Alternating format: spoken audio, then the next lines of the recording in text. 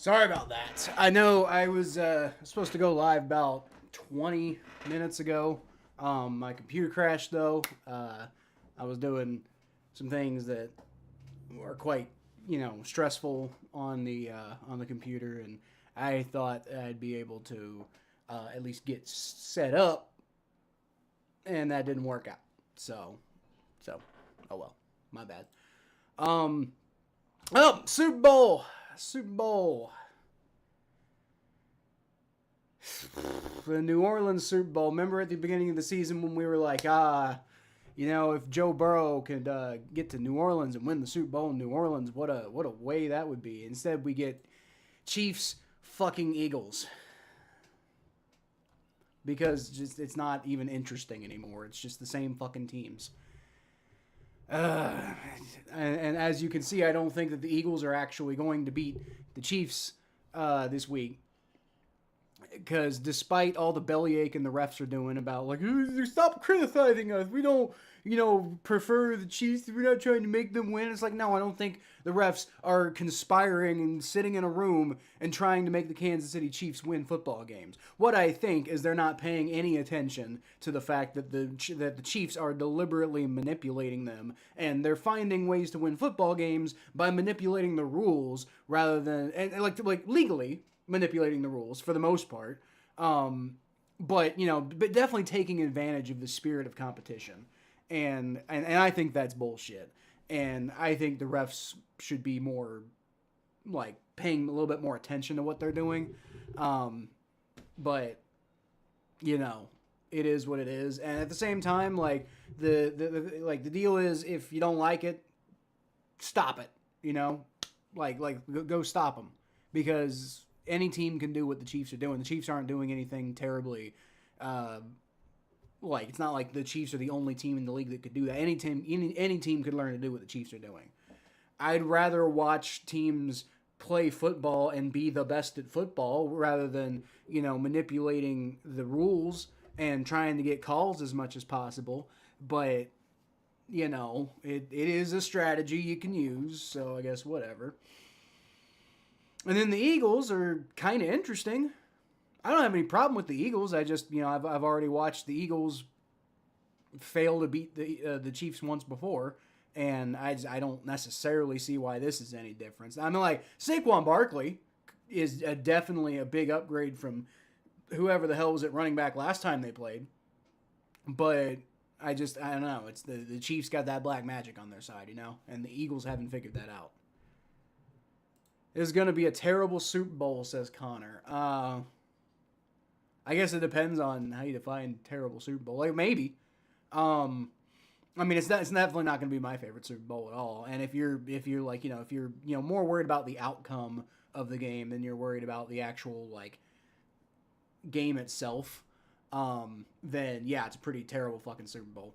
But Eagles are a pretty good team, and the Chiefs are a pretty good team. I don't know if these were the best teams in the league this year, but that's kind of how the playoffs work, right? You don't have to be the best team. You just have to be one of the top, top 14 teams in the NFL. And then you just have to go on a hot streak at the end. That's pretty much kind of how that works. Why? Oh, God. That's dumb. Okay, God, this Pat McAfee commercial is so cringy, where he's like, in the middle, like the principal in the middle of the thing, and he's like shuffling around. Yeah, but it's funny. It's funny. I like Pat McAfee. He's funny. But it feels like one of those like old school like ESPN commercials that was like kind of funny the first time and then just kind of got lame after that. But anyway, we're in the city of New Orleans today. We got Chiefs, Eagles. And help us, Jalen Hurts, Kenobi. You're our only hope. Is this your first Super Bowl live stream? I believe so. Yeah. Because the first year I started streaming, the Bengals went to the Super Bowl. Boy, that was pretty cool. The first year I was streaming, the Bengals went to the Super Bowl. And so I'm not gonna I'm gonna go watch that with my friends. I'm gonna enjoy the moment with people who I may never get the chance to enjoy that moment with again. Yeah, so that was off the table. And then, God, what was that was the Chiefs both of the next 2 years. That was annoying. 22, 23. Or are we 4 years later now? 22, 23, and we're currently in the 24 Super Bowl, so this is the third year since. So it's been the Chiefs all 3 years, which is fucking annoying. Somehow I forget who the NFC teams were, which is what happens when, they just like get lost in a sea of teams that can't beat the fucking Chiefs. God, why can't I remember who? Like, it was the 49ers one year, wasn't it?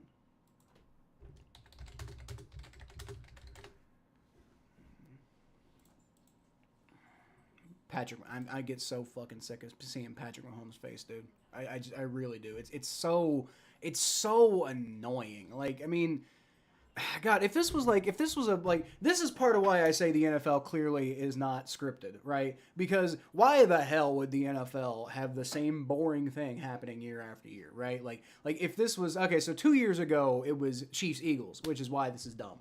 And then last year it was Chiefs 49ers. And no, I didn't stream either of those. I don't remember what I did for those Super Bowls. I one of them I definitely watched with my friends. We had like a Super Bowl party. I don't remember what I did for the other one though. But yes, I do believe this is my first Super Bowl live stream. To finish answering the question, but yeah, to me, this is proof that the NFL clearly is not rigged. Because why the fuck would you have the same team in the Super Bowl for the AFC every single year, year after year? Like, it's not interesting. Like, the Super Bowl ratings keep going up, but that's just because the NFL is becoming more and more and more of like a behemoth monolith type, right?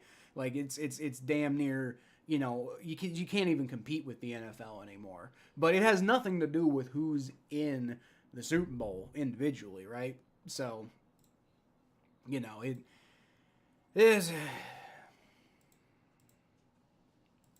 By the way, for those of you who are watching, if you want to watch the game for free, and this one is like, not one that I could get in trouble for. So if you want to watch the game for free, it's live on Tubi. And you have to register for an account, but you don't have to put in a credit card or anything like that. You can just you register for an account with an email address and you can watch the Super Bowl. So that's how I'm watching today, because I actually want to be able to rely on my stream, which, doing it like this seems like a pretty reliable way to do it. Unfortunately, the Super Bowl is like the only game all year that I can find a reliable stream that I don't necessarily have to pay for. Is that John Batiste? That's pretty cool. John Batiste is playing in the Super Bowl intro. Oh, he's doing the national anthem. There you go. It's cool. I like John Batiste. That's pretty cool. Teddy Belcher 4K Ultra Wide 21.9. Okay. Kelsey won't be open. I don't think Kelsey needs to be open. I think the Chiefs defense is pretty solid, and so they won't need to do a lot of scoring on offense. As you can see, I think it's going to be a pretty low scoring game. But I'm thinking you're gonna get a lot of and there's Mr. Donald Trump, President of the United States. I'm thinking you're gonna get a lot of probably Isaiah Pacheco doing a lot of stuff today. I'm guessing Isaiah Pacheco, when the Chiefs inevitably win, I'm thinking Isaiah Pacheco is gonna end up being the Super Bowl MVP. Because they're going to have to rely on him a lot. That's just my guess. If, something nice happens for once and the Eagles win, then probably, probably Jalen Hurts, right? That'd be the safest bet. But it doesn't feel like the type of game that the Eagles are going to win because their offense is just scoring at will. That's not what I foresee for today. But we never know. You never know. It could just be awful. It could just be ridiculously awful and make me hate everything. You never know. You never know. But I'm hoping we at least get a watchable Super Bowl. Like you said earlier, this is gonna be Connor. You said earlier this is gonna be a terrible Super Bowl. I'm hoping we at least get a watchable Super Bowl because like it's the storyline is boring and tired at this point. But if we can at least get some good football, that'd be nice. But what I'm guessing is we're probably going to get a lot of dumb flags that are stupid and, put even more of a target on the refs' backs. And the NFL is going to continue to do nothing about it. And the refs are going to rightly be, like, responding like, we're not making them win on purpose. And it's like, who cares? It's not about whether you're conspiring to, like, cheat for the Chiefs. It's about the fact that, you could be making the sport of football better and you're not doing it. And I'm not saying by making the Chiefs lose. I'm saying by not letting them just get away with every single little fucking, like obvious, like, flop that they have on their side. And, like not handing them every single fucking call, too. Like, and that's the thing. Like, the Chiefs know how to, like, psychologically manipulate the refs, and they know how to, like, fall in certain ways to make sure that the refs see them. And it's just like, I mean, like the numbers speak for themselves, honestly. So it's like, it's not fucking about whether you're doing it on purpose or not. Like, nobody fucking cares if you're doing it on. Maybe some people care. I don't care if the refs are doing it on purpose or not. I care about results. But I don't have a good jersey today. I don't. I don't know. A lot of my jerseys. I don't know where a lot of my jerseys went. I imagine I probably put them away somewhere. But a lot of my jerseys seem to have disappeared, so that's unfortunate. But they're mostly Bengals jerseys anyway. But I don't know. For like, I do have a black and green OU jersey from back in the day, and that probably would have been a good like Eagles themed type of thing for today. But no such luck. The only thing I got like a couple Bengals jerseys in there, and I just didn't really want to wear any Bengals stuff right now because it's just been a season to forget, and just gonna forget it. So instead, I'm wearing my Manchester City jersey. Why? Because fuck football. Honestly, this is stupid. But we're still gonna sit here and we're gonna watch because we're slaves to the television and we have nothing better to do. Yeah. So, as probably should be expected, the inactives list for the Super Bowl is basically useless for this game because like nobody in their right mind is gonna be missing the Super Bowl if they can fucking help it. So like pretty much all the guys on the list are guys who like on the inactives list, they're like back of the roster guys who don't really, wouldn't if they were active, they probably wouldn't even be on the field anyway. So I mean, like, for the Chiefs, you got like, I guess Wanya Morris could theoretically maybe be something, but not really. Everybody else is like a third stringer. And then for the Eagles, I mean, like, you really don't have anybody. Like, these guys, outside of, like, guys who are on IR right now, you've pretty much got, like, like, peak health of these two teams. Like these teams, like, and I don't, maybe not peak health, as, like, peak guys who are going to be available. Because, like, everybody who can play is gonna play. It's the fucking Super Bowl. Like, I know the Chiefs and the Eagles were here just like a couple years ago, but like a bunch of guys who are on the Chiefs and the Eagles right now weren't here a couple years ago. Rosters turn over, like a lot of the starters were, but a lot of these like non-starters, and even some of the starters, like turnover in the NFL is pretty constant. It doesn't go away. So, I guess you can think about it from that perspective. It's a little fresh, it's not that fresh. It's still Chiefs fucking Eagles. It's still Jalen Hurts versus Patrick Mahomes. But there's some guys on the Chiefs and the Eagles who didn't get to play in the last Super Bowl. And, Samaje Perine, he's on the Chiefs, so like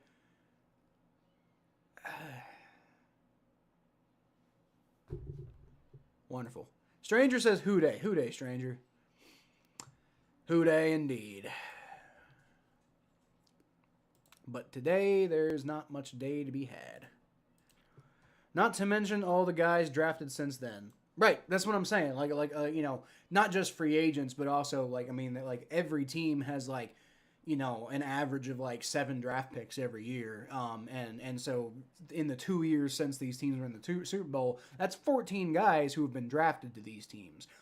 Plus undrafted free agent stuff like Josh Uche, I believe, is a guy. I mean, he's inactive today, but he's a guy who for the Chiefs would have been like a new face, right? And that would have been no, he wasn't undrafted, was he? I can't remember. But anyway, point being, these rosters are, I would wager to say probably at least half of the roster for both teams is different than they were 2 years ago, right? And that's generally how it works. Free agency, the draft, all that shit. All right, so here is the coin toss then. Don't know. Maybe the graphic will tell me? I don't know. We got a lot of bells and whistles on this stream, so.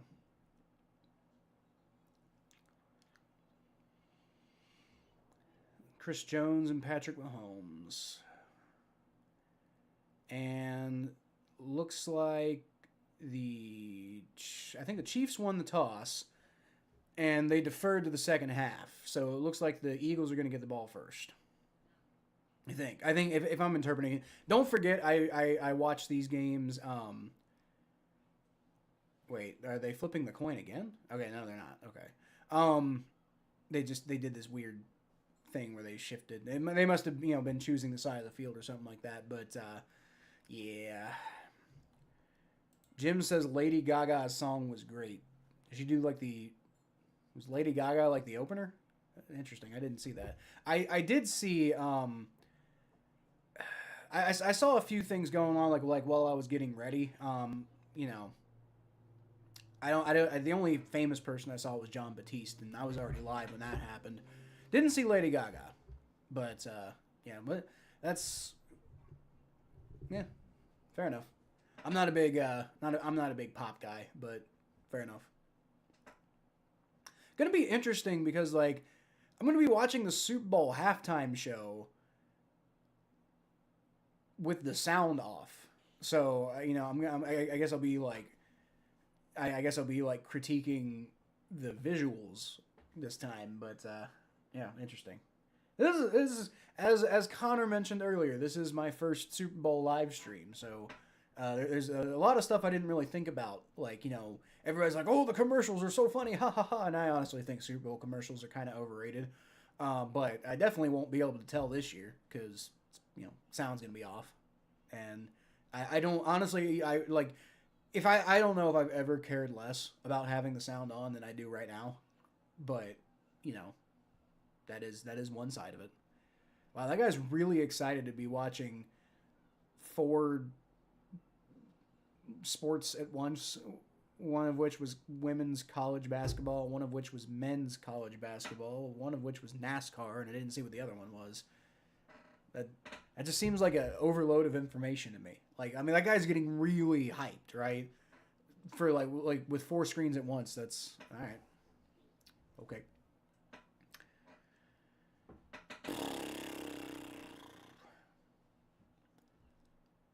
All right. Well, let's get it, right? Let's get it. Chiefs, Eagles.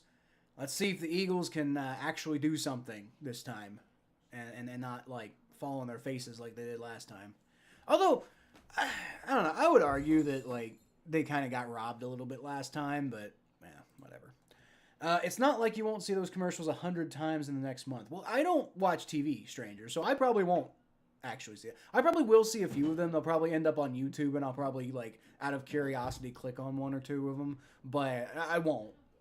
I won't see the commercials because I don't watch TV, so I don't ever and part of the reason I don't watch TV is so I don't have to constantly barrage myself with ads. And I'm why would I pay for something that's just a constant stream of ads, right?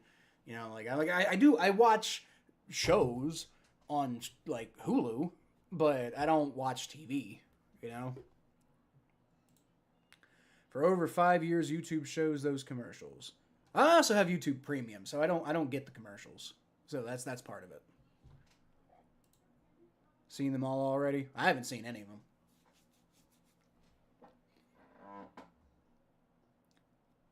I haven't seen any of them. Like I said, I have YouTube Premium, and that was more of like my wife's call. Like, I mean, she really, really doesn't want to watch commercials, so she's like, well, let's pay for YouTube Premium. And then there's like other benefits to YouTube Premium, so I'm like, yeah, fine.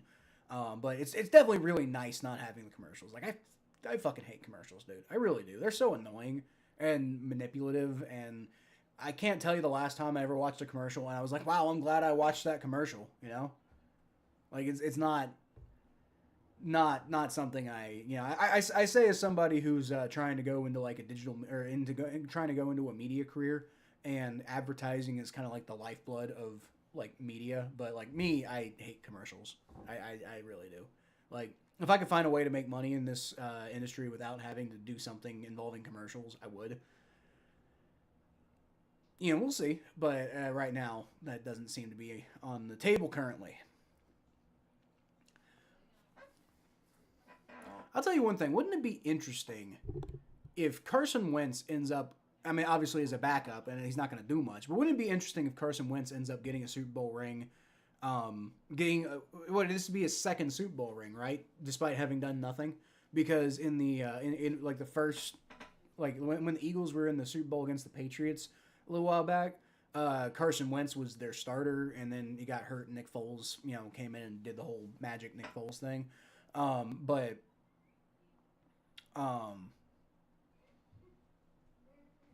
Yeah, now he's going to be the backup, and unless catastrophe strikes, he's not going to get on the field. Wouldn't that be crazy? All right, Harrison Butker comes out to kick the ball away, and that is, wow, that's driven straight through the end zone. That's a powerful kick right there. Powerful kick by Harrison Butker. All right. So that is the first play, and we are officially into Super Bowl. We are into Super Bowl mode here. Jalen Hurts is coming out with Saquon Barkley and the rest of the Eagles offense, and we are going to get to see if they are able to actually do anything against this Chiefs defense. It'd be really nice if they did. I mean, heck, they just dropped 55 on the Commanders like a couple weeks ago in the NFC Championship.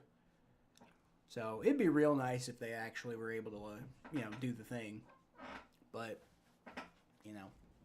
somehow I think that the Chiefs are going to stop them. Saquon Barkley gets the handoff, and he picks up about 4 yards on the run. Took about 3 people to bring him down, but he wasn't really able to get a whole lot out of that. So, But hey, that's a good start. If I was watching the Bengals right now, I'd be like, okay, all right, 4 yards on your first run, that's fine. Just keep doing that, and you're okay. So, yeah, you'll take it. You'll take it.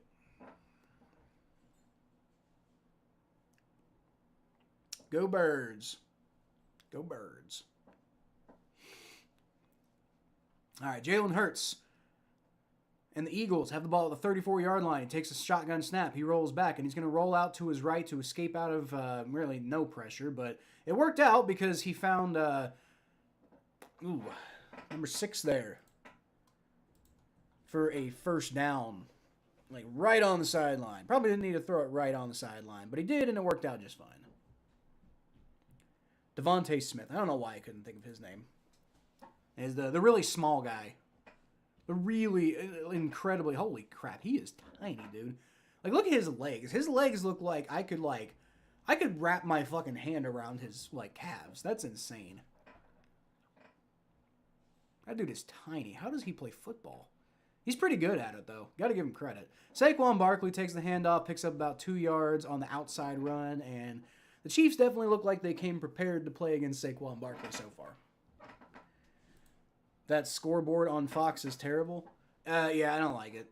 It's too minimalistic. Like, I respect minimalism to a certain extent, but that's too minimalistic. Like, you need to at least have some sort of backdrop behind the numbers, because I don't love the contrast there, but whatever.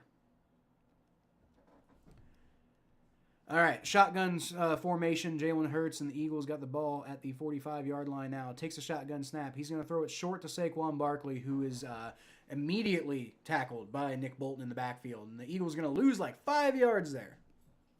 Phenomenal. Great job, Eagles. It's third down now. Be like 15 yards to go. 11 yards to go, I guess. All right. Jalen Hurts, shotgun formation, takes a snap, rolls back. He's going to step up in the pocket, and he's just going to run with it. And I don't know if he's going to have enough. Nope, he doesn't. He's going to be about a yard short. Picks up 10 yards. I saw what he was going for there, but couldn't quite do it. So Eagles going to... I would imagine Eagles are going to have to punt here, but Jalen Hurts is still on the field. I mean, fucking, balls out, right? It's the fucking Super Bowl. All right, okay. I mean, they are pretty far down the field, too, so, maybe they're thinking, like, fuck it. Like, 2 yards. Okay, so they're calling it 2 yards to go. I think it's a stretch. It's about, like, a yard and a half. But, yeah, all right, okay, show me what you got, Eagles.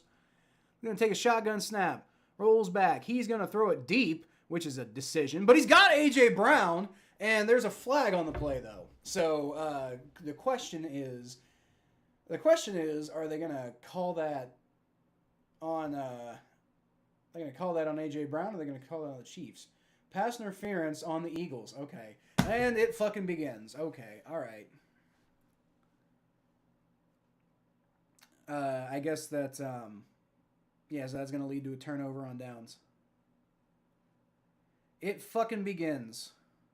Dude, he barely fucking touched him, too. He barely touched him. He kind of pushed his helmet a little bit, so I guess whatever. But that was a flop.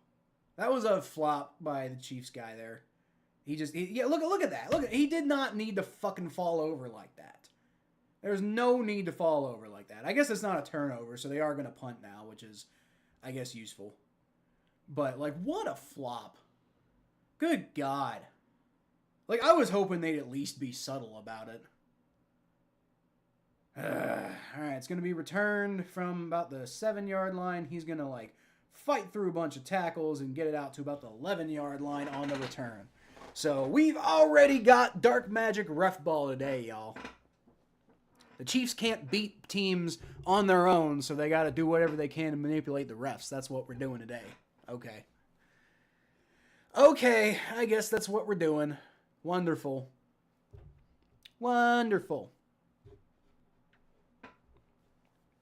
Great. Is that Bill Belichick in a jumper for Dunkin' Donuts? What? Why is he coming out of the coffee grounds?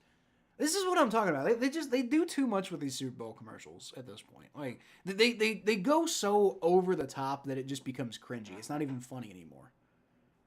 I mean, that is Bill Belichick in a Dunkin' Donuts jumper, by the way. So, okay, this is the stupidest fucking thing I bet. I mean, I'm not listening, so maybe it's a little funnier with the sound, but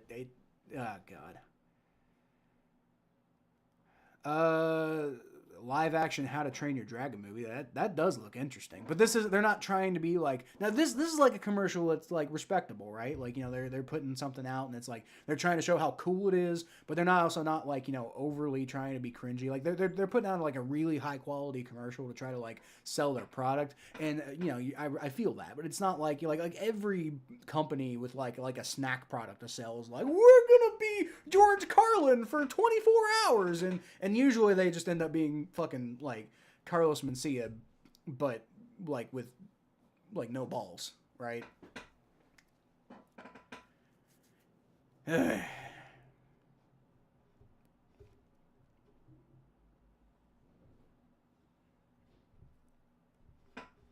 don't even know what this one's about. Some kid boxing something or other. Again, probably would help if I had sound, to be fair. It's a fuck cancer kind of Okay, that's pretty cool.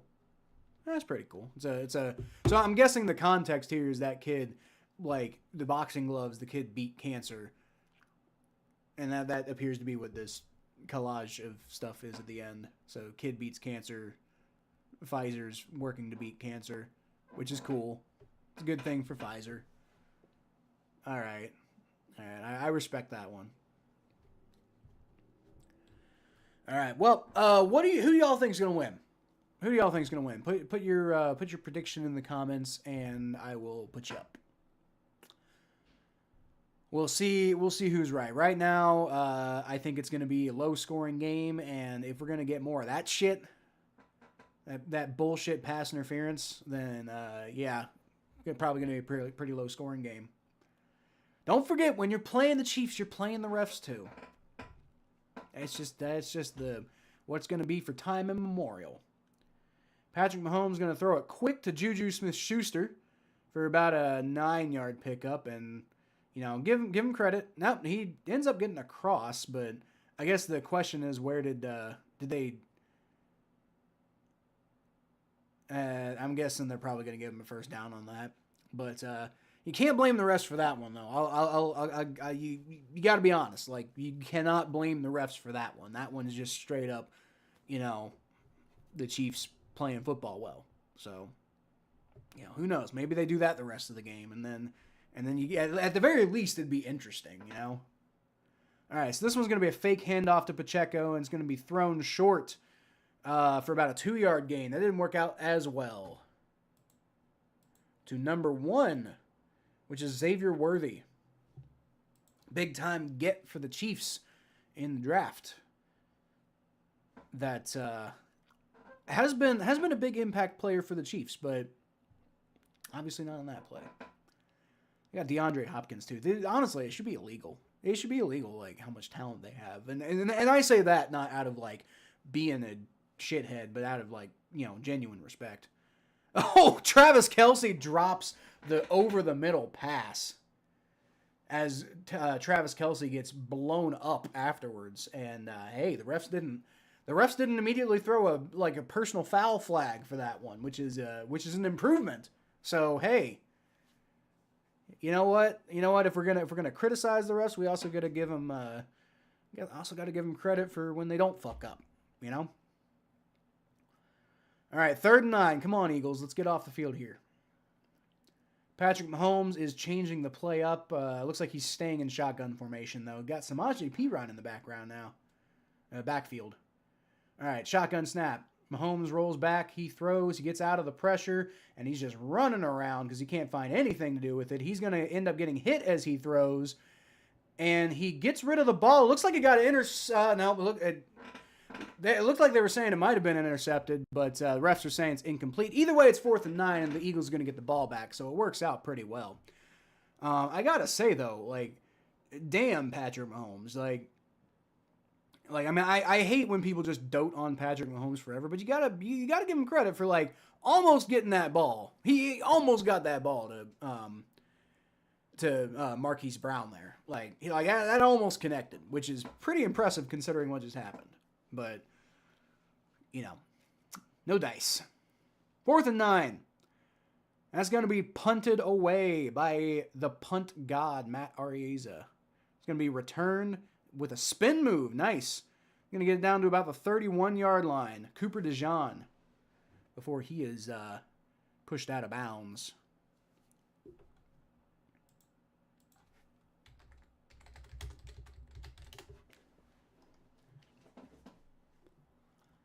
Nice little run back there by Cooper DeJean. Is it DeJean or DeJean? I thought it was like DeJean during the draft, but I never really bothered to look it up. But I've heard a bunch of people say DeJean, so I'm assuming it's DeJean. I don't know. But Eagles defense shows that, I might end up being right about this game because so far I think we've seen what we expected to see, which is, two, pretty decent offenses, but offenses that sometimes have a tendency to not show up, going up against two pretty solid defenses. So that's what I'm expecting to see a lot more of that today. It's going to be a defensive football game, and if you don't like defensive football games, this is not going to be the one for you. I do like defensive football games though. So as I said, like I'm not thrilled that it's Chiefs Eagles again. That's just boring to me. But if we can at least get a good football game, I think that'd be fun. So far, gotten a little bit of ref ball, but not a whole lot. Not a whole lot. A little bit though. But also, I'm not expecting a whole lot until later in the game. That's usually when it kind of starts going crazy. But that pass interference call on was it AJ Brown? I think it was AJ Brown, right? That pass interference call on AJ Brown, I thought that was a little ridiculous. And it's just par for the course for the Kansas City Chiefs and their relationship with the refs. But we got a 0-0 football game still. It'll be a low-scoring game as I expected. Now, obviously, we're only partway through the first quarter right now, so you never know. And I'm imagining they're going to do as much as they can to get as many commercials as they can in front of everybody. So that's fantastic. Apparently Messi's at the Super Bowl. Cool for him, I guess. I mean, you got the money. You got the money, go to the fucking Super Bowl, honestly. I don't know if I would go to... I would definitely... If I had the money, I would go to a Super Bowl where the Bengals are in it. Or if I'm 50 and the Bengals haven't made it back to the Super Bowl, I might just go to a Super Bowl for the sake of going to a Super Bowl. But it's definitely not the type of thing. I feel like the Super Bowl is not the type of game you go to because you're really wanting to watch a good football game. Because those tickets are so expensive that I would imagine the majority of the people there just aren't going to be as invested in the sport of football itself as your typical NFL crowd. Your typical NFL crowd is made up of a lot of working class people who are they really like football, so they pay for the tickets they can afford at their team's football game. But at the Super Bowl, you're getting top tier celebrities who see it as a social event, right? So, I'm sure there's plenty of people who are interested in football. A lot of people like football, but I feel like the crowds at the Super Bowl probably aren't quite the same as the crowds you get at a typical NFL game. Definitely, even just the AFC and NFC championship, I would imagine the crowd at that would be better. But at the same time, it's a big bombastic event, and maybe worth going and see because of that. All right, Jalen Hurts, shotgun formation, takes a snap, rolls back. It's on a 2nd and 8, by the way. He throws. He's got a wide open Dallas Goedert for about a 15-yard pickup, maybe 20. I don't know. It's going to be 1st and 10 now, and the Eagles are moving the ball. It's nice to see.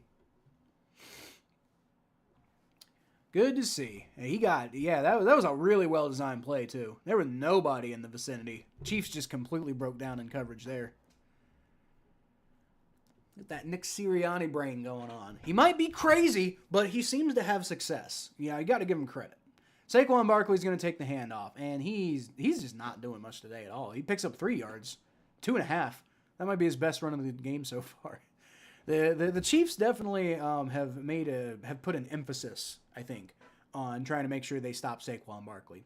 The problem with that is the Eagles have enough talent that if you put too much of an emphasis on Saquon Barkley, then Dallas Goedert, AJ Brown, Devontae Smith, these guys are gonna find ways to Jalen Hurts. Fuck. These guys will find ways to make it work. Saquon's going to take the handoff again. That's just not working for him. He picks up another 2.5 yards, maybe. It'll be about 3rd and 5 after all that. Maybe 3rd and 6.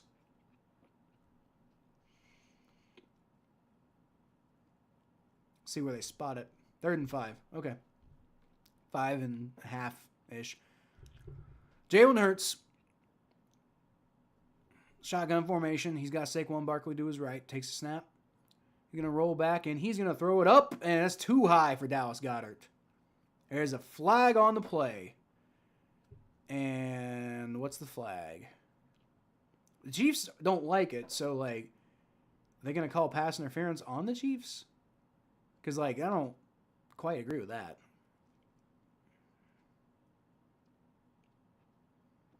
Maybe hit on a defenseless receiver. Maybe you can maybe call unnecessary roughness there. Like, I don't know. Like, I mean, it'd be a stretch. Okay, so it's a first down. They didn't tell me what the flag was. What the hell? Like, can somebody explain to me the flag? Because I don't understand quite what... I don't understand quite what happened there. Penalty on Trent McDuffie. Unnecessary roughness. So they're saying like hit to the helmet? That's rough. Maybe the refs are trying to be more fair today on purpose, and they're trying to give the Eagles a couple calls. I don't know. Seems like the way it's going. Saquon Barkley just trips in the backfield. That's karma coming to you after that bullshit fucking unnecessary roughness call. So I don't know. Maybe the refs decided to be to make a point to be more fair today. I don't know. We'll see. But it is still the first quarter. I feel like it tends to go this way. Like, you know, they'll be more like balanced in, you know, early in the game, and then like when it comes to the end of the game, the Chiefs will always find like a call to give them the win. But I mean, you know, we'll see. Who knows what's gonna happen? Jalen Hurts shotgun snap. He's going to throw. Nice block by Saquon Barkley. Wide open. Woo! And that's a touchdown. There you go. Jalen Hurts throws it up. That's a rainbow pass. That is a great pass to Dotson there. Eagles take the lead. Jahan Dotson. He was drafted by the Commanders a few years ago, I think. Guy, the Bengals, a lot of people were like mocking to the Bengals at the time. John Dotson. Is that the same guy I'm thinking of? Yeah, the guy went to the Eagles or went to the Commanders, and I guess must have gotten traded to the Eagles. Why? Traded Dotson and a 5th round pick to the Eagles in exchange for a 3rd round pick. What? What the fuck? Like, I mean, I know he wasn't doing a whole lot in Washington, but like, you spent a 1st round pick on that guy, and 2 years later, you trade him for basically swapping a 3rd for a 5th. Like, what?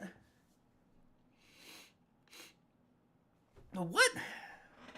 I don't understand that one. I don't understand that. But worked out for the Eagles because he just picked up a touchdown in the Super Bowl. I think they're pretty happy with that trade right now.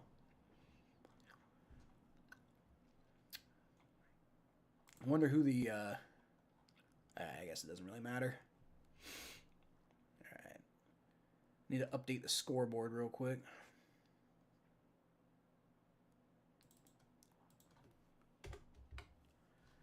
Six nothing. 6-0 Eagles. And be nice if we just get...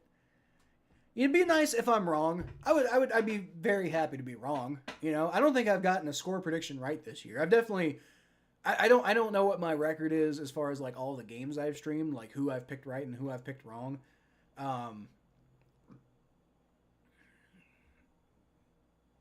But I know I don't think I've ever gotten a score prediction like 100% right. Like I've been pretty close a bunch, which is, you know, pretty cool. I take the dub when I'm, you know, close on the score line, but I don't think I've ever hit the score exactly, if I recall. But you know, I'll take being wrong. You know, now again, first quarter, who knows? We'll see. But so far, looking pretty good from the Eagles. Their defense playing well. Their offense, it took a little bit to get going, but you know they're doing okay now. And at the very least for now, it seems like the refs aren't interested in handing this game to the Chiefs at the moment. Now, is this what we're going to get every single time that we call the refs out? for being so fucking obvious? Like, do we just need to bully the refs for the rest of Patrick Mahomes' career so that they don't be tempted to make calls for them? That would be interesting. Man, what a play by Dotson there to just like make Watson look like an idiot. Man, he burned him, dude. He burned him. I don't think that's a touchdown though. I think that's coming back. Looks like his knee went down at about the 1 yard line. And that, they actually called that touchdown back. Okay, I thought so. All right. Jalen Hurts, I'm guessing they're going to go for a tush push here. And there it is. Yep, Jalen Hurts gets across. So, all right, 6-0. All right, so for the briefest of moments, it was like, oh, no touchdown, but now there's the touchdown. Still, phenomenal play by John Dotson. You got to give him credit. Like, I guess now he doesn't have a Super Bowl touchdown, but, still very, very, very good play by John Dotson. Got to give him credit for that one. And then the tush push, as coined by the Philadelphia Eagles, it works. Gotta counter bullshit with bullshit. If you're gonna play the Chiefs, who just have like all sorts of bullshit up their sleeves, gotta counter it with bullshit. So, all right.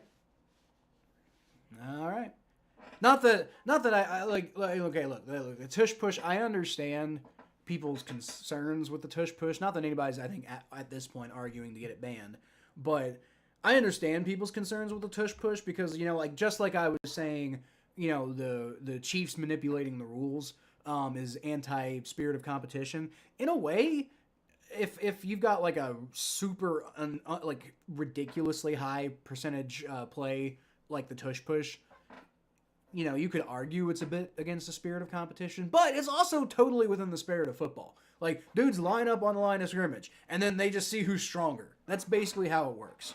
That's the most football fucking play I've ever heard of in my life. So, I understand people's concerns with it, but it's another one of those things. Like, if I'm gonna be like with the Chiefs, instead of like spending a lot of time complaining about the way that they try to manipulate the refs and play football that way, and then I'm gonna turn around and say like, but at the same time you got to stop them. And Chris Jones got a bit of a crick in his neck. That's not phenomenal. I'm sure he's fine though. Jake Elliott. It's something else seeing Jake Elliott playing in the Super Bowl. Don't get me wrong, I'm pretty happy with Evan McPherson. I know he didn't have the best year this year, and a lot of Bengals fans have the memories of Goldfish. So, Evan McPherson isn't the most popular person in Cincinnati right now. But I'm still pretty happy with Evan McPherson. So, if we had to go through Randy Bullock to get Evan McPherson, okay, whatever. But we did have Jake Elliott. We didn't have to go through Randy Bullock. We could have just had Jake Elliott. He was on the fucking team.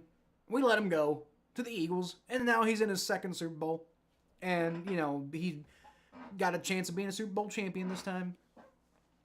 Kickoff returns to the 31-yard line, by the way.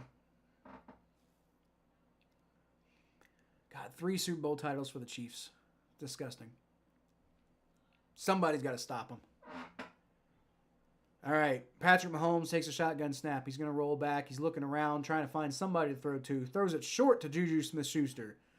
This is the second time he's found him today. It's going to be about a 4 or 5 yard pickup. 1, 2, 3, 4, 5. About a 4 yard pickup.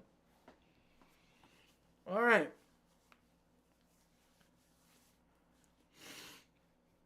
Dude, I hate that Juju Smith-Schuster is like just has become. I will say, nice to. It is kind of fun to see him having success with another team that's not the Steelers.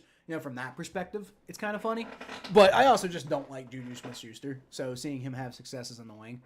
All right, so Isaiah Pacheco is going to take the handoff that time, and they could not get anything going. The Eagles just blew them up at the line on that one. I think he might have gotten about a yard, but that was only through like trying to finagle his way, into literally something of semblance.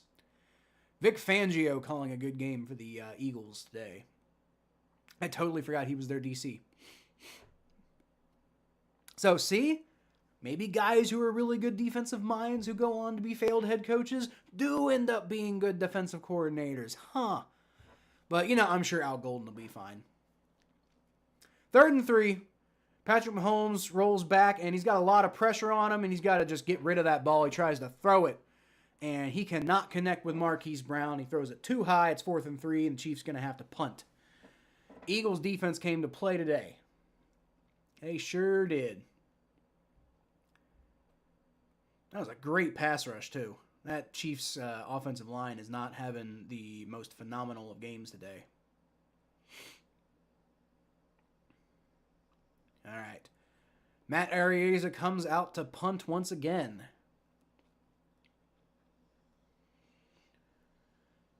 And he boots the ball away.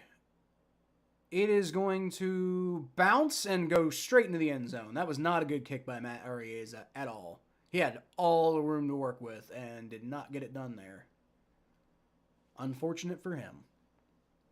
But very fortunate for those of us who don't like the Chiefs.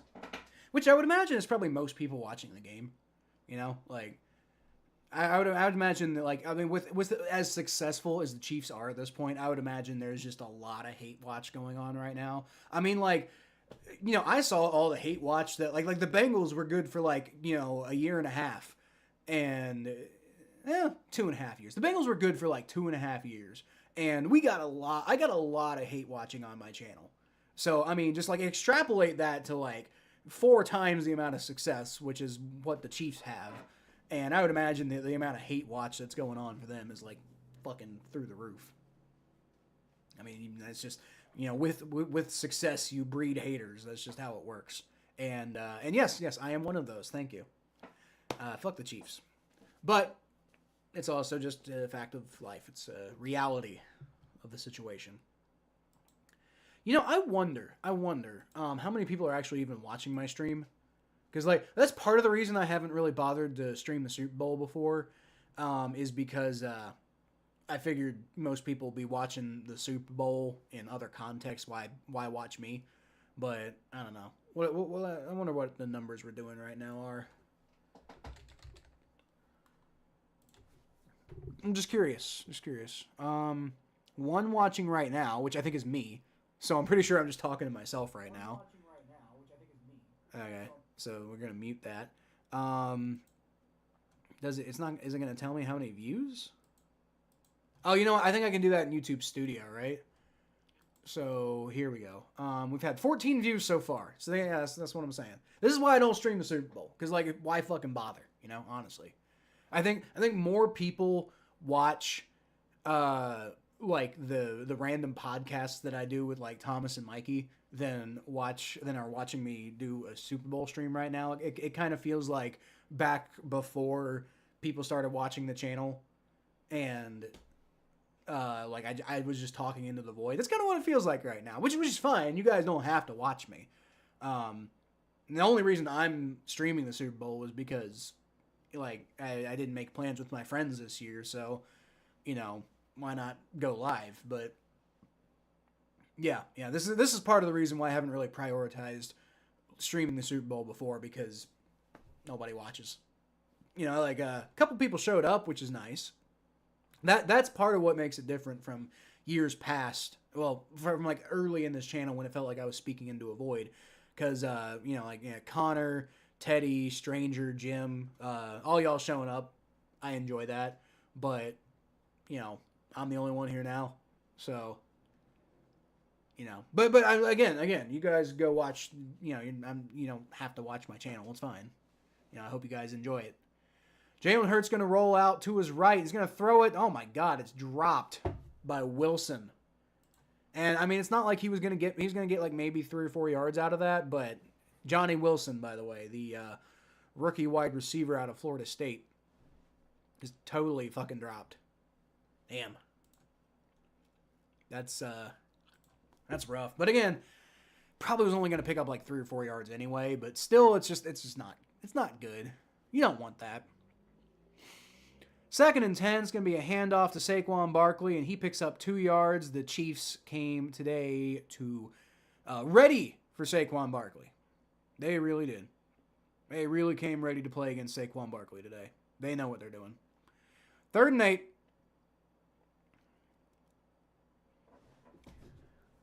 Chiefs defense doing better on this drive.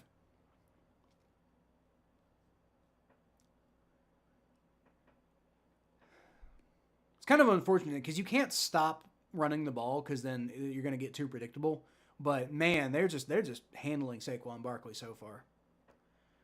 Jalen Hurts takes a shotgun snap. He's going to roll back. He throws. He's got Devontae Smith, and he ends up getting across for the first down. All right. There you go. There you go. And they keep that drive alive. Instead of going 3 and out, now they got a chance to keep that ball moving. You know, maintain possession for a little bit of time.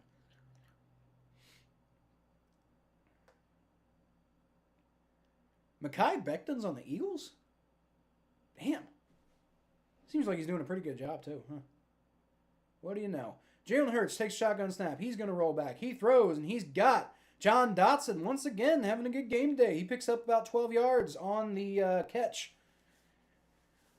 Well, I'm sure they don't mind that third for a 5th round pick swap. I'm sure they ain't sweating that too hard right now. Gotta be honest.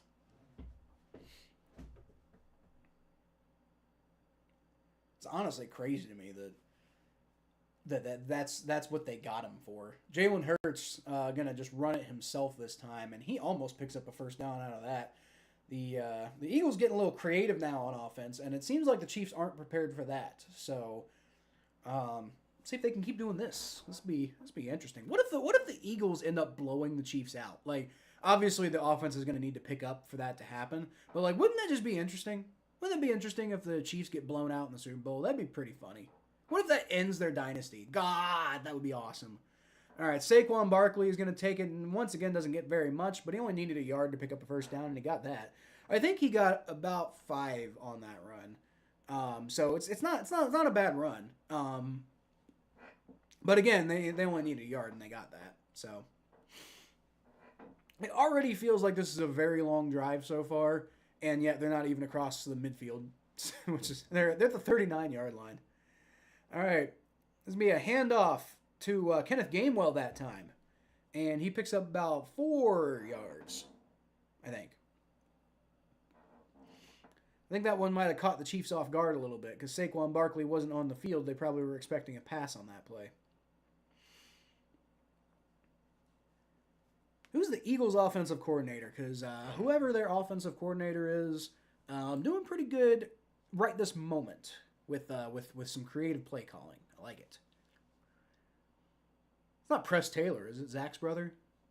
Is he the Eagles' offensive coordinator? I feel like he's on the Eagles.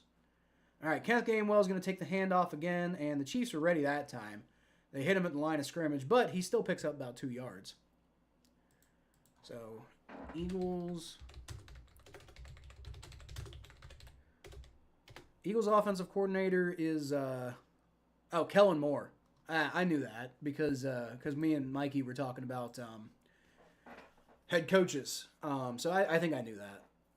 But yeah, Kellen Moore's doing a pretty good job so far, or at least a better job now than he was early in the game. All right, there's flags immediately all over that as Jalen Hurts gets pile-drived in the backfield and just takes insane amounts of sacks there. There's a flag right as soon as it was snapped, though. And the Chiefs get flagged for offsides. Well, I did not have the Chiefs beating themselves with flags on my bingo card today. I'm not going to lie. That's nice to see. You know, maybe the magic can run out. Wouldn't that be nice if just the Chiefs dynasty ended after this? Like, the Chiefs just, like, suddenly, like after they get beat decisively by the Eagles, and then it's just like they're just no longer the same Chiefs anymore after this. Wouldn't that be nice? Wouldn't that just be sweet? You know, if we didn't have to worry about the Chiefs anymore after this, that would suddenly turn this from being a dumb Super Bowl that I don't care about to, like, a really fun Super Bowl. Jalen Hurts going to keep the ball himself. Probably should have just given it to Saquon Barkley because he gets tackled like 3 yards in the backfield. That didn't work out at all. So to be clear, I'm not expecting the Eagles to just like shit on the Chiefs today. But it sure would be nice if, you know, we got some evidence that, you know, the Chiefs just are not going to be the same team that they used to be. You know, give them their 3 Super Bowls, Patrick Mahomes, wonderful start to your career, but, you know, maybe he can fade into obscurity after this. You know, yes, is that insane amounts of wishful thinking? Of course it is. But fuck you. It's my show. I'm gonna I'm gonna express wishful thinking if I want to. I don't get fucking paid for this. I'll say what I want to say. Fuck the Chiefs.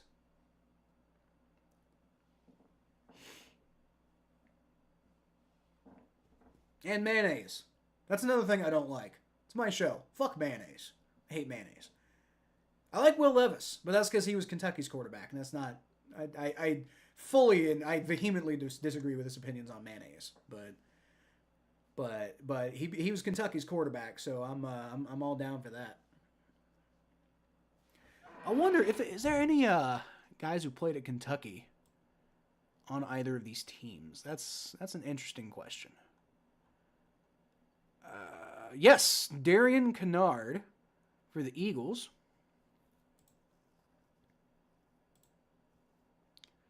Who's like a backup offensive lineman, I think. And then for the Chiefs, Travis Kelce went to UC. They don't have anybody from Kentucky, so fuck the Chiefs. Go Darian Kennard. That's my perspective. Go Darian Kennard. All right, we're getting a Darian Kennard Super Bowl today, y'all. At least I think he's bad. I actually don't know what their Eagles depth chart. More like depth chart. Oh God.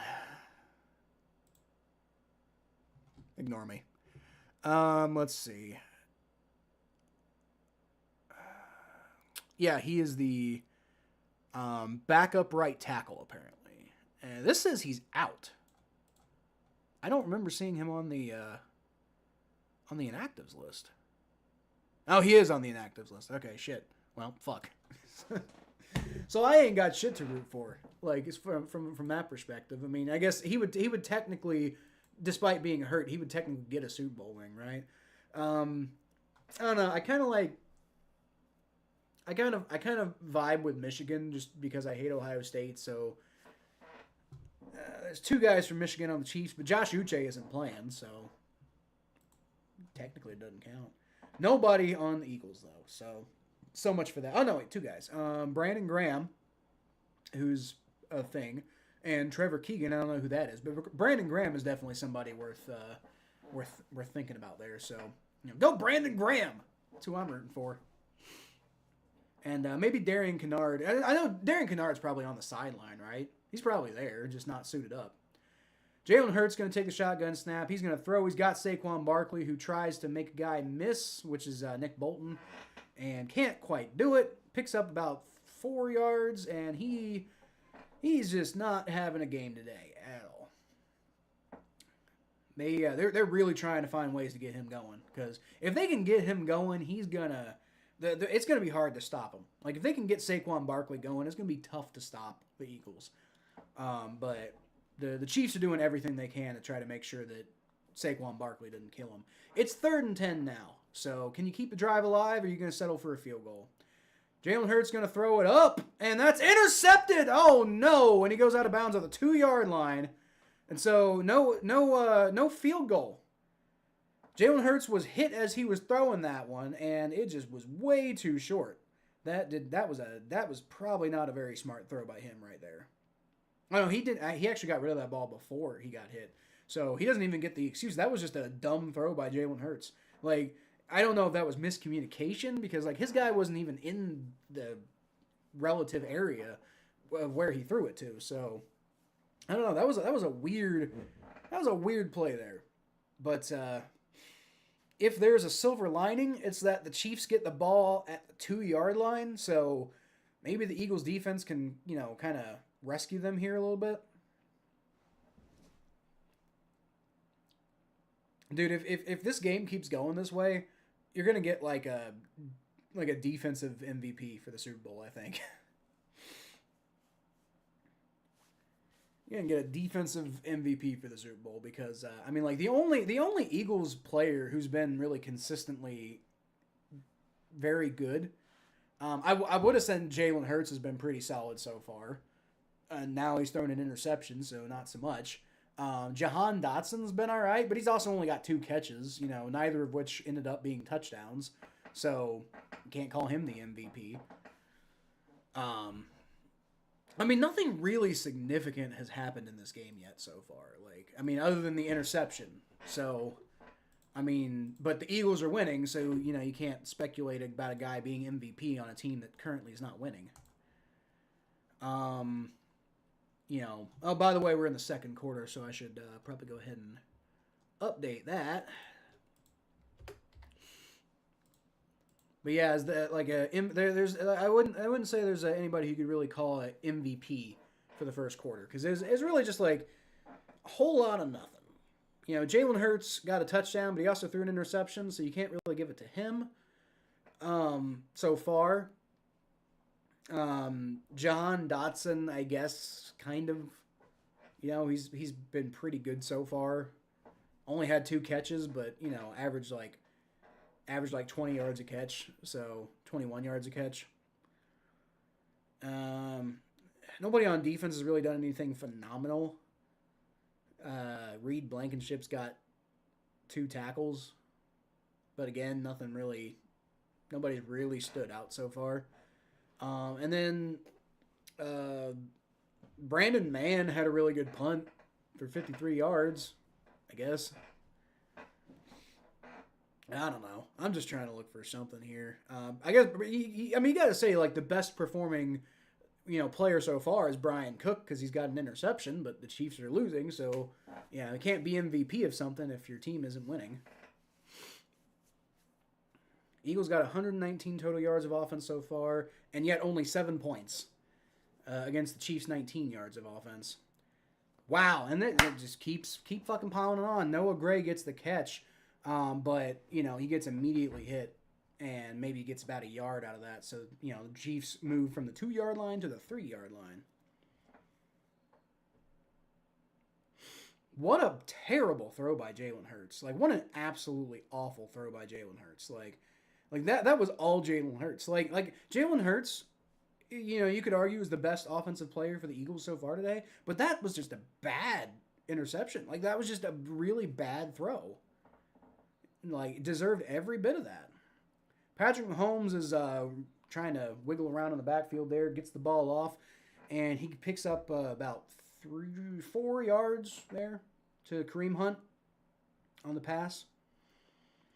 Definitely get a little dangerous being like that far in the end zone there, but I guess he doesn't care as long as because he knows he's going to get rid of the ball. Like, you know, Patrick Mahomes, I don't even think he's going to take a sack today. I really don't. Like, he knows how to maneuver things. All right, so it's going to be 3rd and 3 now. Can the Eagles get off the field here? Make a big statement. Chiefs got the ball at the 9-yard line. Turnover here would be huge. Mahomes throws and straight to the dirt. He was looking for Travis Kelce, but that was a terrible throw. Like, you know, I don't even like you blame Travis Kelce for what was it, like it was a drop earlier I think he had. And he's mad at himself. He's like, oh, I screwed up. I'm bad. But, like, that was a terrible throw by Mahomes, dude. Let's see on the replay here. Yeah, that was a bad throw by Mahomes. I mean, like, maybe Kelce could have made that, but I don't blame Kelce for that drop. That was Mahomes. That was a bad ball by Mahomes, who has been sloppy today. Sloppy. All right, well, Eagles defense holds, and the interception just ends up being an inconvenience, which is nice for them. It's going to be caught by Cooper DeJean. He gets to the 40, gets it to the 45, tries to roll backwards, and it doesn't work, so he's probably going to get they're probably going to spot it about the 44-yard line. It's still good field position.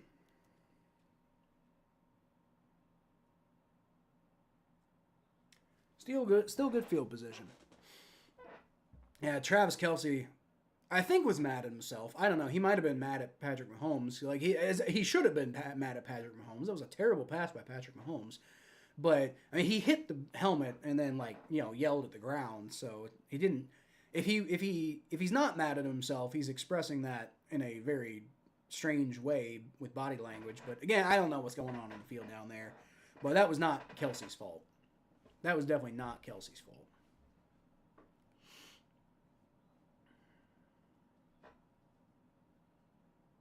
Got some weird Uber Eats commercial going on there. Looks like once again they're just trying to be cringy.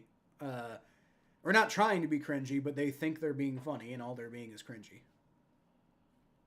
Like I don't think like corporations. I really don't think understand tone. Like I really don't. I don't know. Maybe I'm the weird one, but like me, I watch like these commercials, and my reaction usually to them is just like, ugh, ugh. Like I don't want to buy from that company. And I mean, like I usually tend to. It's not like I'm going to boycott the company and they'll still get my business. Just because they put stupid commercials out doesn't mean I'm not going to, do business with them if they have products I want. But it definitely doesn't make me like want to. It doesn't make me feel good about doing business with them. So I'm not sure what they're trying to accomplish. I mean, I guess from their perspective, they're just trying to get people. They're just trying to get people to remember their name. And I guess I'm probably more likely to remember Uber Eats now after having seen that horrible commercial. But like you'd think that maybe you'd want people to like you. Maybe if you can like have a memorable commercial and be liked, you'd want that. But I don't know.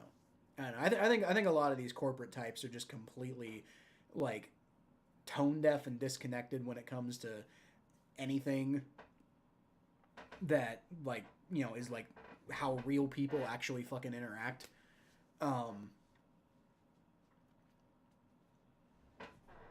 That seems to be like when you work for a corporation. I think you understand that like in your soul. You're like, man, these people just like they've been so like stuck in their ivory towers for so long that they forgot how real humans interact.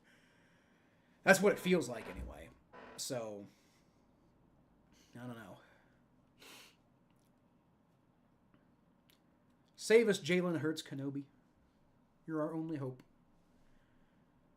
All right, 1st and 10 from the 44-yard line. It's going to be a handoff to... Who the fuck was that? Was that Saquon Barkley?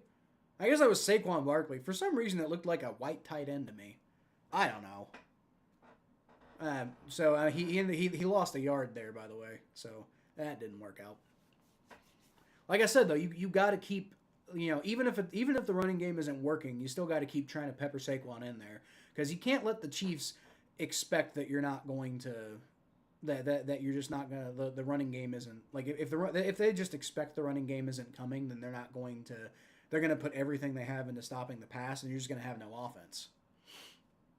All right, Jalen Hurts steps back. He's gonna look around and he's gonna roll out to his right, and looks like he's gonna try to keep it and run. Picks up about 4 yards there. So I guess he must have had nowhere to go with the ball. It's gonna be 3rd and 7 after all that.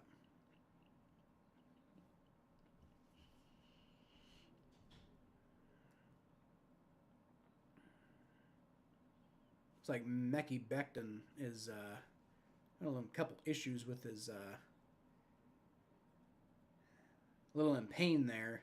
He's definitely not on the field for the offense for the Eagles, so that's not great. That's, I think, a big part of the reason why the Jets moved on from him is injury issues. So 3rd and 7, and Jalen Hurts pick up the first down here. Takes a shotgun snap, rolls back. He's going to throw, and that's caught! That was a great catch there by A.J. Brown. Through the contact, too. He pushed back and managed to go get that ball. Great play. And that is the story of the day, really, for the Eagles, is they are finding ways to, despite, despite getting themselves into these holes, they find ways to dig themselves out. And it's going to be another handoff to Saquon Barkley and another 1.5-yard run. So, the Chiefs definitely are not giving up on the idea of just stopping him and hoping the Eagles end up making mistakes. Which would be a pretty sound strategy if their offense was doing anything. But their offense is not doing anything. And the thing is, you're not going to keep the Eagles held down forever. So, a lot of the way the Chiefs have survived this year, despite an offense that hasn't been the best. Hold on. It's going to be a backfield pass to Saquon Barkley here. He picks up about 4 yards there, so it's going to be 3rd and 4 after that. But yeah, the Chiefs' offense has not been the best this year. A lot of the way that they've been surviving is that their defense has kind of kept the scoring low, and eventually Patrick Mahomes figures something out, and they end up like finding ways to win that way, which is that's a respectable way to win when they don't do it through the refs. But that is one way that they've really been finding ways to win this year. And but I don't think you can do that against the Eagles. All right, 3rd and 5. It's going to be a fake handoff from Jalen Hurts. He's going to run it himself, and he cannot get anything done with that, though. Picks up about maybe 3, not even 3, like 2.5 yards. So it's going to be 4th down. Now, it's looking like, what are they, like the 24-yard line or so? So, they're going to get that chance at a field goal now that they didn't get before. However, Jalen Hurts is still on the field, which is phenomenal to me. On 4th and 3, from the 25-yard line, I'm not... Are they just trying to draw him off sides? 3, 2, 1. All right, yep. They're just trying to draw him off sides. Okay, I don't know. Nick Sirianni's kind of a lunatic sometimes, so I wouldn't have been shocked if they had gone for it. I mean, I would have been. I think I would have expressed shock because that's a crazy thing to do. But like when you really logically think about it, it's Nick fucking Sirianni, and he's literally a madman. And so you wouldn't be the most unrealistic thing to ever happen ever. But the correct strategy here is to take the field goal, get yourself up by multiple scores, going with like and you're almost halfway through the second quarter now. So this is the correct decision. Like don't risk it. When you can give yourself a pretty good, especially in a dome, you can give yourself a pretty good advantage here if you take the points. So 43-yard attempt by Jake Elliott. One of the best kickers in the NFL, and it's just right down the fucking middle. I mean, it wasn't even a question. There's a flag on the play, though. Be interesting if this was on the Chiefs. Jake Elliott was pointing at the Chiefs. And Nick Sirianni's looking like he's saying that that's going to be a first down for the Eagles. Okay. Yeah, it looks like the Chiefs jumped. All right, that's gonna be a neutral zone infraction. Be a neutral zone infraction on the Chiefs. Interesting.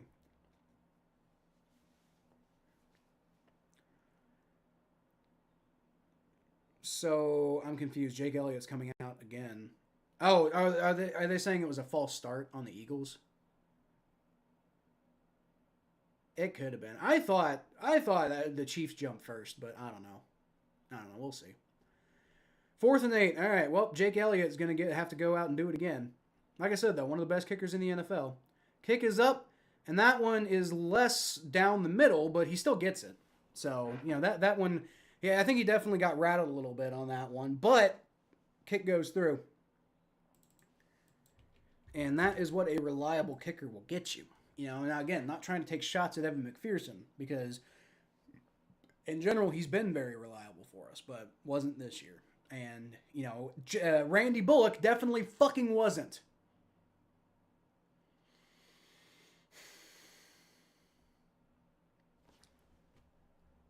Would I rather have Ed McPherson or Jake Elliott? I think I'd rather have Jake Elliott because Jake Elliott's just more consistently reliable. He's older. We know more of what to expect from him. Whereas Evan McPherson is still relatively young, and we've seen really good from him, but we've also seen not the best from him. So it's really kind of hard to say, but I think I'd rather have Jake Elliott than Evan McPherson right now. But again, to be clear, I love Evan McPherson. I think he'll be fine. But I think you can probably rely a little bit more on Jake Elliott.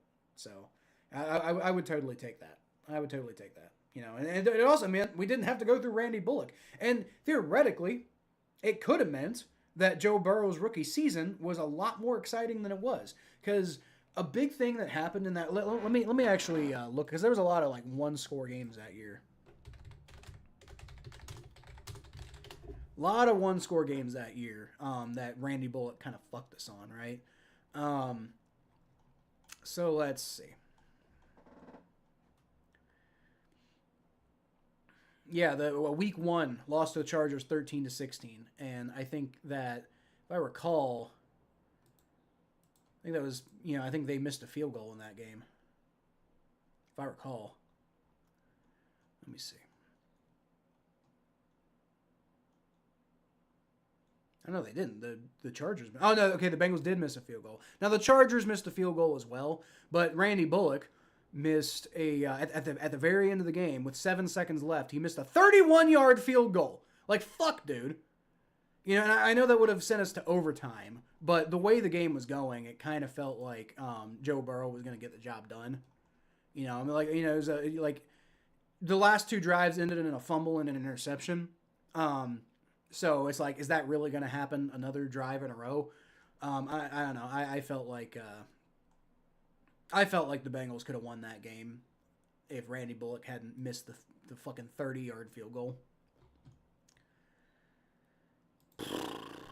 So that's one game. And then, like I said, when Joe Burrow gets hurt, the Bengals are 2-7-1. So that would have put them at 3-6-1. Cleveland Browns 30-35. The Eagles, though, Bengals lost. The Bengals tied. So that probably would have gone in the Bengals' favor. It would have been 4-6 at that point by the time Joe Burrow gets hurt. All right. And that's going to be a kick into the end zone. It's going to be knelt, and the Chiefs are going to get a touchback. So they lost to the Ravens 27-3. Obviously, that's not going to help too much. This Browns game here is 37-34. I believe that's another one where Randy Bullock missed a kick.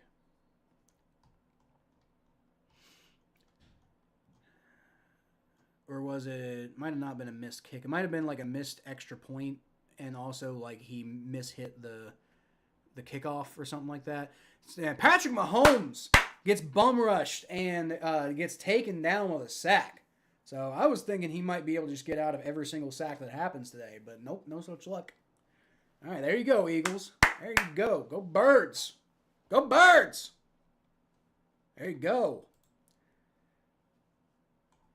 Yeah, I don't remember exactly. I remember this. I remember this Browns game was definitely affected by Randy Bullock being dumb. Lost the Steelers 36-10. So that one's not so much one. Yeah, I think there were a few later in the season after Joe Burrow got hurt. So you would have gone into. There's another sack. Eagles bring Patrick Mahomes down 2 plays in a row. There you go. There you go. The Giants game lost by 2 points. Randy Bullock could have won it for them there. So I mean, if you really add them up, the Bengals could have, potentially with a better kicker and maybe like a slightly less chaotic season, Bengals could have made the playoffs in Joe Burrow's rookie year. Could have had like a Jaden Daniels type of season, but it wasn't to be. Partially because Joe Burrow got hurt, and then you're also thinking about Joe Burrow not getting hurt, but. All right, Patrick Mahomes is going to roll out to his right. He's going to throw, and that's intercepted by Cooper DeJean, and he's running it back. He's down to the 20, and it's open in front of him, down to the 10, 5, and into the end zone. It's a pick 6. Let's go. Patrick Mahomes gets pick 6 by the Eagles. There we go. Burn it down. Burn down that dynasty, Eagles. There you go. I mean, it doesn't take away the fact that they won 3 Super Bowls, but, maybe it kills the demon. Maybe it kills the demon. That would be nice. That would be fucking nice if we could finally cut into just that fucking evil that has been building. Look, the petty part of me doesn't want Jalen Hurts to win a Super Bowl before Joe Burrow, but the realistic part of me is like, I just want the fucking Chiefs to die. And I'm not saying this is going to kill them, but this might be the beginning of the dynasty falling, away from being a dynasty. I mean, they're still going to be the Chiefs. They're still going to be one of the best teams in the NFL, but maybe they're not going to just dominate everybody forever after this. I don't know. Eagles take with the Jake Elliott's extra point, the Eagles take a 17-0 lead. Gotta love it. All right. This is enjoyable. Oh no, Patrick Mahomes is sad. How unfortunate. How unfortunate. He's sad. Bitch. Now maybe my team can be good. I gotta be, fair here. I'm sitting here, cheering. If we are seeing the Chiefs' downfall, I'm sitting here cheering on the Chiefs' downfall. But to be clear, they actually fucking made it to the Super Bowl this year. My team missed the playoffs. So I'm not to say that, this means the Bengals are better than the Chiefs. And one thing I will say is, the Bengals lose the ability to say that the only person in the NFL who can beat Patrick Mahomes is Joe Burrow. The Bengals are no longer able to say that if Jalen Hurts does it. But, we still got it in the AFC. And hopefully next year we come back and we're better, Hopefully next year we come back and we're better.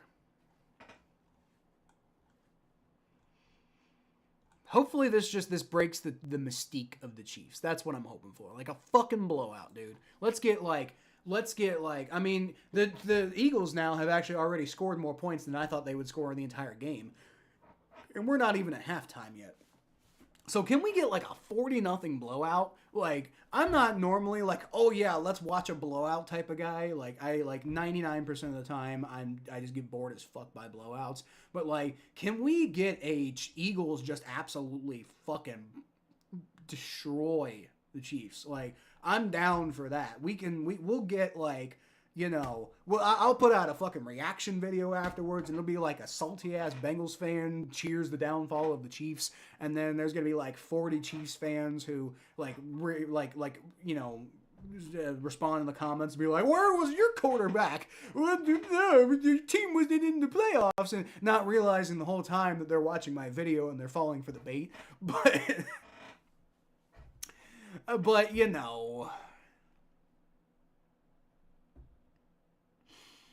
that would be fun. I'm not saying that's what we're going to get, but 17-0. 17-0. Now, hopefully we don't get 28-3. Knock on wood. But, yeesh. All right. Cooper DeJean, I think, so far might be the MVP for the Eagles. And he's got that pick six. And, he's been doing a pretty good job of returning kicks so far today, too. So, Cooper DeJean so far. Remember when everybody was real excited about, white cornerback? It was Cooper DeJean who came out before Riley Moss, right? Cooper DeJean came out before Riley Moss, and everybody was like, white cornerback, it's the first white cornerback in forever. And, hey, looks like the white cornerback's actually fucking doing something. Not doing an amazing job as a corner. He's doing a pretty good job as a cornerback. Obviously the Chiefs aren't getting a whole lot of offense moving. But obviously not a phenomenal. He's not dominating the game in the traditional way as a cornerback. But that pick six was done as a cornerback. So yeah, get the job done. Get the job done. Patrick Mahomes, shotgun snap, and he's going to fake the handoff, and he's going to pitch it forward to Isaiah Pacheco, who gets obliterated and can't go anywhere with that. The Eagles defense came to play today, y'all. Eagles defense. Go Birds. Go Birds. We'll do a caw, even though I know that's not their thing, but we're going to caw anyway. We're going to caw for the Eagles. We're going to go caw. There you go. Oh, it's nice to see a football game actually turning out the way I want it to for once. I don't think that's happened all year. Other than the Bengals-Broncos game was pretty good, but I didn't stream that one either. All right, Isaiah Pacheco takes the handoff, and he fights for a few yards on that one. So I think he got all the yards that he lost back, but still going to be 3rd and 9. All right. Salty-ass Andy Reid there. I do like Andy Reid. I hate the Chiefs, but I do find it hard to hate Andy Reid. He's such a chill guy, But sorry, bro, you're on the wrong team. You're working for the bad guys, so you're gonna have to suffer. From the 31-yard line, Patrick Mahomes is in the shotgun formation. He's got Samaje Perine in the backfield with him. He's motioning Juju Smith-Schuster out to the right. He's going to take the shotgun snap, rolls back. And he's got a lot of pressure on him, and he's going to get sacked again. That Chiefs offensive line is not having a good game today, and Jordan Williams is the one who brings him down. After getting that was a team sack. You know, he was getting bullied there for a minute by number 19. Was that Sweat? Man, Vic Fangio having a hey, don't forget about me type of game right now. Sure the hell is. Vic Fangio, he's going to end up getting himself another head coaching job here before too long. I think a lot of people are going to understand that he didn't have a whole lot to work with the Broncos. And don't forget, like, his Broncos were generally underperforming, but those Broncos defenses, when Vic Fangio was the coach, were pretty damn good. All right, so that's going to be a fair catch there by Cooper DeJean at the 34-yard line, I think is where they're calling it. 4:49 left to go in the second quarter, and the Eagles are handling this one. If they could, if the Eagles could get another touchdown on this drive, going to half with like a 24-0 lead, that would be something. Ooh, what if the Chiefs get shut out? Like I don't know the way their offense is playing today. I mean, I wouldn't be shocked if they do, but they're a shutout in the NFL is insane, and to do it in the Super Bowl, has that ever even happened in the Super Bowl?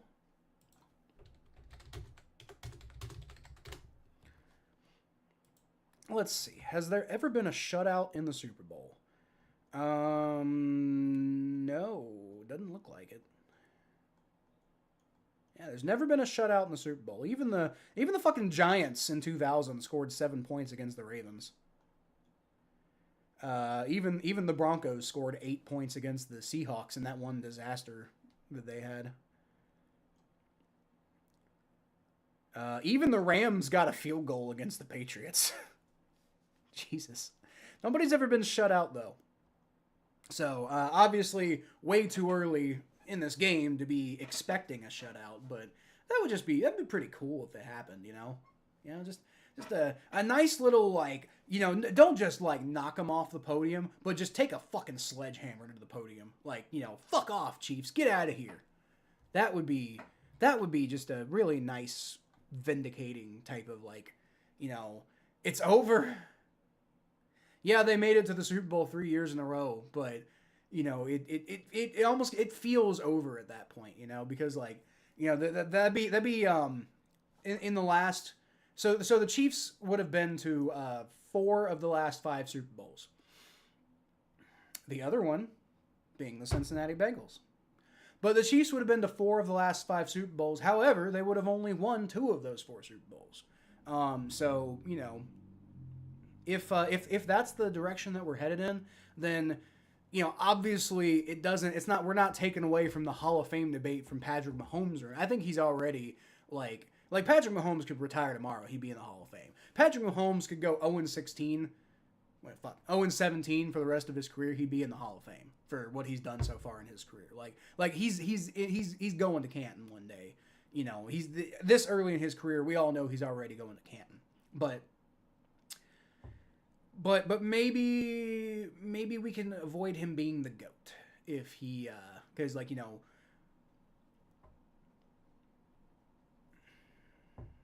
I just really would like the Chiefs to no longer be in the way. That would be nice. That would be really nice. Jalen Hurts going to take the shotgun snap. Going to hand the ball off to Saquon Barkley, who finally has a good run. Picks up about 8, might have gotten 9 yards there after cutting through the Chiefs' defense pretty easily there, honestly. Wonder if they're getting tired. It's almost halftime now, so, you know, with like 4 minutes left, a little over 4 minutes left to go in the second quarter, and the Eagles under no rush to do anything right now. Maybe just keep handing the ball to Saquon Barkley and seeing if the Chiefs' defense gets tired. But Jalen Hurts is going to keep it this time by himself, and he's going to, like, shift around. I think he might have gotten enough for a first down there. I think he did get enough for a first down, but I don't know. That was a lot of, like, starting and stopping that, He probably could have gotten a few extra yards out of that at least if he had been more decisive. But I do think he got the first down, though, so that works out. Clock's still moving. We're under 4 minutes to play now in the second quarter. Eagles leading 17-0. Like, boy, that's real nice. That's real nice. That's real nice and vindicating. Wonder when the last time, because I know there's got to have been a Super Bowl where a team got shut out in the first half, right? So I wonder when the last time that happened was. Saquon Barkley takes the handoff. He only gets about 2.5 yards there, so they ain't totally tired yet. Looks like they're calling a flag on the Eagles, on the Eagles. I thought they said offsides, but that's definitely on the Eagles. Holding, okay. Holding on a 3-yard run. Like what a dumb play there by Landon Dickerson. Whatever. They maintain the down though, so that's probably pretty good. I don't know if that was holding. That's a weak holding call, but whatever. First and 20. First and 20. Okay, well, got to get something going, back going here. Jalen Hurts is in the shotgun formation. He's going to take the snap. He rolls back, and he's got a little bit of pressure on him, but he's going to escape and does not escape. He tries to escape and gets a little bit, but then he trips, and he takes a sack. So, not going so well for the Eagles on this particular set of downs so far. Now, the good news is, it's only second down after that series of events. It's still only second down, and it's going to be second down like 25 yards, 26. But, you get a chunk here, and maybe you can salvage something. All right, shotgun snap, Hurts. He's going to roll back. He's going to throw. What the fuck was that? What the hell was that? And there's a flag on the play, too. The Chiefs are pissed, so I'm guessing it's probably going to be on them. But, like, Jalen Hurts just, like, he threw it to Saquon Barkley, but it was, like, unnecessary roughness on the Chiefs. Okay, all right. I didn't even see what happened, but, like Jalen Hurts, he tried to throw it short to Saquon Barkley, but, it was, like, nowhere. Like, it was behind him. Yeah, he wasn't even paying attention. Yeah, Nick Bolton. Okay, Nick Bolton hit Saquon Barkley from behind. Hit on a defenseless receiver. Steve Spagnuolo is getting like really upset, but like no, that is what the call is designed for. That one's like there have been a couple of calls so far that I've been like, this definitely isn't the Chiefs' most ref friendly day today. But that one was 100%. That was 100%. Like what the rule's designed for. Kenneth Gainwell is going to take the handoff, and he gets out of a couple tackles. It only ends up picking about 1 yard, but he doesn't lose 4 yards, which is better than nothing, I guess. All right, well, at the very least, you can say the Eagles are taking pretty much all the time off the clock here. So, perhaps preserving that shutout is something that's on the table. 2:08. It looks like somebody took a timeout. Chiefs took a timeout. Okay, so they're probably thinking right now, let's just not get shut out in the first half. I think that's what they're thinking.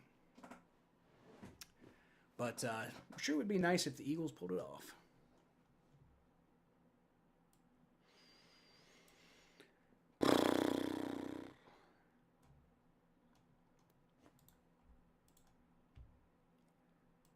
I'm actually curious now. When's the last time a team got shut out in the first half in the Super Bowl?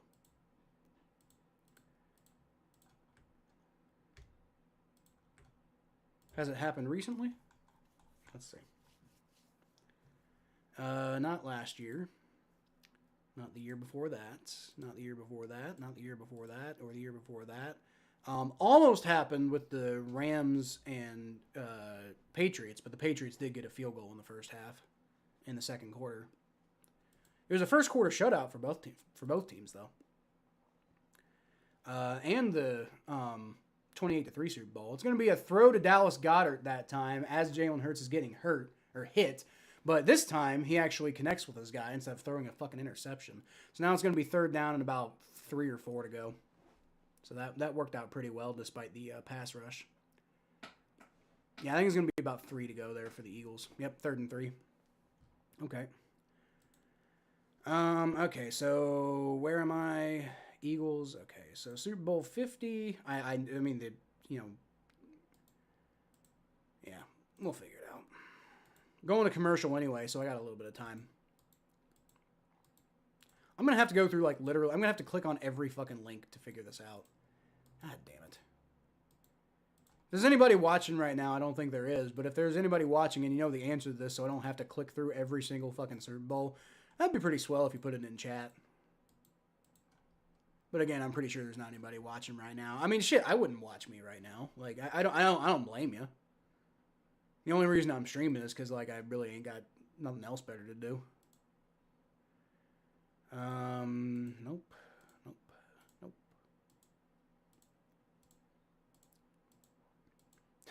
Honestly, with the fact that nobody's watching, I almost kind of don't even really feel compelled to like. I'm like, there's dead space because I'm looking at past Super Bowls. But if nobody's watching, doesn't really matter, right? Okay. And again, to be clear, just to be absolutely clear, if somebody watches this later, I'm not belly aching about nobody watching. That's like I said, that's why I don't really bother streaming the Super Bowls because I can't imagine who's gonna watch me. You know, maybe Tom Grossi is gonna get people watching him. Well, I mean, definitely people are gonna be watching Tom Grossi. But like, why would anybody watch me during the Super Bowl? And that's not a self-deprecating thing. That's just a, you know, I haven't really built my channel like that kind of thing. Like Tom Grossi's put in the work. Everybody knows him. You know, people also know when you go to Tom Grossi's show, there's gonna be a lot going on. You know, so no, just to be clear, I'm not salty. I'm just pointing it out. Okay, but it does mean that I can do a little bit more of what I want to do. I don't have to worry as much about putting on a good show. Let's see. Okay, we're gonna go all the way back to Super Bowl 10, and if I can't find anything, we'll check at Super Bowl 10. So okay, the Rams and Titans definitely was not. Broncos Falcons, nope. Broncos Packers, nope. The Patriots and the Packers ended up, wow, really high scoring first half. Like the Patriots got 14 points. That was Tony Eason, right? Like because Tony Eason was their guy in the 80s. That was Drew Bledsoe, the 97 Super Bowl. So the Patriots did a pretty good job in the first half, but they couldn't keep that going. Nope, not Dallas, Pittsburgh, not 49ers, Chargers, Bills, Cowboys, nope. All right, get back to that here in a second. 3rd and 3, Jalen Hurts from the 49-yard line. He's going to roll back. He's going to throw it up, and that's just too short. That was not really the best throw. You know, it wasn't dangerous, so I guess whatever. But 4th and 3, you're at the 49-yard line. That's especially with a 17-point lead, you're not going to risk going for that there and, you know, handing momentum to the Chiefs. But, you know, got a good opportunity to pin them here with a good punt. So we'll see what Mann can do here. As this is his name, Mann. Braden Mann.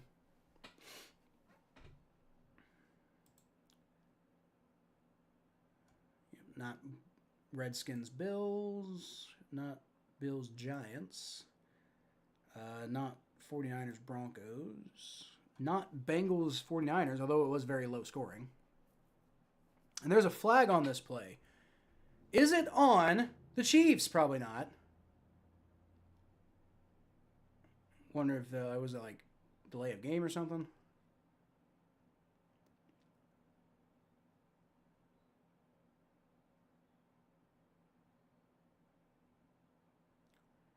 Nick Sirianni's buck teeth are just something else.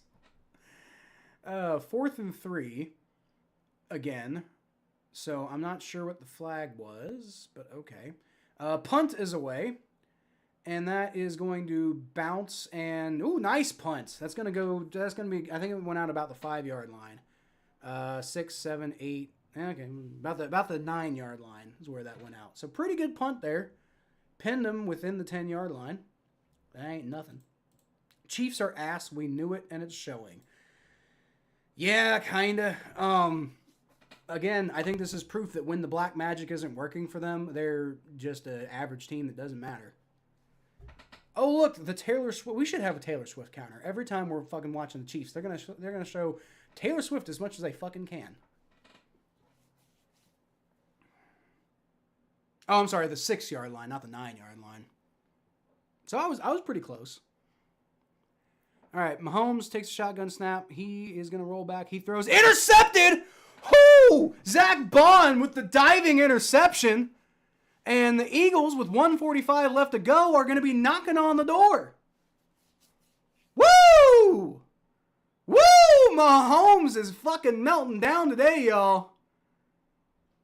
Now, to be fair, he got, like, his guy got blocked into him.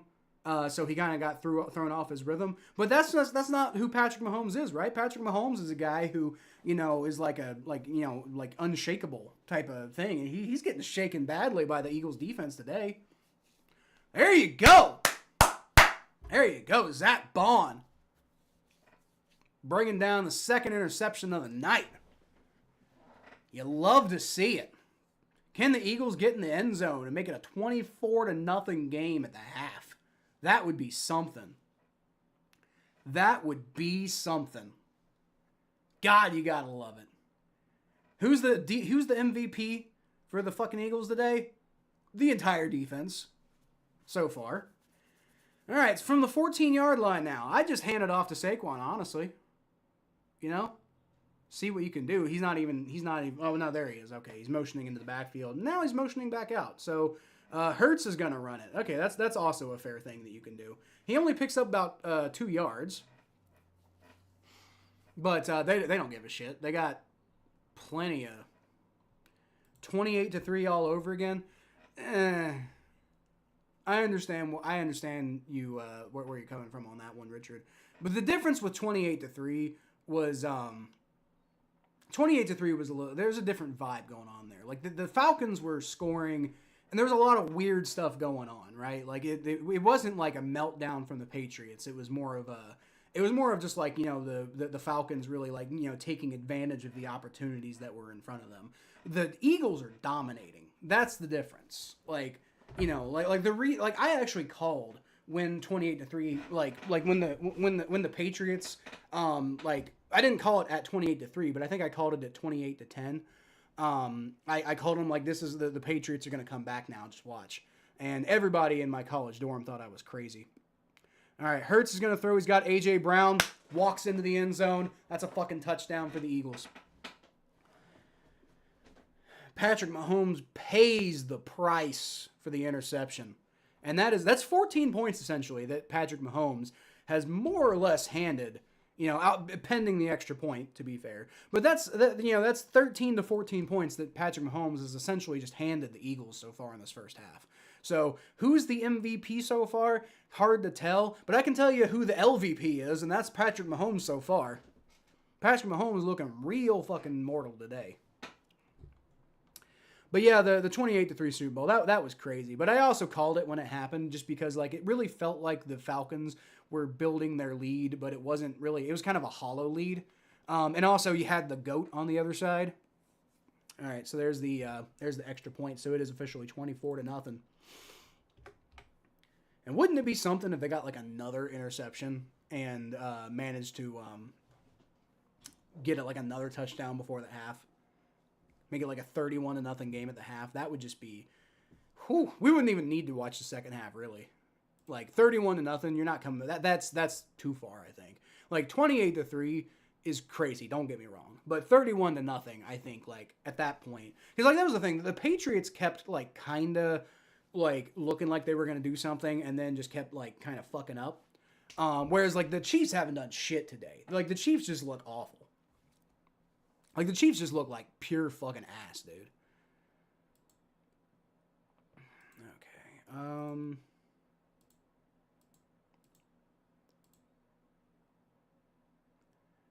Well, the Bengals, okay.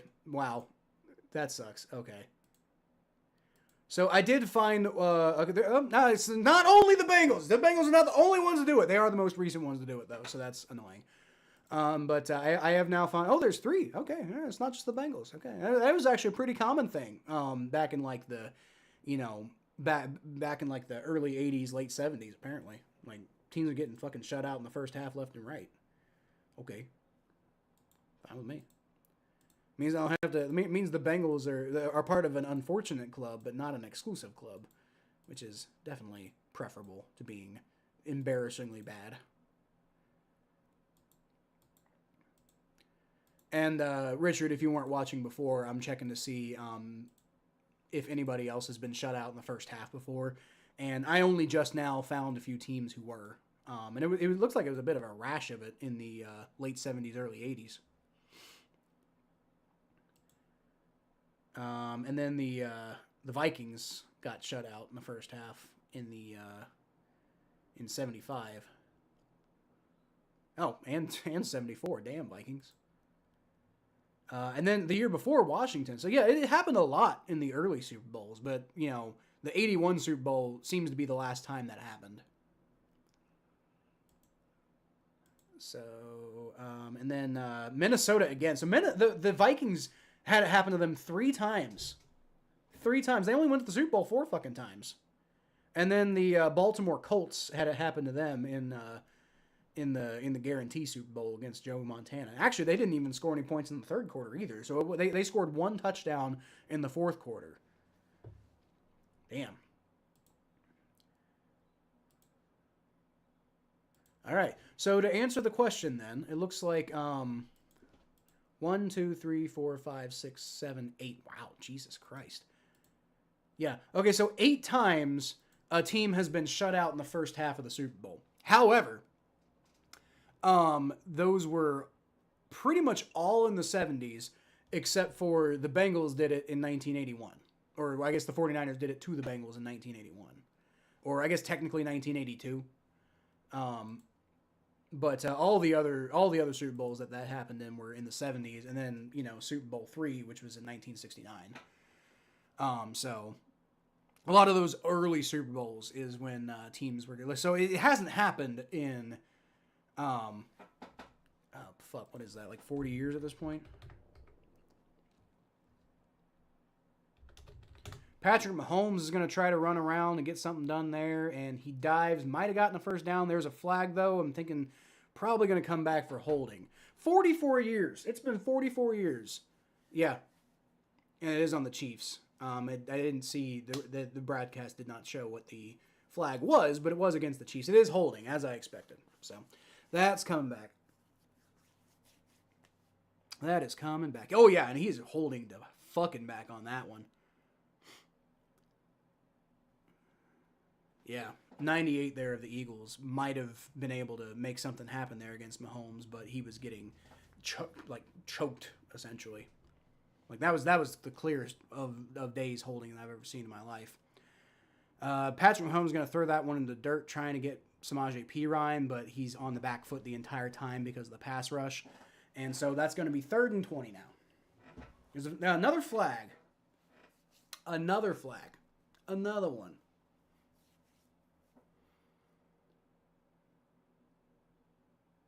An eligible man downfield on the Chiefs.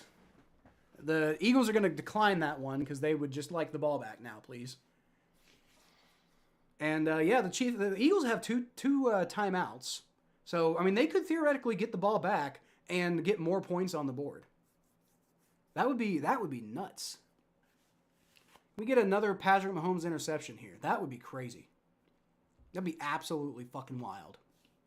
So, it's been 44 years since a team has been shut out in the first half of the Super Bowl. Could it happen today? It's going to be a pass to Marquise Hollywood Brown. Chiefs got about 10 of those yards there. So now it's 3rd down. What? Yeah, okay, so it's 3rd down and 11. I'm confused. I thought it was already 3rd down, but I guess not. Whatever. It's 3rd and 11 now, and so Eagles, You're at the 29-yard line now, but you can get the ball back if you can stop them here. You can get the ball back and potentially put more points on the board. All right, Mahomes takes a shotgun snap. He's going to roll back. He's going to roll out to his right now, and he's going to throw, and that's dropped. Oh, shit. DeAndre Hopkins was wide open, and Patrick Mahomes hit him, too, like, while on the run. That was like a potential highlight play by Patrick Mahomes, and DeAndre Hopkins just completely whiffed it. Oh, man. Wow. That's not what you expect out of DeAndre Hopkins, of all fucking people. Jesus, God almighty. That's a legendary drop. God, no wonder that he's been fucking, like, he hasn't done shit since he was, doing all that crazy shit with Deshaun Watson, right? 4th and 11, and it's going to be a punt, and Cooper DeJean is going to bring it out to about the 32-yard line, and that's where the Eagles are going to get the ball with 23 seconds left and 2 timeouts. So, maybe we can get another field goal here. Get a 27-0 lead. Get a 27-0 lead. That would be interesting. That'd be interesting going into the half. And barring a complete and total, utter fucking collapse, I think they're going to preserve that first half shutout of the Chiefs, which, again, would be the first time in 44 years that a team has done that to another team in the Super Bowl. The last one being my Bengals. But, and I was a little worried for a second because I was looking through all those and I was like, oh, God, are we the only ones who that's ever happened to? But no, it's like it happened all the time, like basically every Super Bowl until the Bengals did it in '82, and then after that, it just never got done again until apparently today. 25 seconds left, but. All right, it's going to be a handoff to Saquon Barkley, and that's probably the right decision, but are they just going to run out the clock? Looking like maybe just going to run out the clock. Interesting. I don't know. I'd try to go for it, but whatever. Eagles going to just take the dub and go into the half up 24-0. And that is the first time a team has been shut out in the first half of the Super Bowl completely in 44 years. 44 years. Think about that. I guess it's not actually 44 years now that I think about it. It's, 2025 minus 1982 was the actual year it happened. So 43 years. 43 years since a team has made it so that another team did not score in the first half of the Super Bowl entirely. And perhaps that right there is why the Ken Anderson is not in the Hall of Fame. As much as I love the guy, but the one time he was on the big stage, he kind of I don't want to say he sucked. The Bengals scored 21 points in that Super Bowl, but it was a really slow start. It wasn't the best game from the Bengals. Oh wait, no, is that the wrong Super Bowl I'm thinking of?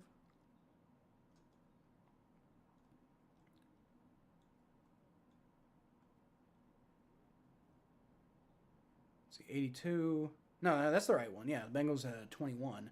So what did they score in the other one then with Boomer? 89. Oh, they only scored 16. Damn. So Ken Anderson definitely outplayed Boomer in the Super Bowl, but not his finest game of all time.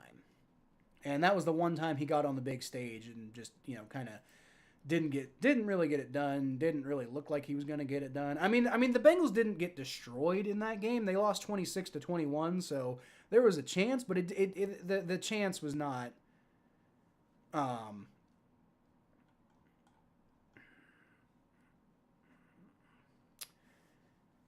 as I recall, I wasn't alive for that one, but I've studied the game before as a Bengals fan who cries at night and wishes that maybe one day my team will be fortunate enough to win a Super Bowl. But yeah, as I recall from studying that particular game, it was not. It was like Ken Anderson actually.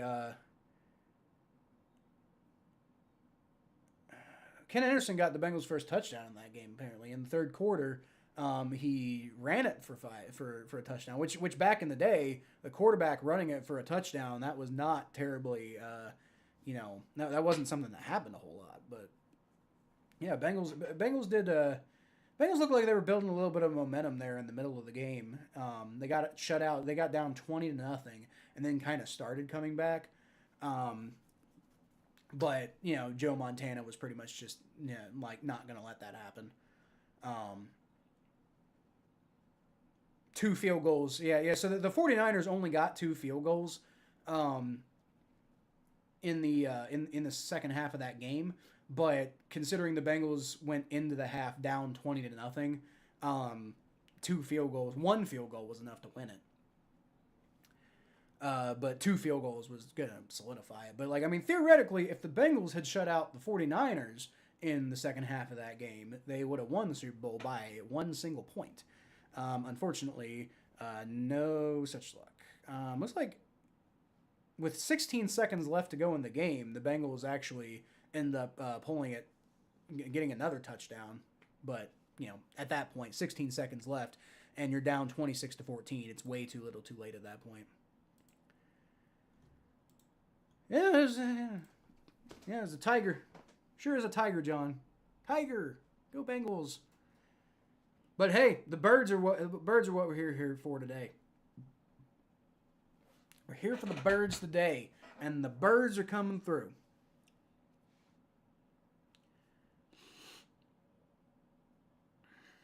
My dad says this game is hilarious so far. Maybe some karma and payback for the Chiefs making 0 effort against the Broncos. I agree. This is what you fuckers get. Because you're too scared to play a real fucking team. The only team in the NFC who has an actual shot to beat the Chiefs. Too fucking scared to go and do the hard work. And I know they beat us this year, but, I think a lot of people also agree that was kind of some BS too. What is happening? Well, if you're actually asking, what's happening is the Eagles defense is dominating the Chiefs, and the Eagles offense is definitely not dominating, but they're taking advantage of the opportunities that are available to them. Well, most of them, not all of them. This game could honestly be a much bigger blowout if the Eagles offense was playing extremely well, but Saquon Barkley hasn't been able to get hardly anything done today, and Jalen Hurts has been kind of up and down. So if the game keeps going like this, we're going to end up with a defensive MVP, and it's probably going to be Cooper DeJean.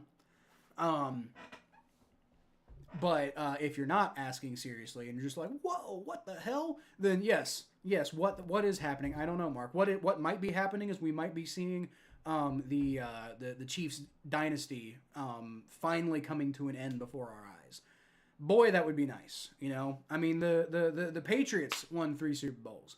And then, they built another dynasty later in Tom Brady's career. But the Patriots weren't able to, the Patriots won 3 Super Bowls and then weren't able to get to 4.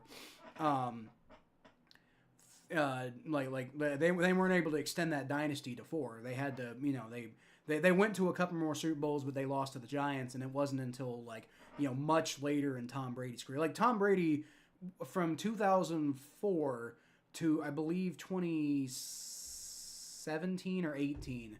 So a 14-year period there. The Patriots, they were always in it, but they were never, they weren't dominating the NFL for almost 2 decades there, which is crazy that they had the Patriots had 2 dynasties, but a 14-year gap in between those dynasties, which is absolutely fucking amazingly insane. But, so it's not to say that the Chiefs couldn't come back if this is the end of their dynasty, but boy, it'd be nice if this was the end of their dynasty, because maybe then Joe Burrow can go have his Peyton Manning run and go win a Super Bowl and maybe win 2 Super Bowls. Who knows? Peyton Manning won 2 Super Bowls. Be nice if he won 2 with the Bengals and didn't end up leaving because he gets hurt. and then ends up like having a career resurgence with another team. But you know, if that's the price of the Bengals winning a Super Bowl, is Joe Burrow ends up leaving the team later on and winning a Super Bowl with another team in the NFL, even another team in the AFC. I think I would be willing to take that. I would imagine Colts fans are also chill with what they got out of Peyton Manning, even if he did end up going and winning a Super Bowl with the Broncos, because it's not like the Colts and the Broncos are like, you know, stark rivals or anything like that, right? So that'd be the equivalent of like Joe Burrow leaving the Bengals, like winning a Super Bowl with the Bengals and then leaving the Bengals after like, you know, a devastating, you know, theoretically career-ending injury, and then he leaves the Bengals and signs with who would be a comparable team, like the I guess the Dolphins or something like that. Like if Joe Burrow left the Bengals and then went to the Dolphins and won a Super Bowl with them, but he, you know, won a Super Bowl with us, I would absolutely take that deal a million times out of a million. I don't want to speak this into existence, but I probably would take it if Joe Burrow left the Bengals and then went to the Steelers and won a Super Bowl with them. You know, if it means the Bengals get a Super Bowl, I think I'd take it. You know, I think I'd even give him my blessing. Like he decides to leave and decides to go to the Steelers. Like, yeah, I wouldn't be happy about it, but it wouldn't be like, it'd also be like, well, you know, you gave us a Super Bowl, and so in my mind, you can do whatever the fuck you want to do. Like you have a blank check as far as I'm concerned. Like, I could give a shit if Joe Burrow gets us a Super Bowl, he can do whatever the fuck he wants after that. Like whatever the fuck he wants. You know, within the bounds of ethics, but you know. Oh boy. It would sure be nice if we're watching the downfall of the Chiefs dynasty. And again, not saying that means that they'll never win a Super Bowl again. It's not even to say that they won't build another dynasty at some point. But maybe, just maybe, we can be rid of them for a while. And, you know, somebody else can eat for a little bit. And I'm really hoping that somebody else is the Bengals. But I mean, I'm not gonna lie. Like, if I were to have to make a deal, the Bengals get to win a Super Bowl. Is that Samuel L. Jackson in the? Oh, is that? Oh right, Kendrick Lamar. I forgot Kendrick Lamar was doing the Super Bowl this year. Hell yeah. Ah, fuck.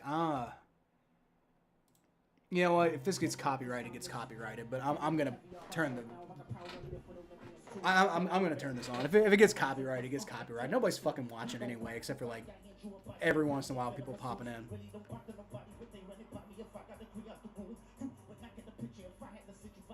What the fuck? Got dudes in like, you know, pink and white and blue. Alright, yeah, that's pretty good. And that's not a backing track either, right? That's him, I think. Like a lot of these guys will be.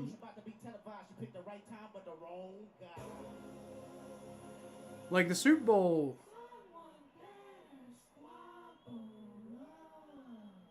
Someone better squabble. Dude, he's weird. That's why I like Kendrick Lamar, because he's weird. He does weird shit. Yeah, and okay, that confirms this is, he's actually doing it over the mic. Because there was a backing track of his voice, and this sounds different. So this is clearly actually him. I wonder if he like negotiated that.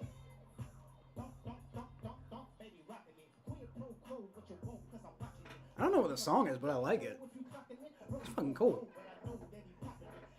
I hope I don't get copyright infringement for putting the audio on, but like I want to watch this. This is cool as hell.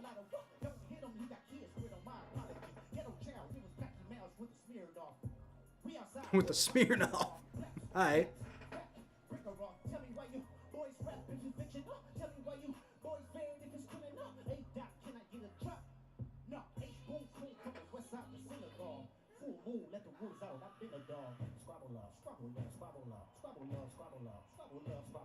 Dude, he's fucking killing it. This is good. Hell yeah. And it's not like crazy and flashy. Like, I mean, Samuel L. Jackson's there, but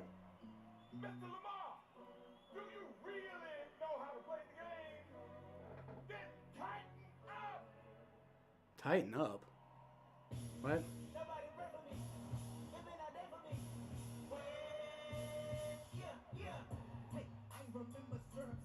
Oh, hey, I know this one.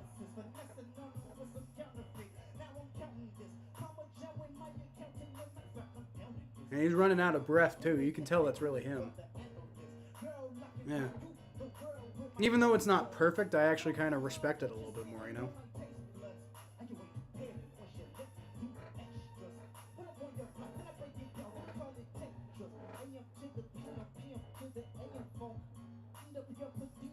All right.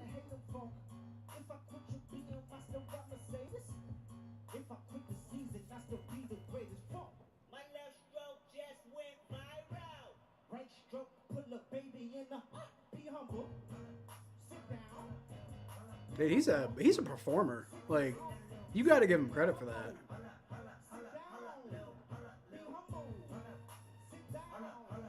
Be humble. All right. All right. Okay. All right, Kendrick. I see you. Ooh. Dude, that hits too. That hit coming right off of that. That hits. All right. Hell yeah, Kendrick.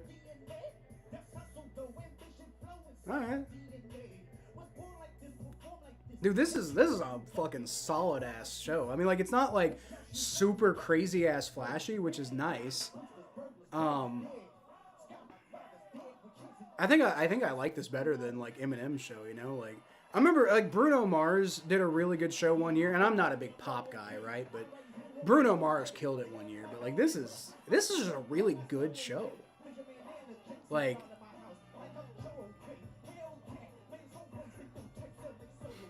I mean, and there's lights, and it's not like super minimalistic, but it ain't like, you know, it's about the music. It's not about the light show as much.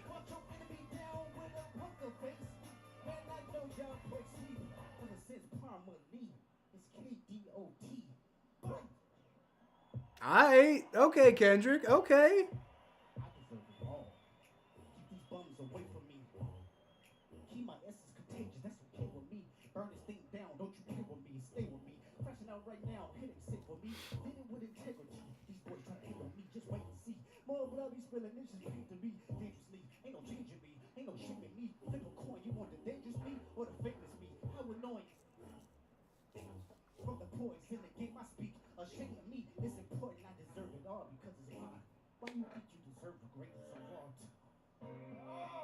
Oh, oh,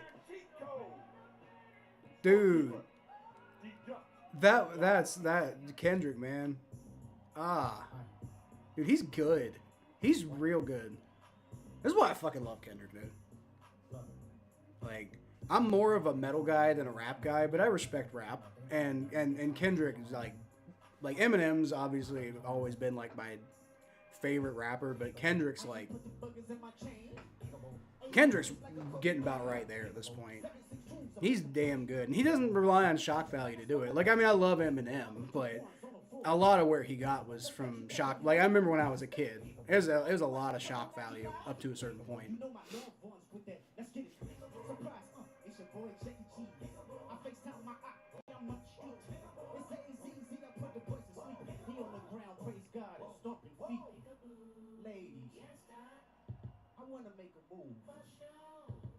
I want to perform their favorite song, but you know they love the soup.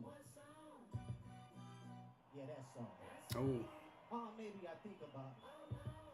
Know what? I slow it down. Say, ladies, do me this side. Ooh. Oh, you done lost your damn mind. Hey, y'all make number 7, babe, drop it like it's hot. This world was mine, I take your dreams and make them multiply. This world was mine, I take your enemies in front of God.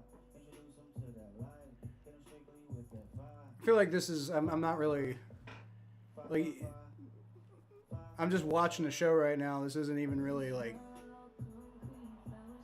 you know, much of a, I don't know how much entertainment value you're getting from me right now, but I'm just really impressed so far. This is damn good.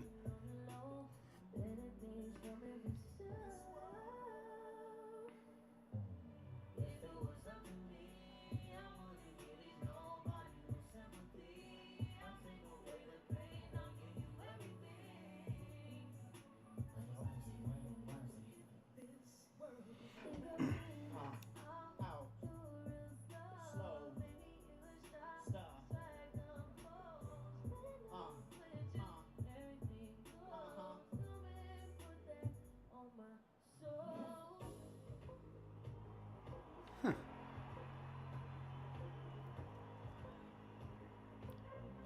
A lot of marching going on here. This is kind of freaking me out. What the fuck? Tell me what you gonna do to me. Confrontation ain't nothing new to me. You can bring a bullet, bring a morgue, bring a sword, but you can't bring the truth to me. Bump you on all your expectations. I don't even want your congratulations. I recognize your false confidence. Promises all in your conversation. I hate those that feel entitled. Look at me crazy cause I ain't invite you. Oh, you important, you the moral to the story, you endorsing. I don't even like you. Corrupt the man's heart with a gift. Man, this is not the most like visually crazy thing I've ever seen before, but you can tell he's putting everything into it. Like what just that? It's just a solid ass performance. Like, damn.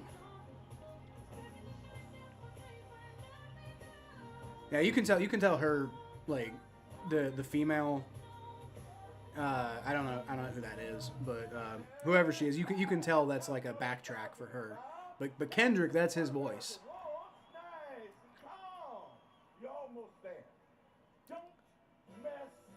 I think that's Samuel L. Jackson's voice too, to be fair. Maybe. Kind of hard to tell.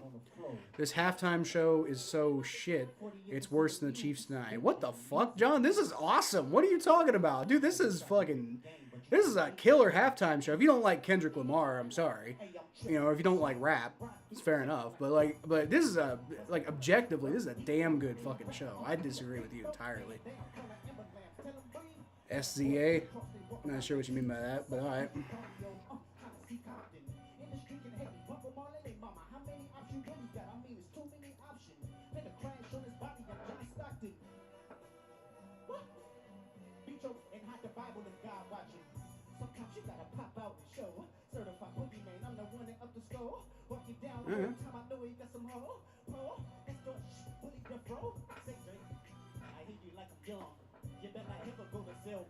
Oh, the girl who was singing, her name's SZA.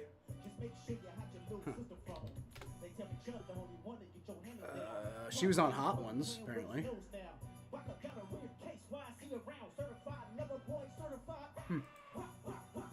I don't know anything about her. Never heard of her.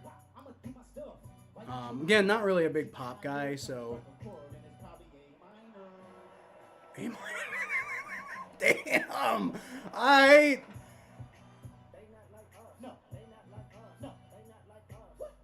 Alright, Kendrick. Holy. Ooh.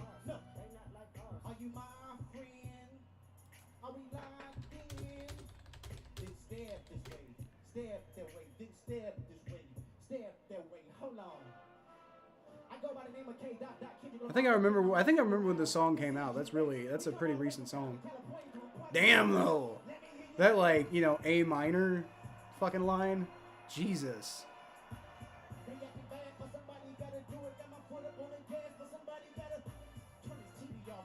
Alright.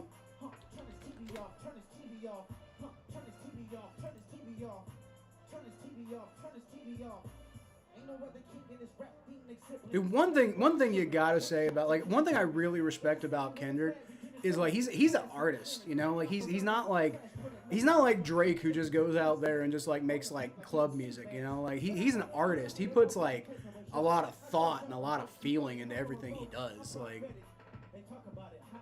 I mean, that dude's out here like making like poetry, you know, like I respect Kendrick so fucking much. I really do.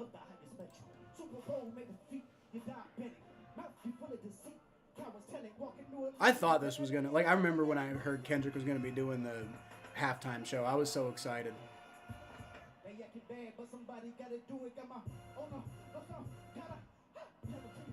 All right. I can't turn the TV. I'm watching the computer, bro. Can't turn it off. Or actually, don't. Why? You don't want people to turn the TV off. Like they're watching you on TV. Dude, that was sick. That was sick. Holy shit. Look, I'm sorry, John. I know you said you didn't like it, but Tisha said turn the TV off. People should listen. This is horrible. Dude, I know you didn't like it, John, but that was sick. That was like the best halftime show I've seen in years. Like, you know, I thought Eminem did a pretty good job a little while back, but I mean, that was pretty damn. That was like right up there with Bruno Mars as far as like a good halftime show. Was I think Katy Perry had a really good one a few years ago. And again, I don't really like Katy Perry, but it ain't just about the music. It's about the show you put on. It's about like the skill and the quality of what you're doing. And that was on point by Kendrick. You don't even if you don't like his music, I don't see how you say that was a bad. I don't see how you think that was a bad show, John. Like, all right, you know, you have your opinion. It's wrong, but you can have your opinion. That was a phenomenal show by Kendrick, though, dude. That was real good. I liked that. I really liked that. The Buccaneers gave teams the game plan to beat KC in the Super Bowl. Pressure Mahomes. Now that's just the game plan to beat Patrick Mahomes in general. Like, you know, that's the only reason that Lou Anarumo has had a job all these years is because he, you know, figured out how to beat the Chiefs. And now everybody knows it. Like I said, my hope is that this is the end of the Chiefs dynasty. Like, hopefully we're seeing the fall off that happened to the Patriots in the middle of their dynasty. And again, I know the Patriots went on to build another dynasty, and the Chiefs totally could because Patrick Mahomes is young. But for now, can we just enjoy, like, you know, a good decade at least of the Chiefs not dominating everybody? And yeah, they're going to be fucking in there every year. They're going to be like a perennial playoff team. And, you know, they, like, if they ever miss the playoffs, it's probably going to be because, like, Patrick Mahomes goes out for the season. Like, the one year that the Patriots missed the playoffs was because Tom Brady tore his ACL. And then that was the Matt Castle year where, like, they almost made the playoffs with Matt Castle, and, you know, you had that, like, weird-ass backup quarterback effect that apparently people didn't bite on when it came to Jake Browning, which annoys me that, like, it doesn't work for us, but it works for everybody else. But whatever. But, yeah, like, got to give the Chiefs credit for what they've done so far up to this point, but I will be so happy if it's over. Like, just at least, even just for a while, you know, even if just for a little while. Can it just be over for a little while? That's all I really want, you know? Like let some other teams have a crack at it for a minute, you know? Like the Bengals. Well, you know, the Bengals could be one of those teams. Never know. I mean, you know, like Peyton Manning was kind of more or less the foil to Tom Brady for a little while. So maybe, you know, like I said, maybe if Joe Burrow can be the Peyton Manning to Patrick Mahomes, Tom Brady, I'd take that. You know, I know a lot of people would like put that on Josh Allen, but Josh Allen chokes every time. You know, he's not the foil to Patrick Mahomes. He's more like Phillip Rivers. He just can't fucking get past Tom Brady. He's more like Ben Roethlisberger. That's what it is. You know, Josh Allen's like Ben Roethlisberger. You know, like, I mean, yeah, he's you know, he's really, really talented, and he like the Bills would hate to not have him, but he just can't get the job done when it comes to, like, you know, like that one guy, and that's Patrick Mahomes. Joe Burrow, I know he hasn't done it in a minute now, but Joe Burrow has a history of being able to do it. So long enough to allow the Lions, Bengals, Bills, and Commanders to win titles. Dude, the Commanders can. I'm fine with the Commanders winning a title as long as the Bengals get one first. Lions, Bills, Commanders. I'm fine with all those guys.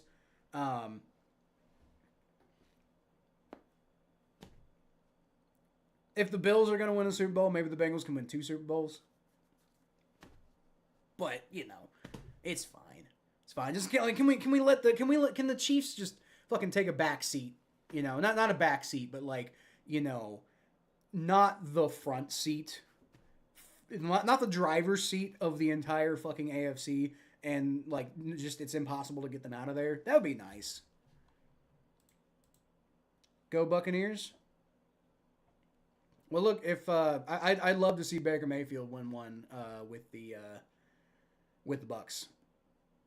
If I'd love to see now, again, I'd rather Joe Burrow and the Bengals win the Super Bowl, but yeah, I mean, if there was a team that I'd want to see win a Super Bowl who's not the Bengals, like if the Bengals aren't in it, who would be the team I root for next? It might be the Buccaneers, honestly. Like the Buccaneers would be pretty fucking cool to see.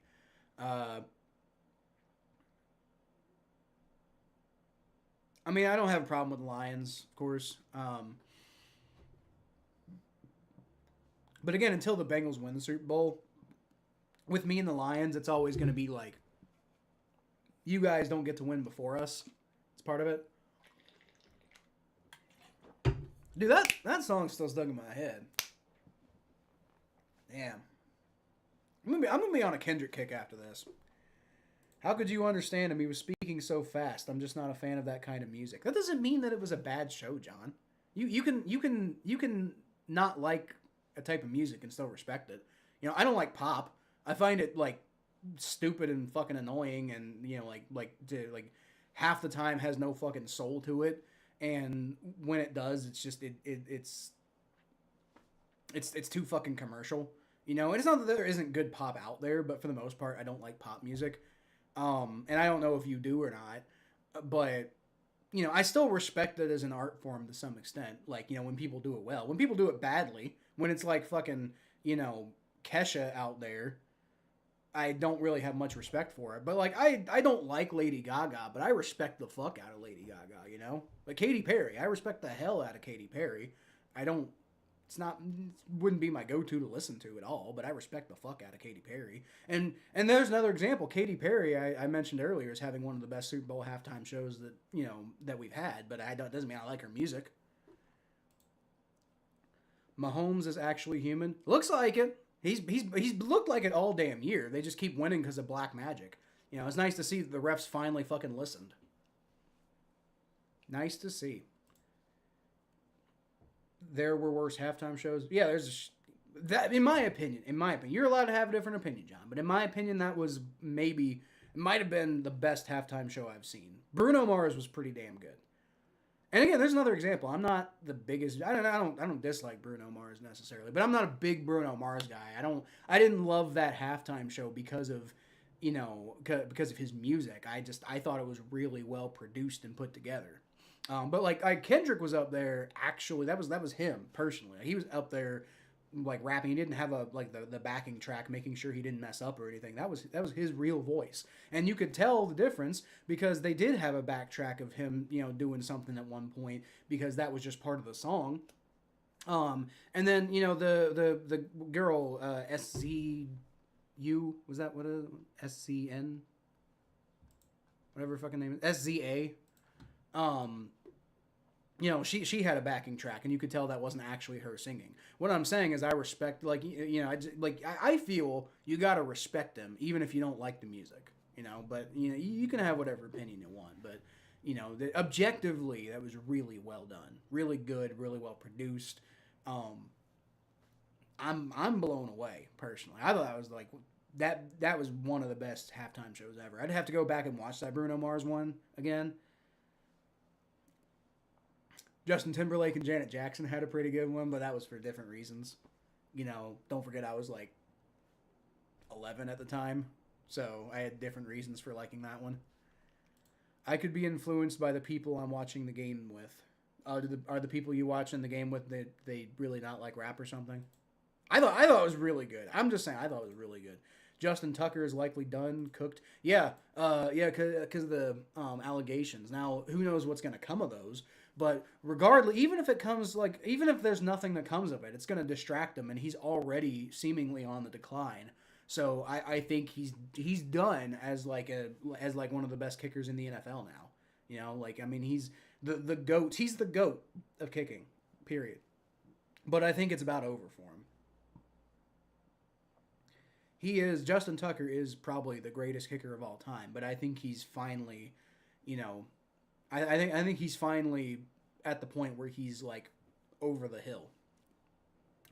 So the Chiefs are going to get the ball first after the touchback kickoff, and with a 24-0 lead, the Eagles really just need to bring this one home at this point. Like, I mean, I would love to see a blowout in the second half as well.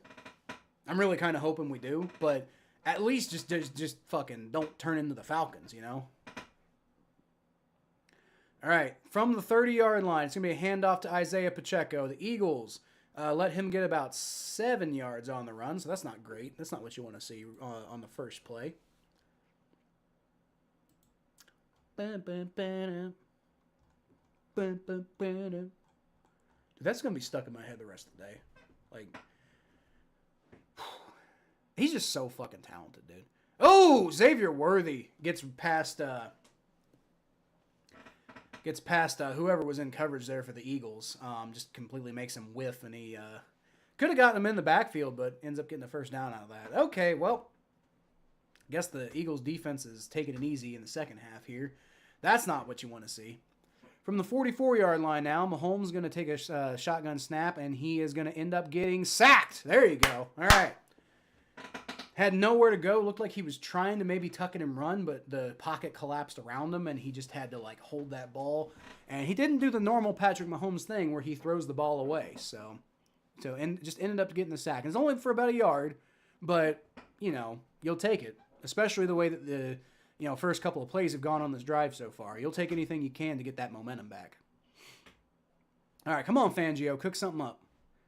2nd and 11. Mahomes in the shotgun formation. He's got Isaiah Pacheco in the backfield with him to his right. He takes the snap, rolls back, looking around, and he's going to be sacked again! Woo!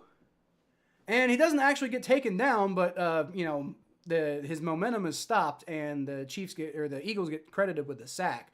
So, hey, there you go. There you go. Eagles defense looking a little shaky when they first came out, but now they're getting something done.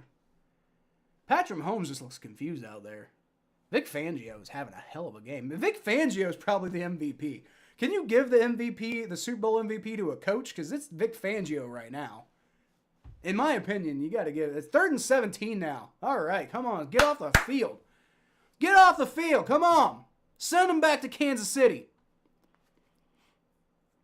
Patrick Mahomes, shotgun snap. Looking around. Got a lot of pressure in his face, and he's just going to try to run, and he does end up picking up a few yards.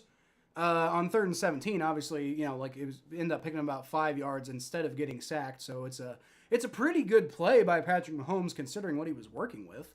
But damn, that Eagles secondary must be doing a hell of a job because Patrick Mahomes is just bailing on every fucking play right now.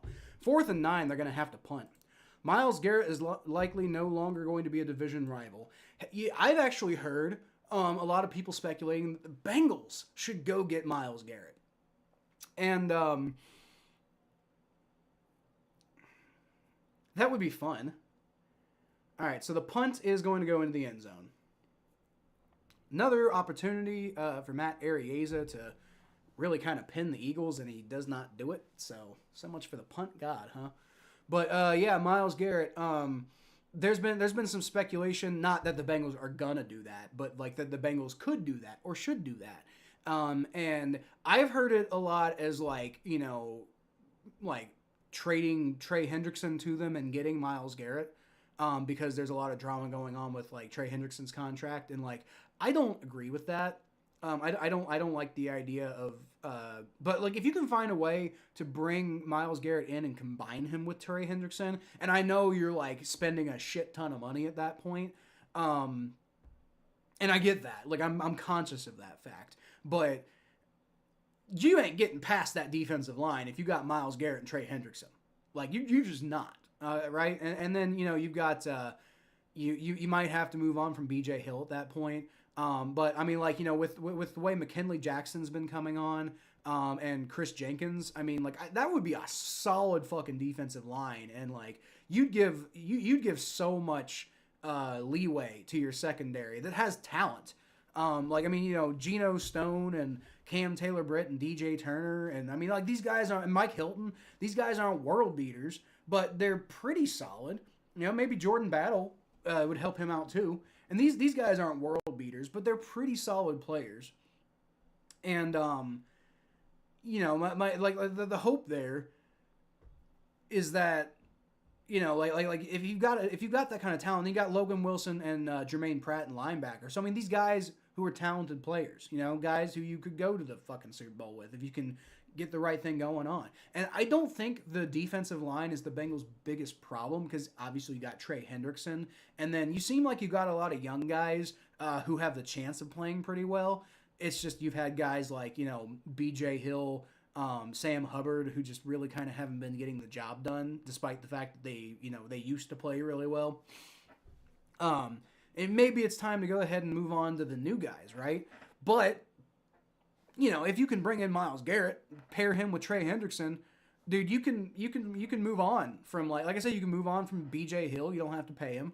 You know, you can basically like get rid of a lot of those like really high-end contracts you have on defense, right? You could theoretically like cut Geno Stone probably, save a little bit of cap space that way. Because I mean he kind of started playing better near the end of the year, but Geno Stone wasn't that great of a pickup for us. So I mean if you can save money in some other ways, you could probably bring in Myles Garrett and pay T. Higgins and pay Trey Hendrickson and pay Jamar Chase. And, you know, this would assume Joe Burrow restructures his contract, but he's already said he'd do that. So, like, what would it realistically take to go get Myles Garrett? That would be the question. Like, you know, would you have to give him Trey Hendrickson and a first-round pick and et cetera, et cetera? You know, or could you, you know, find another way to get Myles Garrett? You know, if you got to send him a couple firsts, then maybe that's worth it for a player of his caliber. You know, if you can keep your other star players around, you know. Jalen Hurts takes a shotgun snap on 1st and 10 from the 15-yard line. It's going to, you're going to throw it to Saquon Barkley, who picks up about 4 yards.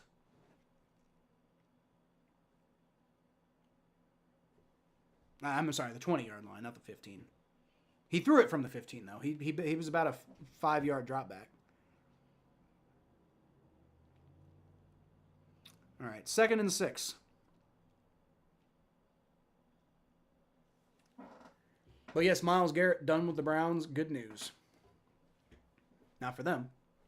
Not for my podcast either, I guess. Saquon's going to take the handoff there, and once again, not having the best game. Picks up maybe a yard.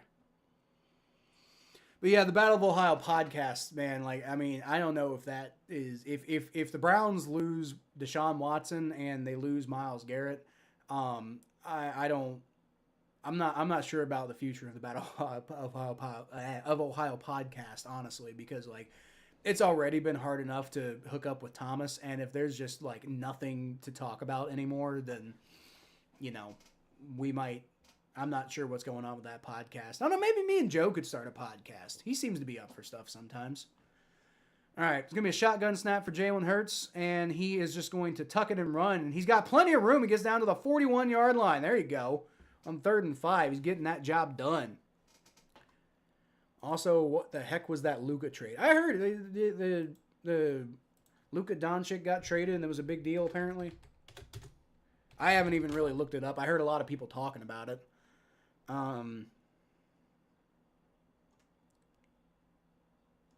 Why was it so crazy? Luka Doncic to the Lakers, Anthony Davis to the Mavs in a 3-team trade. Hold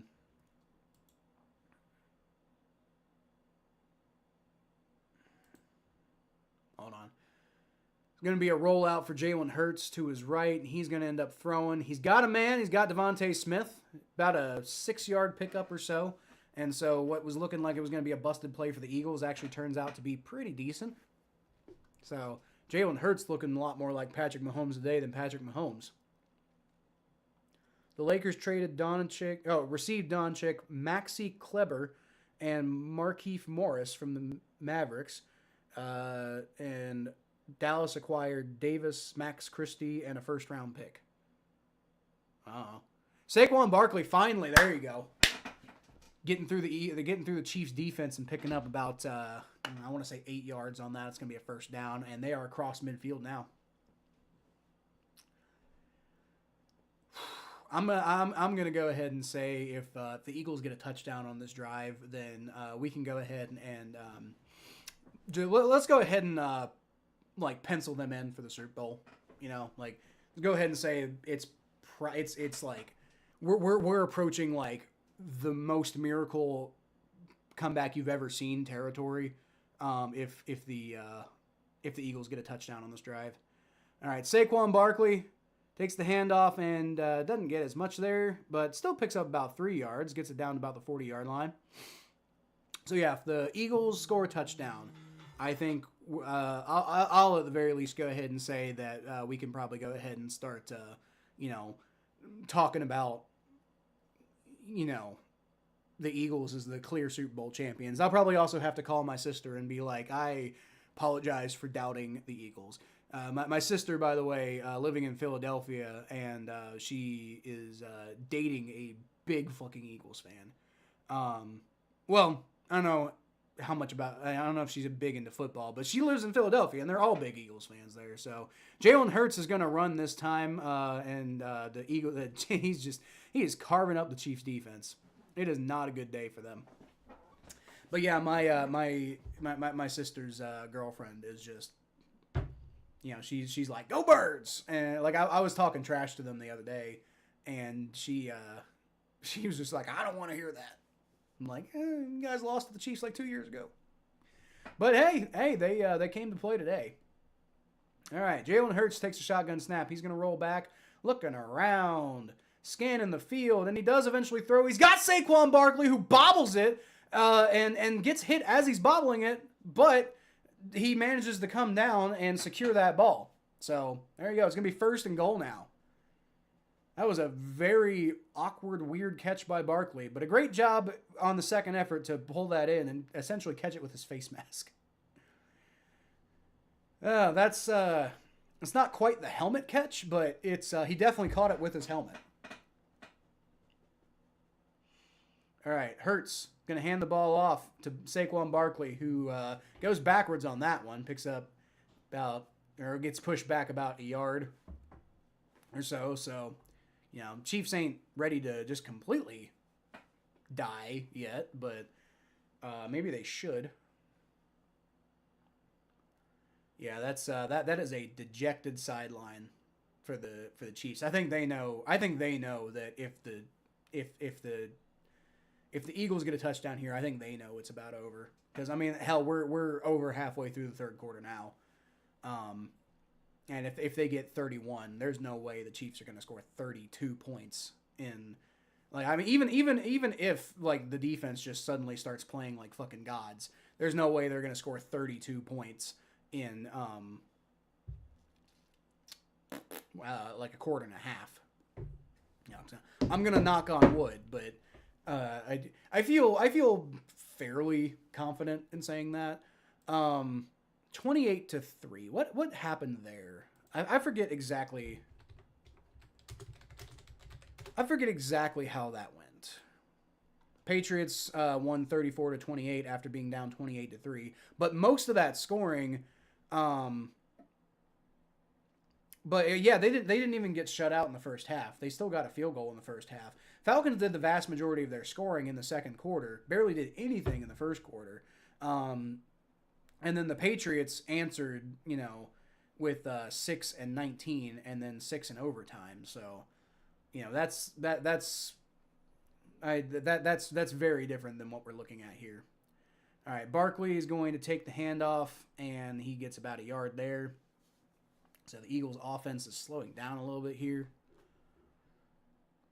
And Chris Jones goes down. I think he might be about done. His knee's been kind of bothering him all day. And honestly, at this point, like, just fucking, like, we're literally, like, we maybe got like 5 minutes left in the third quarter, and you're potentially going to be down by like 30 points. So, again, don't forget the Patriots scored. Let's see. The Patriots scored 25 points in the second half to make that like miracle all-time comeback against the Falcons. But again, the Eagles currently have 24 points. So literally even a field goal here would make it out of reach if, even if the Chiefs were to replicate what the Patriots did a few years ago. But, part of that was also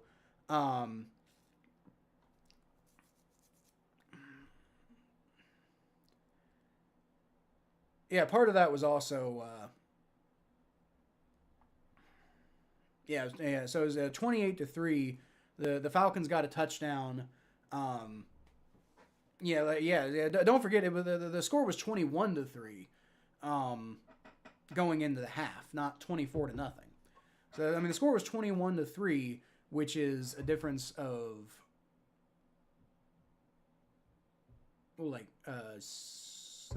16? No, 18? Why can't I do math right now? Yeah, okay, 18. It was an 18-point difference in the second half. But right now it's a 24-point difference. So, literally 1 point more, and that's like a whole extra touchdown. So, like, the whole 28-3 thing, like, somebody said that earlier, but I think at this point, like, the score at this point, we got like 5 minutes left in the third quarter, and the score at that point was 28-20. No, that was the fourth quarter. I'm sorry. With 5 minutes left in the third quarter, the score was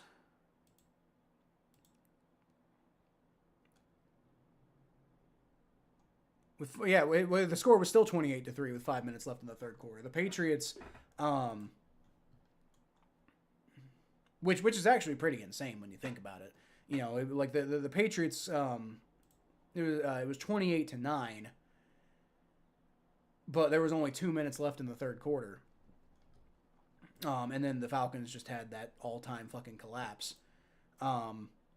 But even then, again, it's obviously the Chiefs could make a big comeback here, although not when Chris Jones is on the fucking cart right now. So that's if Chris Jones is going out, this almost certainly not. But with the Eagles currently knocking on the door right now, facing most likely at least a 27-point deficit. All right, shotgun snap. Hurts rolls out to his right.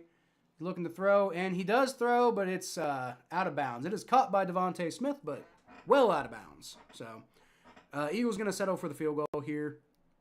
And so, it's pretty simple field goal. Jake Elliott shouldn't have any problem hitting it.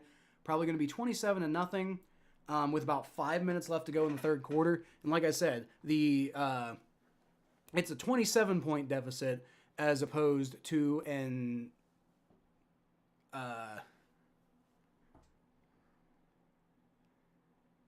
25-point deficit. But like those 2 points make a big difference because the Patriots were only even able to make it to overtime. So we'll see, but yeah, Jake Elliott hits that one. It's 27-0. And that was the other thing. The Patriots, it wasn't 20. It was 28-3. The Patriots had at least gotten on the field or gotten on the board.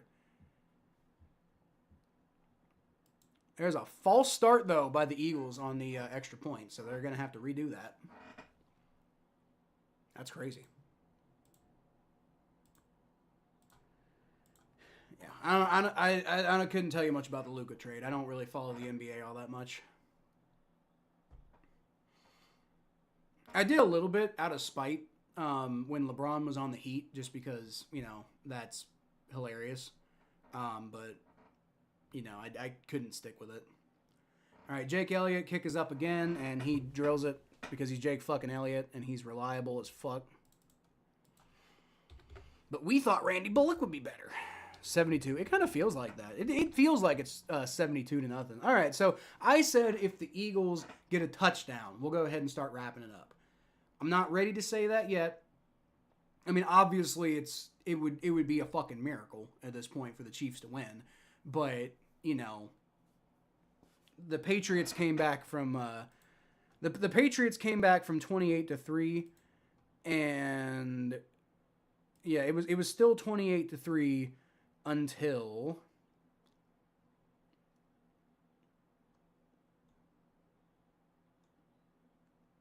I want to say 2:06 left to go in the third quarter, and it was at that point the Patriots started coming back. So, it's not impossible. Like I said, if the Eagles had gotten a touchdown, I would have said it's over. It's probably over, but 28-3 happened. I don't see why 27-3 couldn't happen theoretically, and it's still Patrick Mahomes on the other side of that field. But also don't forget that the Patriots got the ball when they were down 28-3. They got the ball with 8:31 left to go in the third quarter. Now they're getting the ball with it's gonna be about a difference of about 3 minutes. And don't forget, they just barely, by the skin of their teeth, the Patriots got that game into overtime. They tied it up with 57 seconds left to go. And then the Falcons tried to get going, and they couldn't get anything going on offense, had to punt. Patriots took a knee. Don't forget that 3 minutes doesn't sound like a lot, but that 3 minutes was actually basically the amount of time that the Patriots' entire last drive took to get the game to 28-28. So, it's not to say that it couldn't happen, but it is to say that that would be unprecedented for something like that to happen. Like that would be, obviously nothing's ever precedented until something happens to make it precedented. So it could happen, and if anybody in the NFL was going to do it, you'd think Patrick Mahomes would be the one to do it. But they're one more busted drive from the Chiefs, and it's pretty much over. Like, they're pretty much just going to have to score nonstop at this point. The Patriots, after 28-3, they went touchdown, field goal, touchdown, kneel down at the end of the game, at the end of regulation, touchdown. So it's basically like they got to score basically every single drive from here on out if there's any chance of having a Tom Brady-like comeback. And if they do, y'all get a good reaction video from me if the Chiefs pull that off. But it won't be fun for me. I'll promise you that. But knock on wood, I don't think that's going to happen. Quarter 3, yeah. Thanks, Mark. I'm that's the thing. Like, when games are good, I get so focused on how good the game is. Now, obviously, this is a blowout, but for me, it's good. This is fun for me. I get so focused on the game that I forget to update the quarters. That should tell you, honestly, because I was real good at it in the first half, and it was just really kind of a boring first half. All right, Mahomes gonna throw. He's got DeAndre Hopkins, who actually fucking catches it this time, and it's gonna be a first down. So that's one of the best offensive plays of the day for the Chiefs. Like, damn. All right, come on, Fangio. You can step on their throat here. All right, it's going to be a low snap and handoff to Kareem Hunt. And the Eagles' defense is, they did this on the last drive, to be fair, and they end up holding and stopping them. But that was a perfect opportunity there. Like, that was a low snap. Patrick Mahomes had to pick it up off the ground, and they still give 6 yards to Kareem Hunt on the handoff. So that was weird. That was weird. Eagles' defense can do better. But hey, they've had such a good game so far, you really can't criticize them too much right now. Just be careful. All right, Mahomes gonna throw. He gets out of a pressure, and there's a flag on the field. I think it's gonna be holding coming back, regardless of what happens. And he ends up just having to keep it and run for it for a first down. Fumbles the ball, but gets it back behind him. But I do think this is gonna be coming back regardless for holding. And that's what the Eagles are saying. Eagles are pointing, holding on the Chiefs. Now, obviously, the Eagles are going to be arguing for whatever, but it is in fact holding on the Chiefs, so that's coming back. Not so fun when it comes back and bites you in the ass, does it, Kansas City?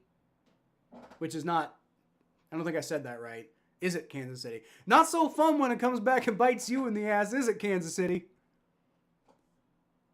You know, not that it's been a generally pretty fairly called game so far. There was a bad call or two in favor of the Eagles, but there were, you know, like at the beginning of the game, there was that pass interference that was complete and utter BS against A.J. Brown. So it's going to be about a 1 yard run there for the Chiefs on first down. Or I'm sorry, on second down. So now it's third down and about 9. Oh no, I'm sorry. After the holding call, it's third and 12 now. So opportunity to get off the field here for the Eagles defense. And it's going to be a throw over the middle. It's caught by Travis Kelce, but he is not able to get it.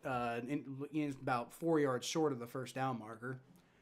So honestly, if you're the Chiefs, you got to go for it here. Like, you know, like I said, like one more busted drive and it's over. Like pretty much. Like if you go into the fourth quarter and you haven't scored any points, it's over. So you've got to they're lining up to go for it, and yeah, you've got to go for it here. Eagles have a chance to completely snuff any semblance of life out of the Chiefs on this play. But also don't get sloppy. You know, if you give up a first down, that would suck, but knocked away, though! It's knocked away by number 29 of the Eagles, whoever the hell that is, and that's going to be a turnover on downs. And the Eagles preserve the shutout.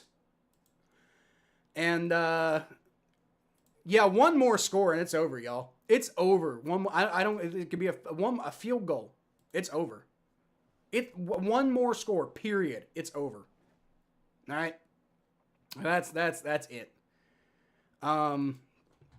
Fuck, what number did I say that guy who knocked the ball away was? It was 20-something. 29, I think, is Avonte Maddox, the 7th-year cornerback out of Pittsburgh. I think is who I said, right? Because 27 is Quinyon Mitchell. I don't think I said 27. 23 is Eli Ricks, but he's not playing today. 22 is Keely Ringo. But it was 29, right? Avonte Maddox, I think is what I said. I forget, but yeah. All right, well, we are right on the precipice of this game basically being over before the fourth quarter even starts, y'all. Like I said, a field goal is one field goal and it's over. If the Eagles get to 30 to nothing, it'd be 31 to nothing, by the way, but no, it would be 30 to nothing. My bad. So if the Eagles, if it's 30 to nothing, game over.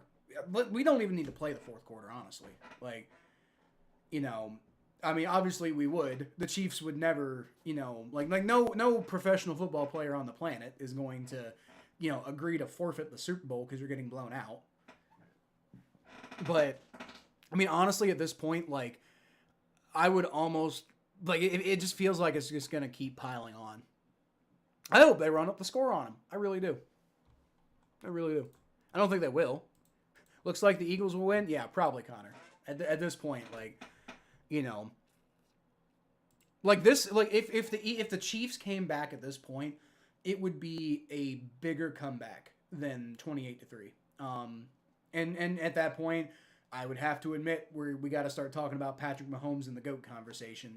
If they were to come back at this point, like even I could not deny it at this point if they managed to pull that off, because at this point there's 2 minutes, so there's a little under 3 minutes to go in the third quarter. Eagles have the ball. Chiefs haven't scored at all yet. They're down 27 to nothing, so it'd be a bigger comeback than the 28-3 in the first place, but also they have less time to do it. So, like I said, if they were to pull it up, if the Chiefs were to come back and win at this point, I'd just bend the knee to the Chiefs and Patrick Mahomes at this point. Like there's nothing left. It's over. Like, you know, he's just gonna be like the GOAT, and I don't know if anybody would ever topple Patrick Mahomes at that point. Like, he wouldn't be the GOAT yet. He'd still probably need to win at least one more Super Bowl to really have an argument to be the GOAT.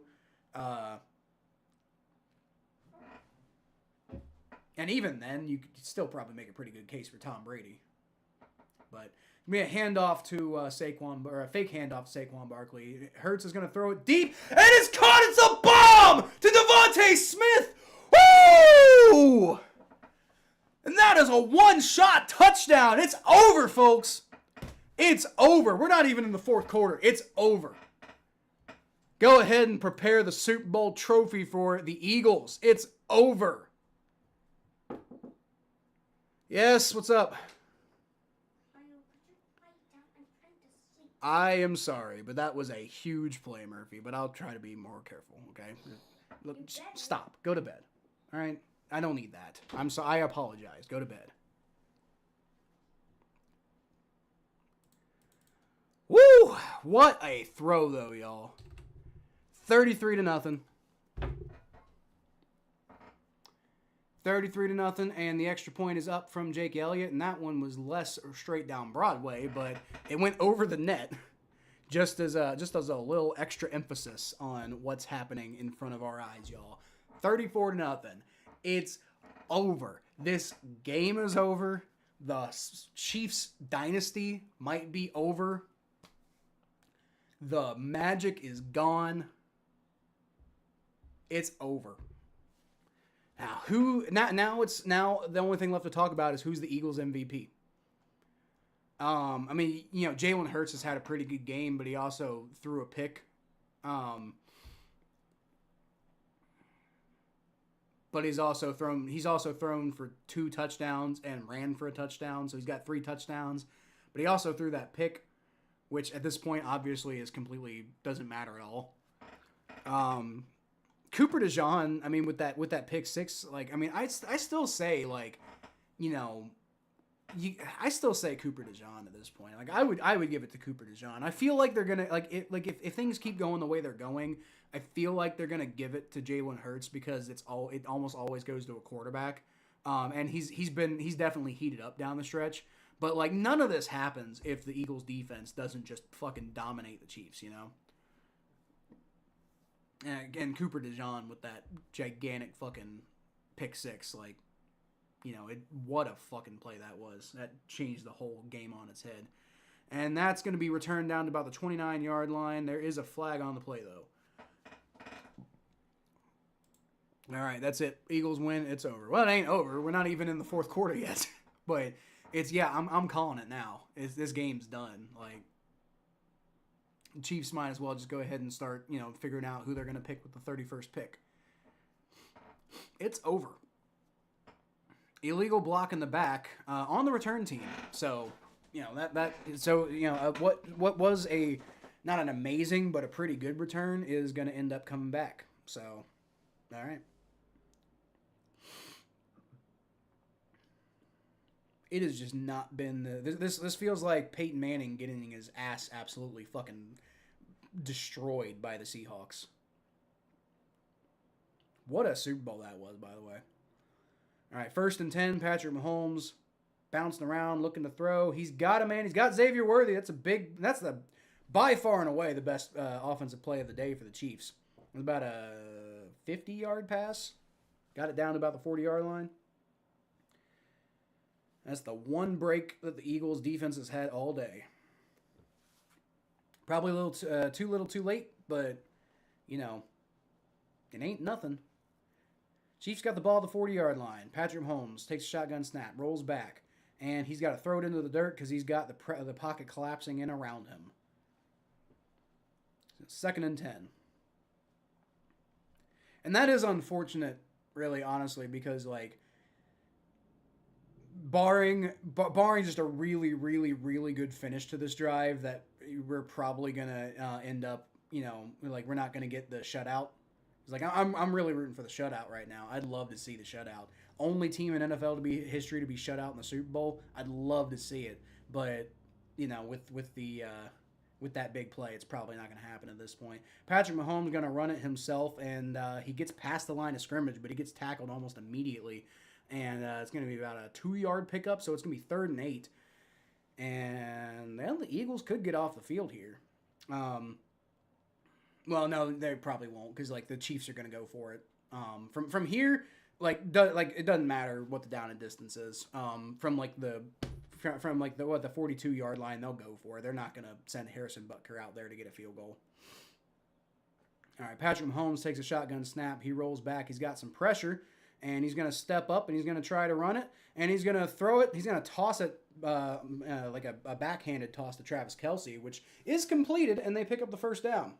So drive stays alive, and that's got him in field goal range.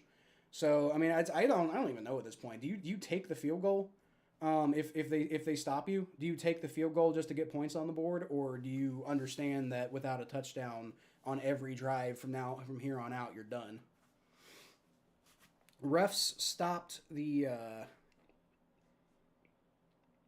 refs stopped the play. I'm not sure what's going on there. This may be the worst Super Bowl scoreboard in NFL history. It's just awful. I wish they did not bring this. I'm having fun. I mean, I get it. It's definitely like blowouts are not the most exciting thing to watch of all time, especially when a team like the Chiefs clearly didn't deserve to be here. Like, obviously, the Chiefs were not the best AFC team this year. Like, you know, I mean, I guess they were technically, but like, I mean, the way they won a lot of their games, like, this is what you get, honestly, when you win with black magic. All right, Patrick Mahomes going to throw, and it's caught for a touchdown. Wow. All right, Xavier Worthy. Patrick Mahomes extending that play to the last second, and manages to get it to Xavier Worthy, and the Chiefs are on the board. So no more shutout. That's unfortunate. That sucks, but that's okay. Scoreboard graphic.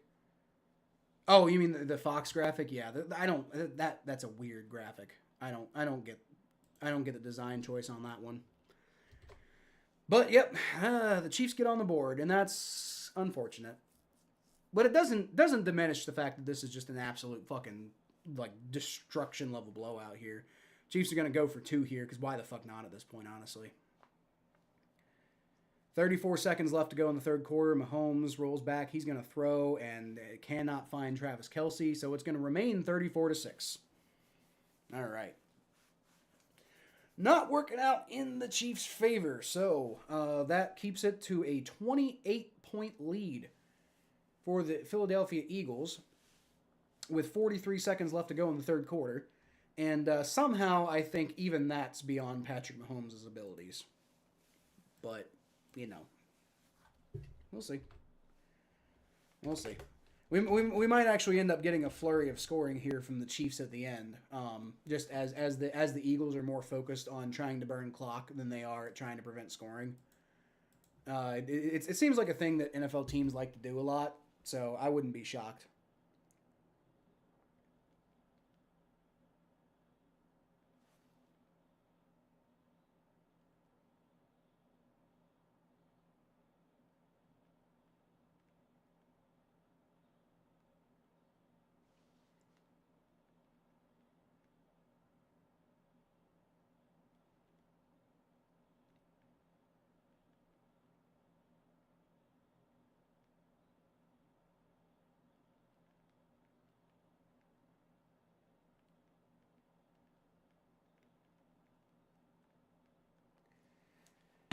My buddy Aaron was like, you know, if the Eagles blow this shit, then let's see, what exactly did he say? He said, if the Eagles blow this shit, there is no God.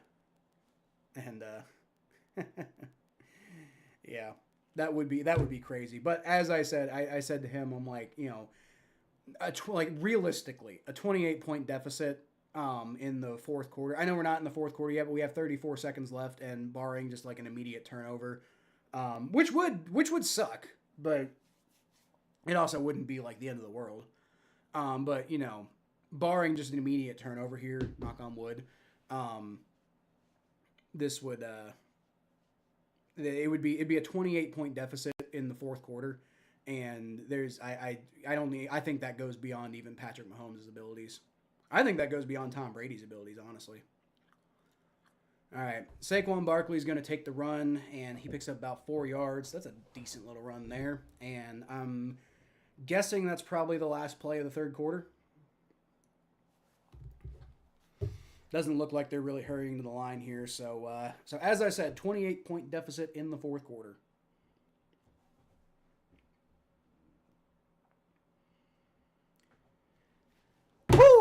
This has been a cathartic game. You know, it's unfortunate that we had to watch the Chiefs in the Super Bowl yet again. but at least we got to watch them get blown out. That's been nice.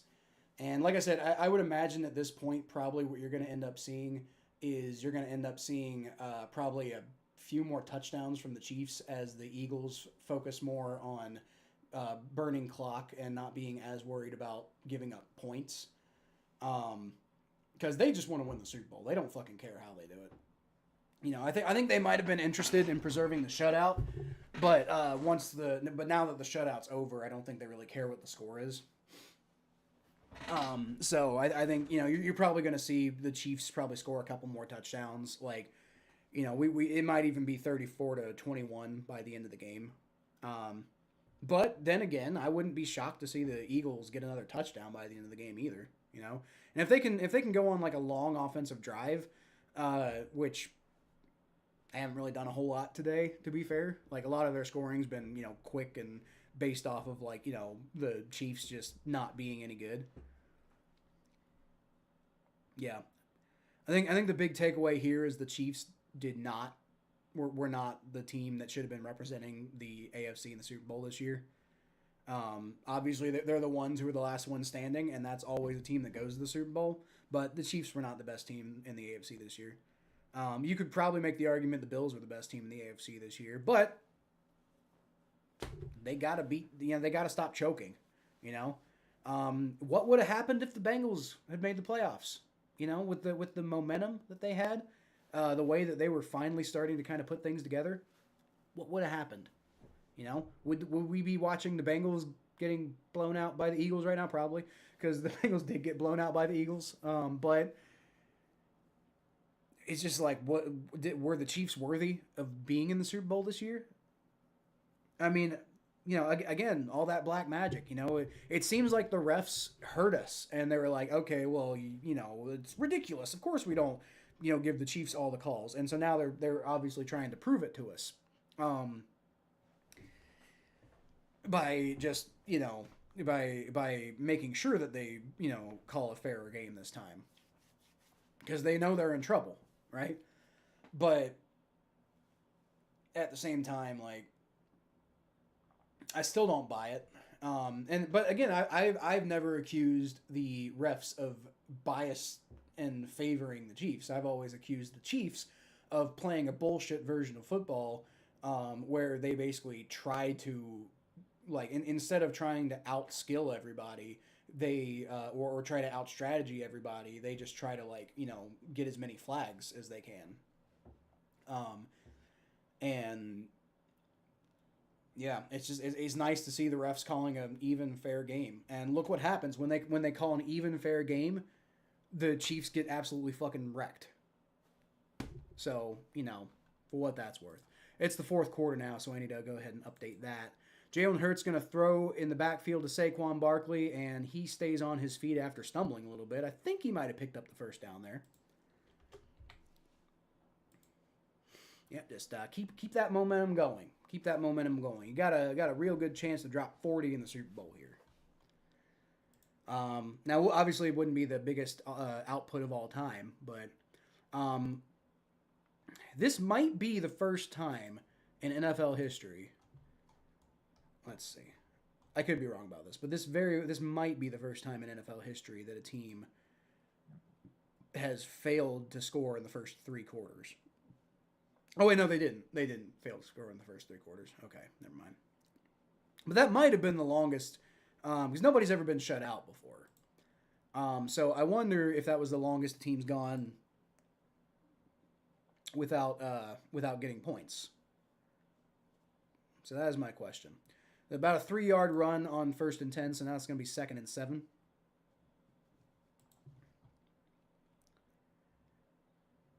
Well, no, okay, I guess Washington in Super Bowl 7 failed to score until the fourth quarter at all.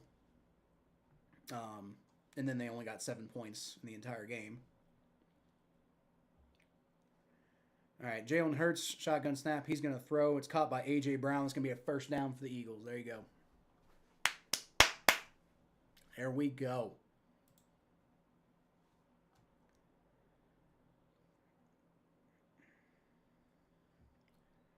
The Chiefs did something similar to the Vikings in Super Bowl IV, where they only let the Vikings get a single touchdown, and that was in the third quarter. But I don't know where in the third quarter. So that's part of it. Like, for the Chiefs, that was like the tail end of the third quarter. It was basically almost the fourth quarter. I was hoping for the shutout, but it's okay. Saquon Barkley, I don't even think quite manages to get back to the line on that one. Loses about a half a yard. Not going great for him. But despite the fact that the Chiefs did what they should have done on defense. The Chiefs did exactly what they needed to do, and that is make sure that they put a game plan together that's going to make sure that Saquon Barkley doesn't beat them. And it didn't matter because they didn't do enough on offense, and the Eagles defense just fucking wrecked house today. And just set the Eagles offense up with. That's part of why I say I don't want Jalen Hurts to be MVP, right? I mean, yeah, he's gotten a lot of touchdowns, but and when there, he's going to run for a first down there, so that's pretty good. Yeah, Jalen Hurts had a pretty good game, but pretty much all of Jalen Hurts' success today has been set up by the defense just playing even better.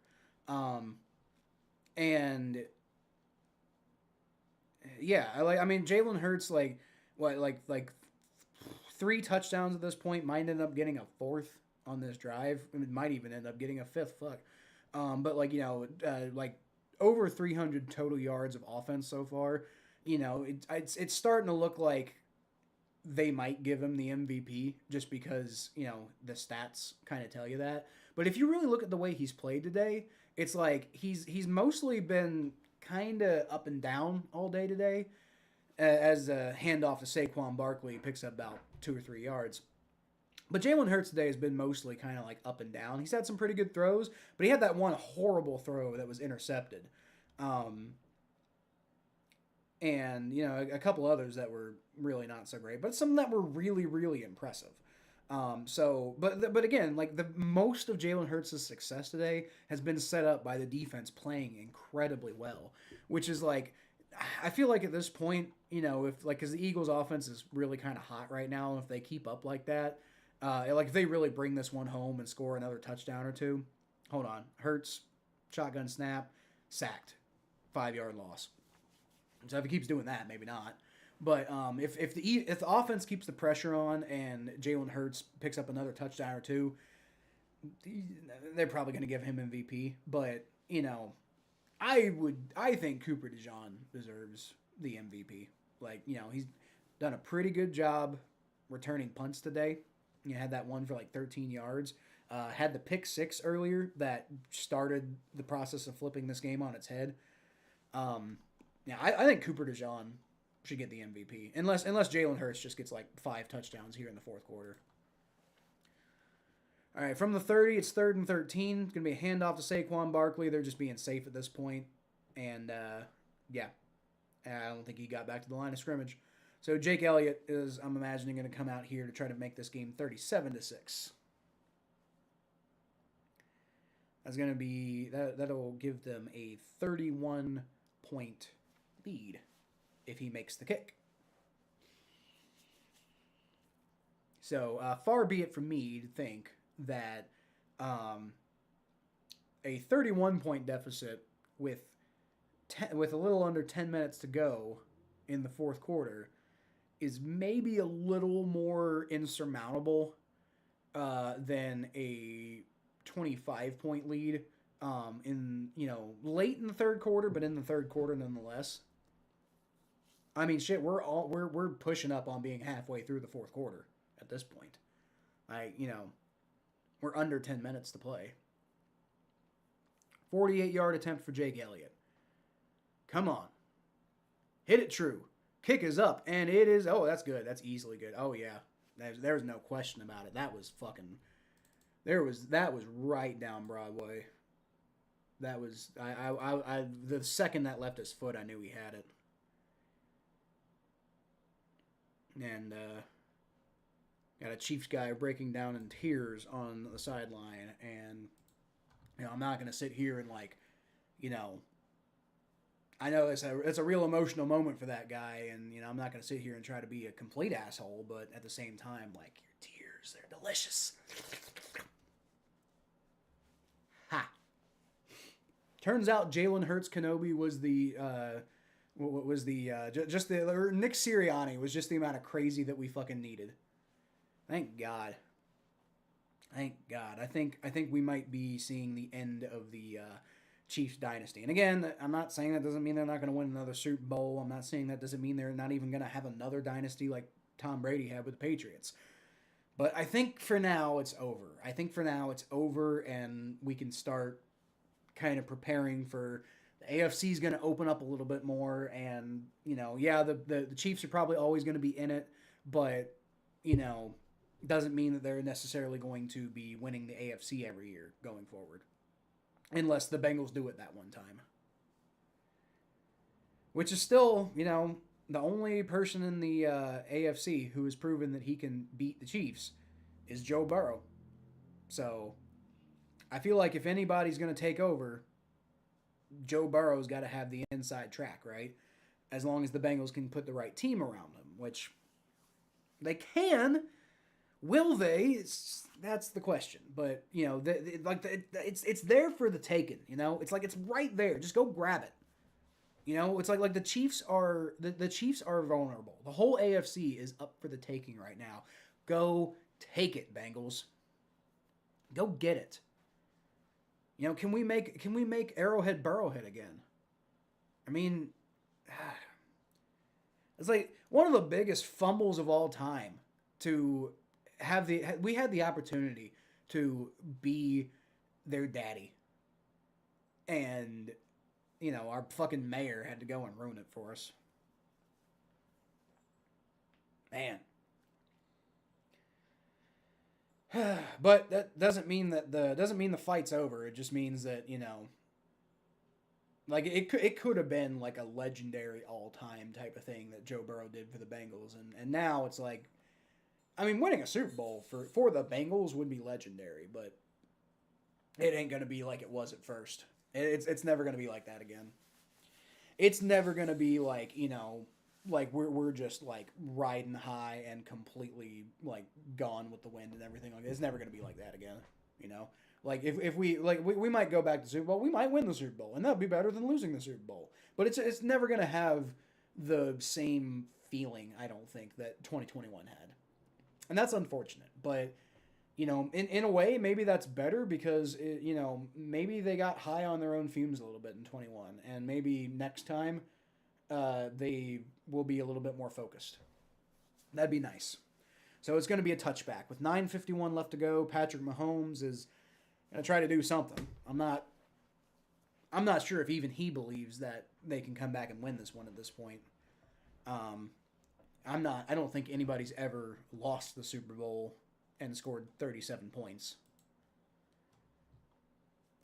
Actually, now that I'm actually kind of curious, what's the highest scoring loser of the Super Bowl of all time? Patrick Mahomes takes a shotgun snap and he gets hit and he fumbles the ball and the Eagles recover it. Holy shit. Game. It's over. It's over. And the Eagles got it deep in territory. I mean, it's about to be a 40-point football game, It's over, y'all. It's done. Wrap it up. Tie it in a bow. Patrick Mahomes has been defeated. The bad man is no longer he's not Thanos anymore, Like, yeah, he's still really good. We're still gonna have to contend with him, and he's probably gonna win another Super Bowl at some point. But it's like, you don't have to worry about like he's just unbeatable and the Chiefs just have this black magic that can't be overcome. Like, they can be beaten. There's a flag on the play. Hold on. Against the Eagles. And I think it was after the play though. Yeah, because they're still celebrating. I think they call on like taunting or something. Which is the stupidest thing.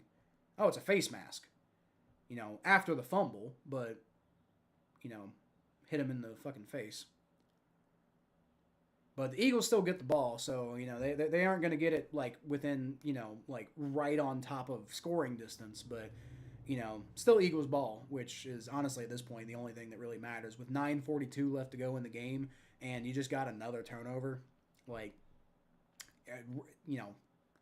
book it home. Go ahead, start planning the parade now. It's over, like it's over, y'all.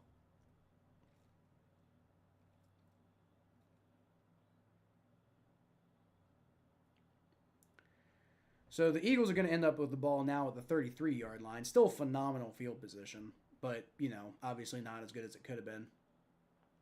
Jalen Hurts going to hand the ball off to Saquon Barkley, and there's a pretty good run for him. Picks up about 7 yards after cutting through the first level. There you go.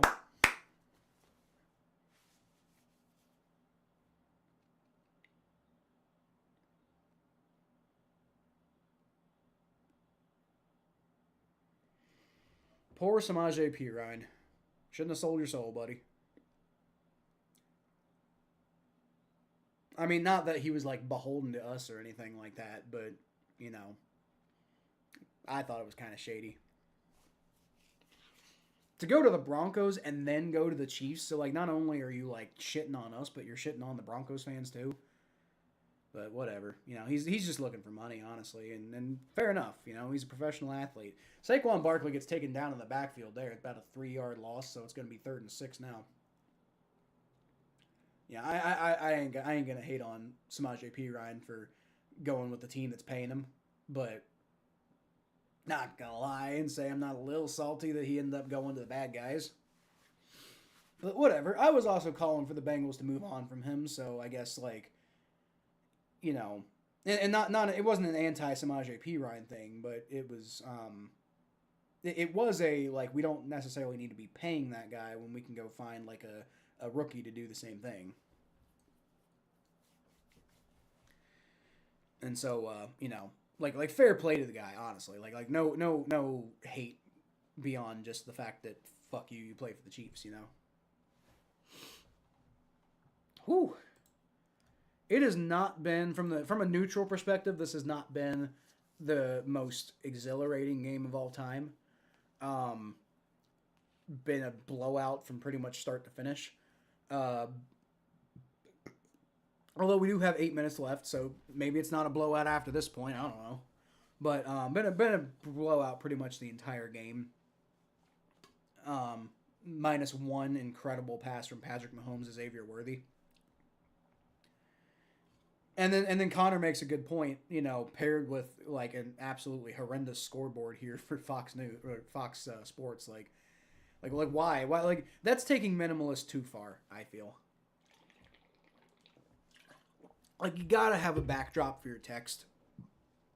I say as a design student, you gotta have a backdrop of some sort for your text. It just looks weird when it's just like pasted over the fucking. Like pasted over the field like that, and it's like kind of contrasting there with the numbers on the field, and I don't like that. Be another handoff to Saquon Barkley, barely gets back to the line of scrimmage, and the Eagles gonna take the field goal here now. I think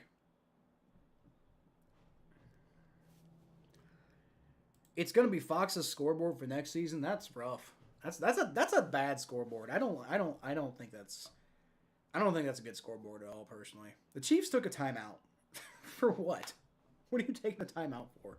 I mean, honestly, it's the Super Bowl, so, like, there's no, like, pack it in, we'll get him next week type of thing. Like, this is it. So, I mean, I guess I get it. You're in the Super Bowl, you might as well give it, leave everything out on the field, and then at least you can say you left everything out on the field, even if you get, absolutely fucking wrecked. So, I mean, I get taking the time out, but it's also kind of funny. It's like, what are you guys going to do? Like, barring a miss here from Jake Elliott, about to be, the Eagles are about to have 40. And you haven't even hit 10 yet. And, no, that one's another fucking perfect, beautiful kick by Jake Elliott, who once again could have been a Bengal. Was a Bengal. Briefly. Oh, no, there's a flag. So, not yet. 37. false start by Jordan Mailata, so they're going to have to re-kick now from 50, I think, right? 50-yard kick now.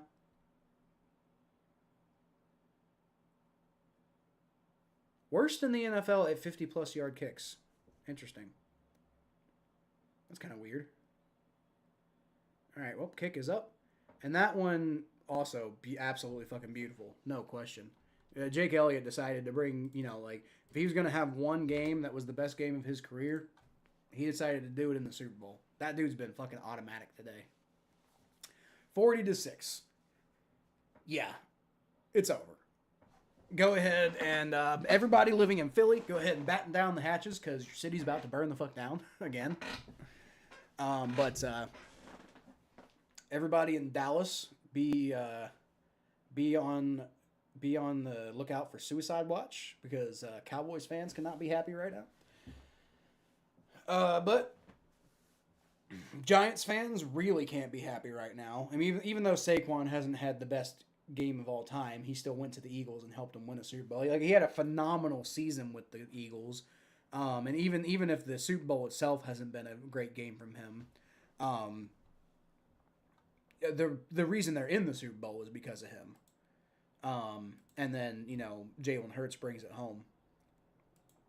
Saquon Barkley, he's been held to 20. He's been held to 57 yards rushing today. And it doesn't even feel like he's had that much. It's actually he's had 25 carries. That's part of it. But that means he's averaging just over 2 yards a carry. That's crazy. But they just decided they weren't gonna they even if the run wasn't working, they weren't gonna give up on it, which is fair enough. I mean, if the offense as a whole is doing well, you keep trying to run the ball at the very least. The Cowboys fans can't call Dak better than Jalen Hurts. What are they ever going to do? Who the fuck ever has said that Dak is better than Jalen Hurts? Maybe at one point, I think there's a lot of people who would have considered Dak to potentially be a top 10 quarterback. Maybe. And as a hard maybe. But Jalen Hurts, pretty much every year except maybe his rookie year. Well, not his rookie year because his rookie year he didn't play, but his first year playing, but it wasn't that great. But every year after that, Jalen Hurts has been a top 5 quarterback.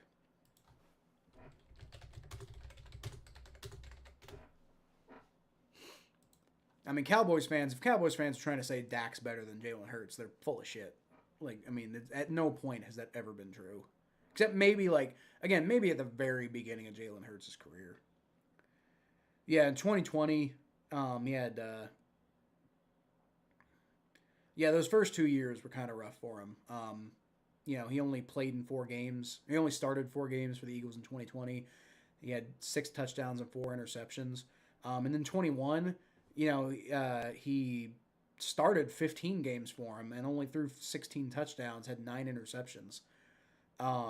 It started out looking like he wasn't going to be all that impressive. But, over these last 3 years, he's been, a top 5 quarterback every year.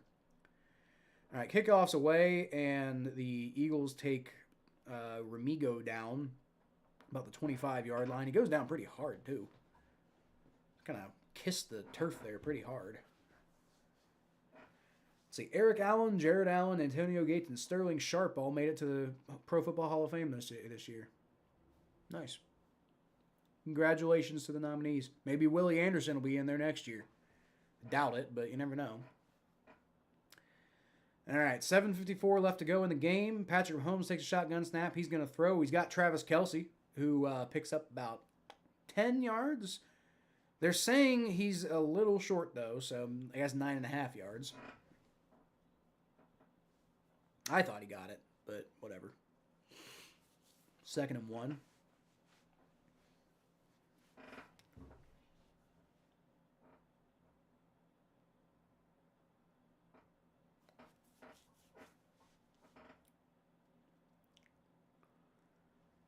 All right.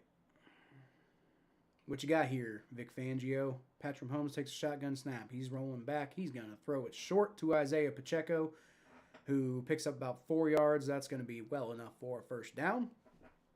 Chiefs keep that ball moving, but the clock keeps moving, which is really, I think, all the Eagles care about at this point. Just like get off the field and, let's get to the confetti. That's what the Eagles are thinking at this point. It's 40-6. Let's just get to the damn confetti at this point. I mean, the Chiefs, you got to keep fighting hard because, like, how would you ever sleep at night if you just, like, gave up before the Super Bowl was over? Travis Kelce getting a lot of catches now, and, I mean, he's putting his body out there, but that's another thing. I think Travis Kelce is about done being one of the best tight ends in the NFL because he didn't have the best year this year, and he's getting a little older, and, a little older. He's 35. Holy shit. I didn't realize he was that old.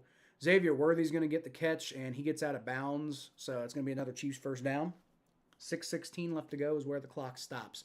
But yeah, Travis Kelce, 35 years old, was not the same Travis Kelce this year as he was previously. Plus, he's got he seems to be in a real serious relationship with Taylor Swift at this point, and I think he might be moving ahead into the family man stage of his life.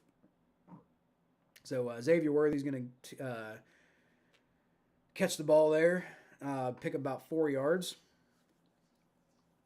So yeah, I think Travis Kelce's done being like a top tier tight end. He'll probably still be the starter next year, but I don't know if he's going to be the starter much longer there. Whenever his contract's up next, he's probably not going to get re-signed, I'm guessing. Patrick Mahomes takes a shotgun snap, rolls back, and he throws to literally fucking nobody.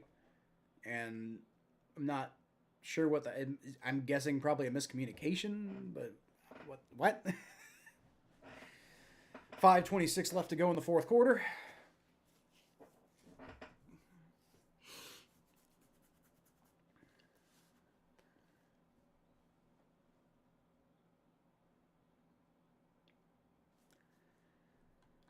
Not the best game from anybody on the Chiefs today. I think you could argue that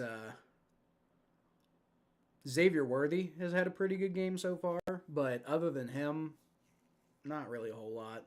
I think it's going to be offsides on the Eagles on that play, and that's unfortunate because it is intercepted. Patrick Mahomes is intercepted pretty strongly on that play, and it's going to be run to the 40, to the 50, to the 40, and he's loose, but nobody's paying attention because I think they all know that it's coming back. But I do think it was offsides on the Eagles, and it's run back for a touchdown. But again, I think everybody knows that was offsides on the Eagles.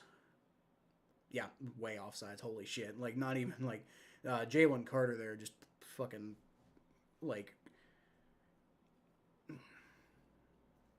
I think he might have. I think he might have started on that play at the last Super Bowl. I think he jumped, back when George W. Bush was president. I think that might have been when Jalen Carter went on that play. That was way offsides. Way offsides.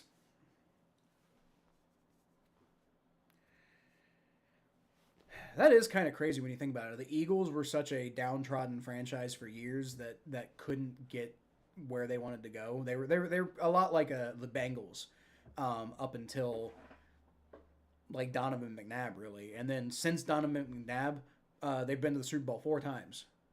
Like, isn't that weird to think about? Like, they don't seem like they're one of the dominant teams in the NFL, but this is their 4th Super Bowl trip.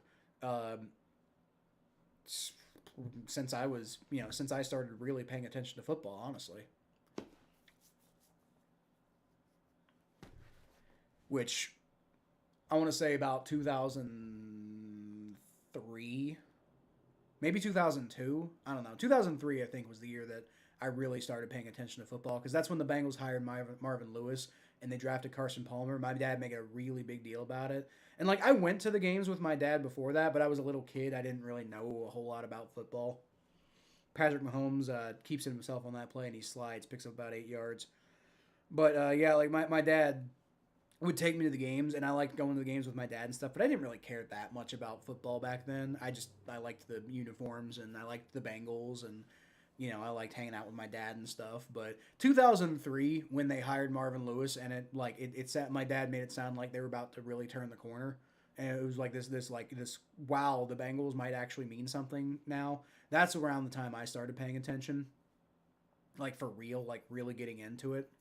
Patrick Mahomes throws to Mitchell as he's hit, but completes it, and they get a first down, get out of bounds, which is what they want. So, a little surprised Zach Bond didn't get flagged for roughing the passer on that play because it's Patrick fucking Mahomes, but probably because it's 40-6 and the refs just don't care anymore, and also probably because they don't want people to think that they favor the Chiefs, which again, I have never said that they do. I have said that they are not vigilant enough against the Chiefs manipulating them. Xavier Worthy's going to get another catch and gets it down to about the 4-yard line. Tries to do some fancy footwork there and get past the Eagles defenders for a touchdown, but can't quite pull it off.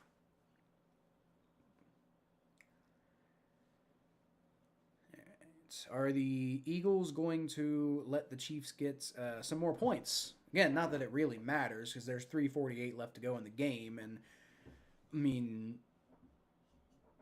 what are you going to be down like 27 points, like, and you're not going to get that done in 3 minutes. Wide open is Marquise Brown. Like, there wasn't even anybody over there. I think it was an all-out blitz, but there is a flag on the play though, so it looks like the Chiefs aren't happy, so might be coming back. Holding, maybe?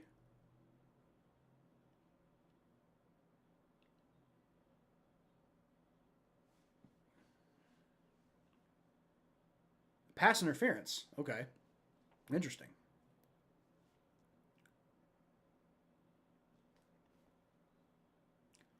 Pass interference on Juju Smith-Schuster.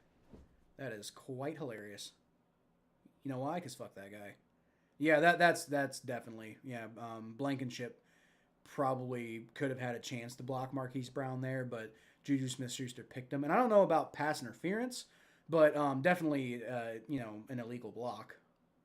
Patrick Mahomes is going to try to run it himself, and he's going to slide and gets it down to about the 5-yard line after all that. So it's going to be, about the 7-yard line. Okay, so it's going to be 2nd and 6, I think, and with about 7 to go because they could get a first down theoretically.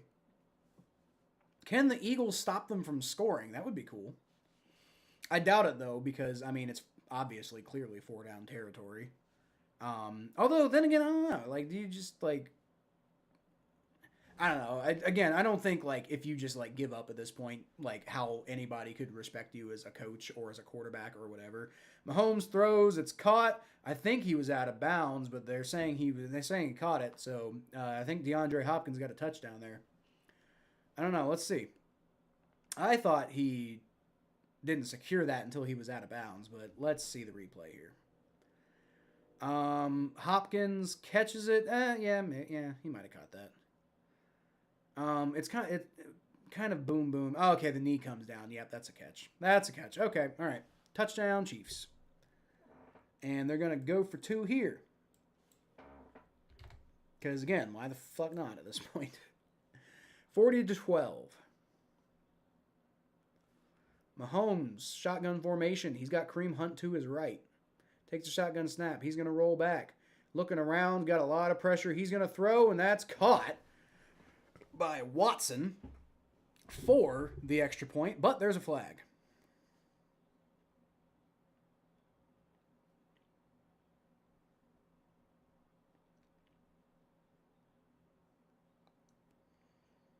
Andy Reid seems to be ignoring it, so I'm guessing it's on the Eagles.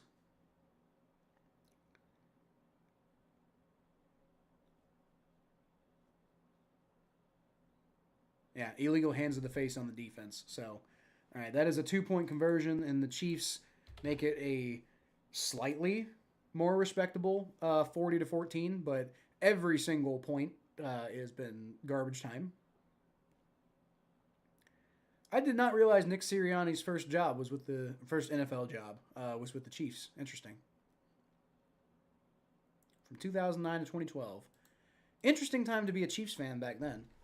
There were real Chiefs fans back then.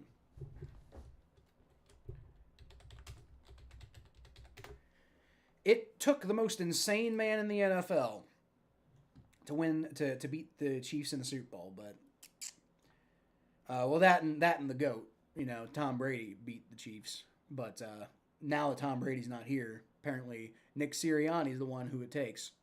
In the AFC, the only person who can beat him is Joe Burrow, but in the whole NFL, I guess it's Nick Sirianni and Jalen Hurts. Jalen Hurts had a good game. I think Nick Sirianni should be like the MVP, or maybe Kellen Moore. Like, it feels like a coach, because like nobody on the Eagles has really had, like, despite the fact that it's 40-14, it's like it's really not one single player who's really had like a phenomenal game, right? Like Jalen Hurts has had a pretty good game, but it's 2 touchdowns, 1 interception, and then obviously the one rushing push touchdown. It's onside kick, and that was touched. I think the Eagles recovered it anyway, but that was touched by a Chiefs player before it crossed the 10 yards. But it doesn't matter because the Eagles recovered it. Yeah, it's like Devontae Smith was their top receiver, but he only 69 yards and a touchdown. Jalen Hurts was their top rusher for 72 yards and a touchdown. Saquon Barkley hadn't done hardly anything today. Jalen Hurts easily their best offensive player today. But I would argue that it was the defense that really is the reason that the Eagles won this game. And, Cooper DeJean is the one who made the biggest impact. With that pick 6 on Patrick Mahomes earlier. What was that? Like, that was like the second quarter. The Eagles were up 10-0, but that pick 6 took this game from the Eagles having a good start, which don't forget they did 2 years ago. They had a good start against the Chiefs and then lost. But that pick 6 by Cooper DeJean took this from a good start by the Eagles to a blowout by the Eagles.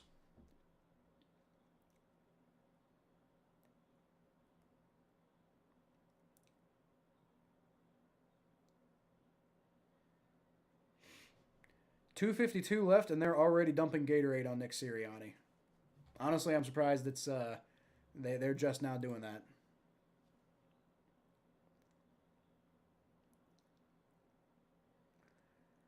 All right, Barkley takes the handoff. No, that's Kenneth Gainwell, actually. He picks about 5 yards. But yeah, I would argue Cooper DeJean should get the MVP today. Because, again, Jalen Hurts has been pretty good, but he hasn't been perfect. And there's been, it's like the Eagles' offense has been good today, but a lot of the reason that they've scored so much is because of the Eagles' defense. Like, the Eagles' defense is the better of the 2 units today, I think. And therefore, I think the MVP should go to a defensive player for that reason. And Cooper DeJean has definitely made the biggest impact of everybody. Zach Bond has done well too, but he didn't. His turnover wasn't as pivotal, and his turnover also didn't go for a touchdown. And I think it ended up resulting in a field goal anyway. So, I mean, a handoff to Kenneth Gainwell for basically nothing. Might have gotten a yard. Bills fans and Bengals fans are crying at home. It should have been them getting blown out by the Eagles. Yeah, we probably would have got blown out by because we did get blown out by the Eagles earlier this year. I forget what the actual score was, but yeah, we got trounced by the Eagles earlier this year. Bills have nothing to cry about. The Bills had their opportunity and they fucking missed it. And honestly, we don't either. We if we hadn't just fucked around. Oh my God, they got Kenny Pickett in there. Just give the Steelers fans a little something to give them a little bit of pride, right? Seeing Kenny Pickett in the Super Bowl.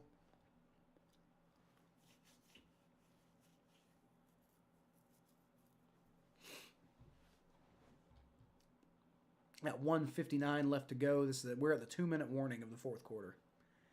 So my prediction was a 20-16 victory for Kansas City, and I don't know if you know this, guys, but that's not what happened. Now I will say, if you take away the defensive score by the Eagles, and you take away the really like high tier defensive performance and that set the Eagles offense up for so many points, then I still don't think you're holding the Eagles to 16 points on offense, but it's probably more like a 24-point outing for the Eagles if the defense just doesn't fucking dominate the way they've done today.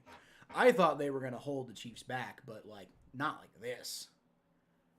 Not like this, man. This is something else. My prediction was 20-16 with the Chiefs winning. And so far, the Chiefs haven't even gotten to the number of points I thought the Eagles were going to get to. That's... Whew.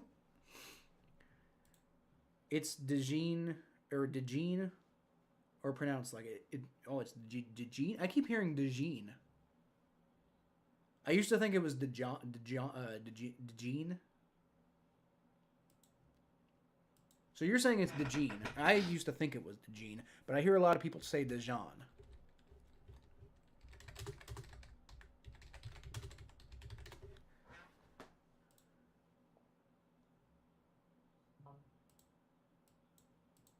PronounceNames.com.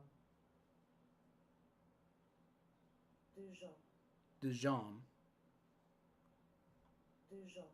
Yeah, it sounds like it's DeJean. Actually, what it sounds like, it says DeJean, which I'm not saying that, but it sounds like it's DeJean.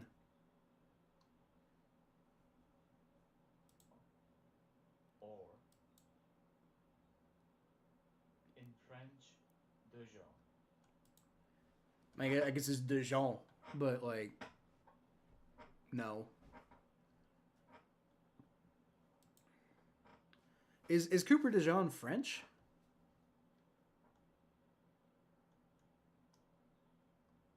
I guess he could be.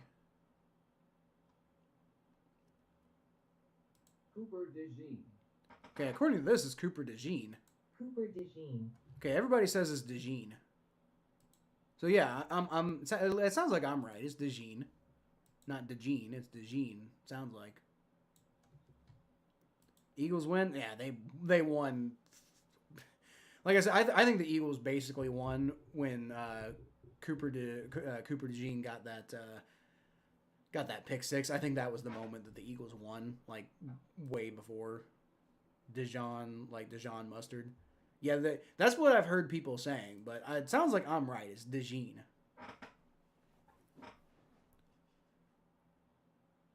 Jalen Hurts going to throw on 4th and 6. No, that wasn't Jalen Hurts. That must have been Kenny Pickett. Why are they going for it on 4th and 6?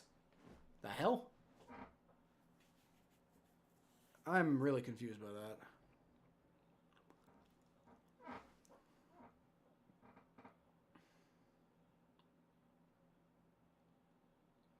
Saquon Barkley gets himself a ring, even though he didn't really hardly do anything to, earn it in the actual game. But if we're talking about a season MVP for the Eagles, it's clearly Saquon Barkley. So I think he's allowed to have an off game, and still get the Super Bowl ring. Patrick Mahomes going to try to throw it deep, and he's got Xavier Worthy for a touchdown. Woo! Wow! Oh wow! What a fucking play! I mean, it's a hollow fucking play because what we got, a minute 30 left in the game, minute 48. What a fucking throw by Patrick Mahomes. He fucking slung it, and he got it in there. Patrick Mahomes is like, hey guys, I'm still really good. Don't forget, just because we're blown out here, and it's over, and there's literally barring the most insane claps you've ever seen in your life, it's over, and fuck it. Mahomes throws on the 2-point conversion attempt, and they finally get one. DeAndre Hopkins brings that one down. Theoretically, right now, it could be 40-26, and with 148 left to go, would that be 14 points? I mean, it could be done. Patrick Mahomes could come back from a 14-point deficit, but right now it's 40-22, and that's an 18-point deficit, and there's no way they're coming back from that with 148 left to go. I mean, shit. The Chiefs have no timeouts left. The Eagles are just gonna get the ball and they're gonna run and they're gonna like whittle the clock down. Like if the Chiefs had all of their timeouts, then maybe, but they don't. Well, okay, not with 18. With 14, they could have done it with 14 if they had their timeouts, but they don't. But 18 and no timeouts, like it's fucking over. Hey Kyle, sorry I was too hyped. Didn't really check online the Chiefs. You're fine, Mikey. You're good. It's all good. Gonna have to figure out a good time to do the show this week. And the Eagles recover the second onside kick. I need an Eagles touchdown. Hey, you're probably not gonna get one, Mark. Probably not gonna get one. Grant Calcaterra recovers the onside kick, and if there was any doubt that the Eagles are going to win this game, I think that's pretty much it. Actually, hold on. Yeah, I mean, like honestly, the Eagles like one first down, it's over. So like, you're not getting an Eagles touchdown, Mark. Sorry. They're just going to run the clock out. You're going to hand the ball off to Saquon Barkley, or they might just fucking kneel. Kenny Pickett kneels the ball. And, I mean, this is going to take it down to 15 seconds, right? So, like once they kneel all this clock away, 15 seconds. I'm guessing they're just going to have Kenny Pickett, like, take the snap and then run around for a while and try to, like, kill the clock or something. Oh, Patrick Mahomes is sad. Oh, no. So sad. Boo-hoo. Fuck you. I've been sick the past 3 days, but I was still shouting like 1,000%. Dude, I woke my son up earlier when Jalen Hurts got that touchdown pass to Kenny Pickett kneels again. When Jalen Hurts got that touchdown pass to who was it?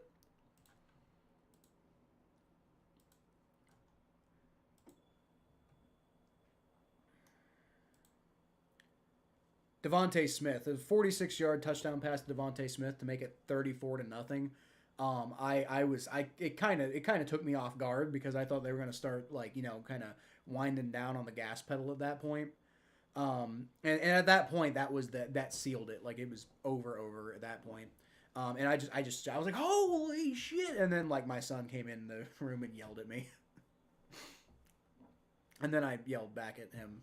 I didn't yell, but I very firmly was like, okay, I'm sorry, but I apologize. So you need to, like, let it go. Sorry, big game. But anyway, yeah, that's the fine. I guess they just knelt the rest of the clock away. Maybe I was doing my math wrong, but there it is: 2 seconds, 1 second, 0 seconds, and that's the Super Bowl. The Eagles are your Super Bowl champions. The Chiefs got absolutely butt fucked, and the 22 points that they did score is kind of a mirage. There's 22 points that they scored almost entirely. Entirely within the last 18 minutes of the game. And it was all garbage time. 100% of it was garbage time. The Eagles got out to a 34-0 lead before the Chiefs scored any points. So at no point, it looks closer than it really was. It looks like it was a 18-point ball game. No, it was a 34-point ball game. And then the Eagles just decided to change the way they were going to handle the rest of the game. So, yeah. Maybe the dynasty's over. I think the dynasty is over. Obviously the Chiefs could come back and win it next year, but I think the mystique is gone. I think the magic's gone. I think, this is proof that when the refs actually call a fair fucking game, the Chiefs suck, honestly.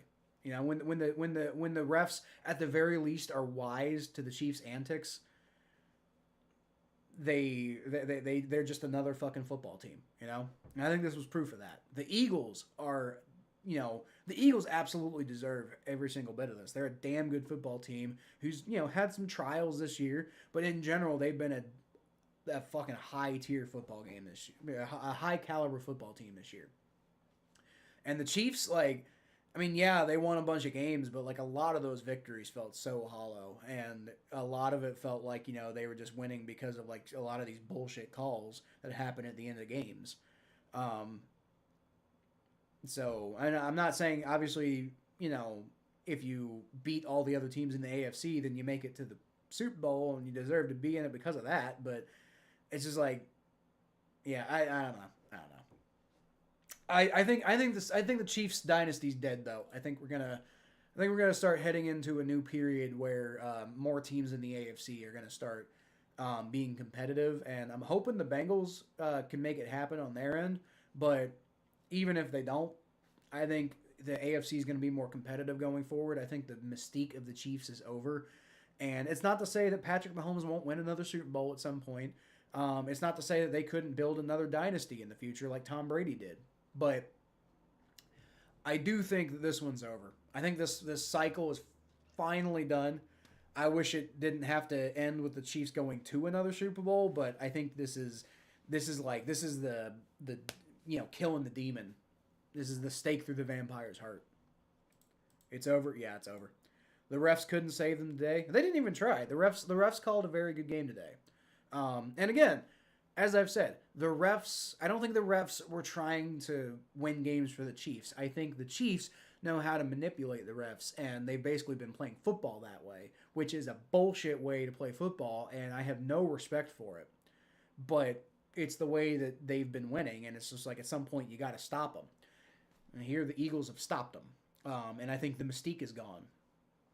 So I think that's also been part of it.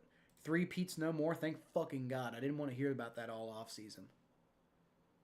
I didn't want to hear about that shit all off season. It's over. It's fucking over. And again, I'm not saying the Chiefs won't be, you know, in the mix every year like the Patriots were in the middle of Tom Brady's career, but I think the dynasty's over. I think the dynasty's over, and we can finally move on. I'm sure Scooter is happy. I don't think Scooter's happy. You all did that after we lost to Philly, but we came back. Took us 10 years, but managed to get another Lombardi too. Actually, yeah. Sorry, 3. Yeah, I know, Richard. That's what I'm saying. The Chiefs totally could build another dynasty. The Chiefs totally could build another dynasty at some point, but I think this one's over, is what I'm saying. Like, the Patriots, one of the remarkable things about Tom Brady's career is that, and I was saying this earlier, one of the remarkable things about Tom Brady's career is that he had 2 dynasties with the same team. Like, there was one from 2001 to 2004. That was a dynasty. And then they like, you know, they went, what was it? Fucking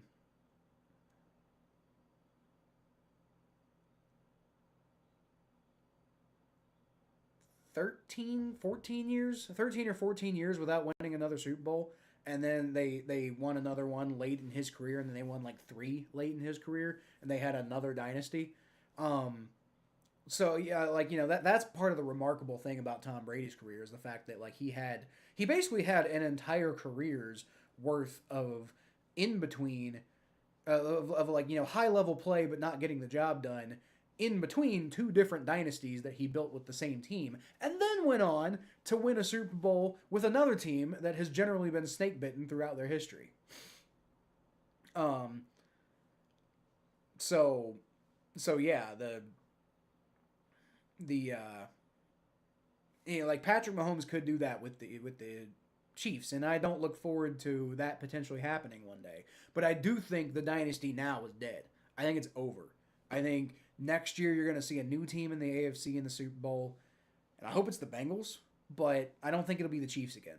And I don't think it'll be the Chiefs for a while. I think we've probably got a decent amount of time before the Chiefs get back to where they're at, because, I mean, think about it. A lot of these guys are getting older. Travis Kelce's 35, and he's clearly over the hill. He was a big part of that Chiefs dynasty that was going on before.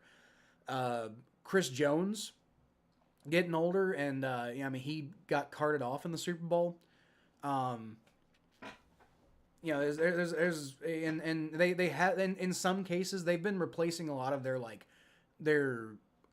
wide receiver talent and stuff like that, but they haven't been replacing their offensive line talent as well as they used to. They a lot of the more lesser thought about positions the Chiefs have not been replacing with the efficiency that they're replacing the skill positions. So, and they really just haven't valued running back much at all. They drafted Clyde Edwards-Helaire in the first round, but he didn't work out. And they really, other than him, they haven't done much as far as valuing the running back position. So, it's just they put a lot of resources into wide receiver, and they haven't needed to do as much with tight end because Travis Kelce's been so dominant. But I think Travis Kelce has reached the end of his pretty much the end of his career. I'm not saying he won't play going forward, but I don't think he's going to be at the same level that he used to be. He's 35. He definitely wasn't as good this year as he used to be. And I don't even know when his contract is up, but I don't think he'll get another contract with the Chiefs. His contract is up after next year, and he'll be honestly, he might retire after next year, honestly. I think he might try to run it back one more time with the Chiefs, and then when he fails to do so, I think I think you're going to see this version of the Chiefs is not going to be able to keep everything together as much anymore. So dynasty's over. I think it's over. I wouldn't even be shocked if I'd be pretty surprised if they missed the playoffs next year, but I wouldn't be shocked if in 2 years they didn't make the playoffs. I'm not predicting that to happen. I'm saying I wouldn't be shocked. It was Rams, Carolina, and lost to Phillip. What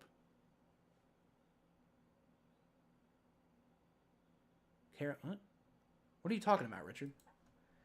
Came back in 2015, 2016, 2019 against LA again. Yeah. Okay, you're right, 2015. So it was 11 years in between Super Bowl wins for Tom Brady, which, still managed to get 7 Super Bowls out of an 11-year gap of not winning a Super Bowl, which is crazy to me. And he was in 2 Super Bowls, but the dynasty was dead. You can't go 11 years and have a living of not winning a Super Bowl and having a living dynasty. That's just not how that works. They were dominant. They were a big player in the AFC, but in 11 years they only won the AFC twice, so they definitely weren't the only team that mattered. In that time, in that in between time, the Steelers won the AFC as much as the Patriots did. So you could argue that the Steelers were just as good of a team as the Patriots were in that in-between time. Andy Reid will retire next year too. That's possible. That's also possible. He's pretty fucking old. I do think it's over. Yeah, he's 66. I wouldn't be shocked to see Andy Reid retire. Yeah, the Chiefs dynasty's over. It's done. It's finished. Again, I'm not saying they can't build another one again at some point, but this iteration of the Chiefs is over, and it's clearly over too. They were honestly, it was kind of bullshit that they made it to the Super Bowl anyway, and now they're just gonna go back to being another team in the AFC. Another probably pretty good team. They're probably gonna still win the AFC West a lot, but I could see them losing in the first round multiple times. He said he wasn't going to retire this year, but he might.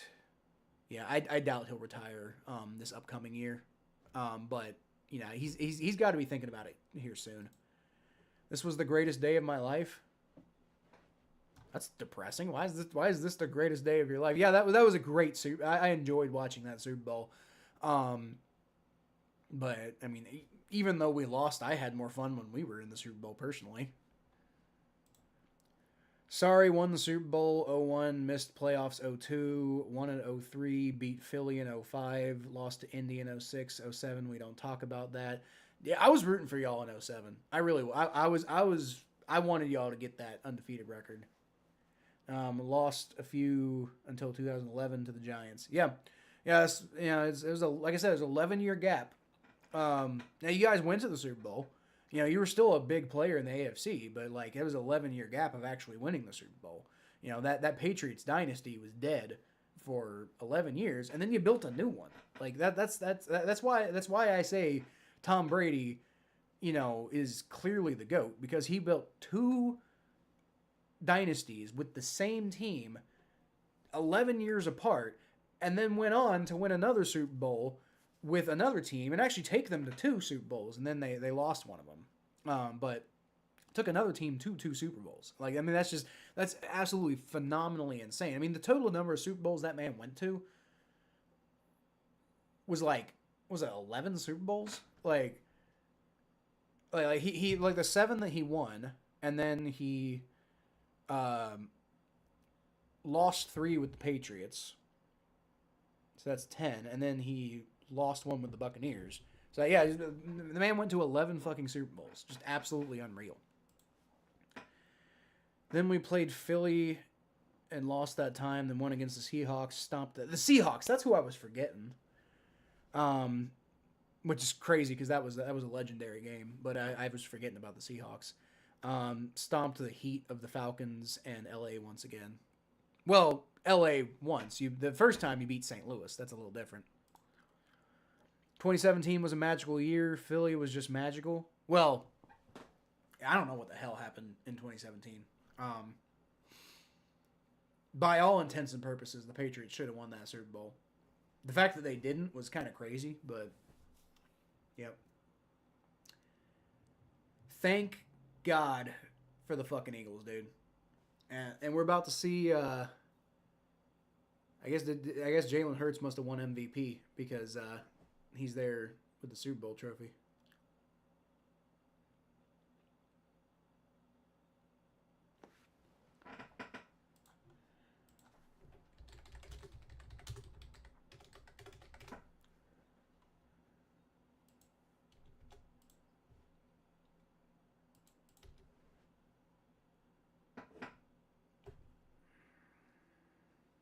All right, and there's this. There is the Eagles owner lifting up the Super Bowl trophy. How very nice for him, and very nice for Eagles fans. Maybe one day that'll be the Bengals. That'll be nice. But at least right now it's not the Chiefs. There's old Terry Bradshaw there. God, I hate him. Plot twist: I'm actually an Eagles fan. Oh, are you? Well then, okay, then yeah, that's the greatest day of your life. Although, like, I mean, the Eagles, were you not watching football when they won when they beat the Patriots like 7 years ago, 8 years ago, something like that? If you're an Eagles fan, then hell yeah. I finally got a reason to buy that Eagles jersey I bought a year ago. Oh wait, are you an Eagles fan or are you a Bengals fan? I'm confused. Well, Patriots are 8 for 11, I think, including the 85 Bears and 96 against Favre. Yeah, that's right.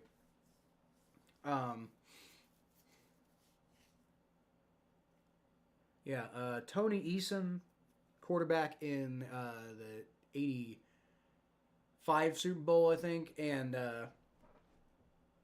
then Drew Bledsoe against Brett Favre in 97. Or was it 98? I think it was 97, right? Oh, you're an Eagles fan until tomorrow? Okay, fair enough. Yeah, well, I'm an Eagles fan until, I guess, now. I'm not an Eagles fan anymore because I don't need to root for them anymore. Nothing against the Eagles. It's just not, I don't care about the Eagles. My sister lives in Philly, and, her girlfriend is a Philly native, so good for them, I guess, right? batten down the hatches.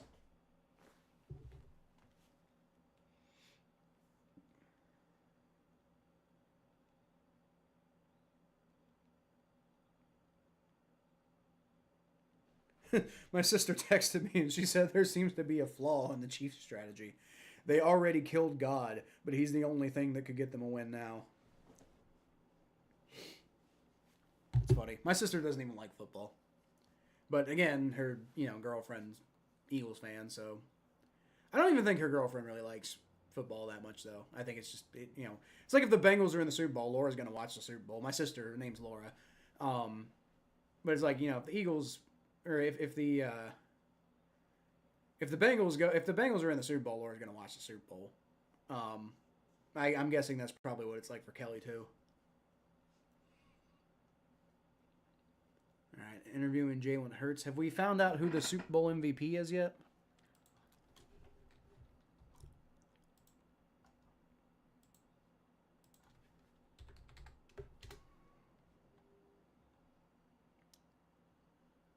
Jalen Hurts is the Super Bowl MVP. I don't know. I feel like Cooper DeJean should get it.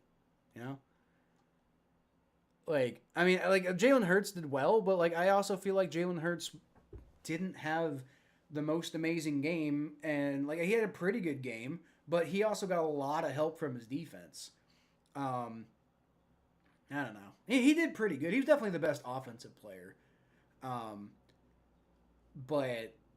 I don't know. I feel like Cooper DeJean is the MVP.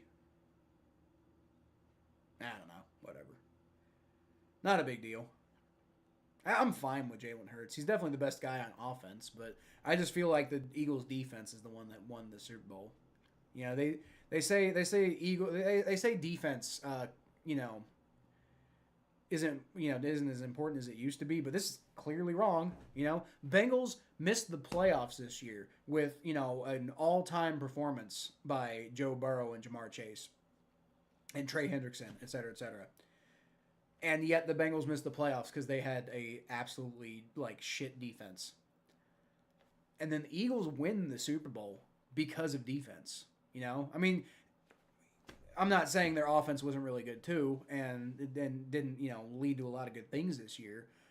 And their offense was obviously good enough in the Super Bowl, but it was really the defense that won this game for the Eagles. So, for what that's worth, MVP should go to the entire defense. It should go to Vic Fangio. Honestly, Vic Fangio should be the MVP, but can't give it to a coach, I guess.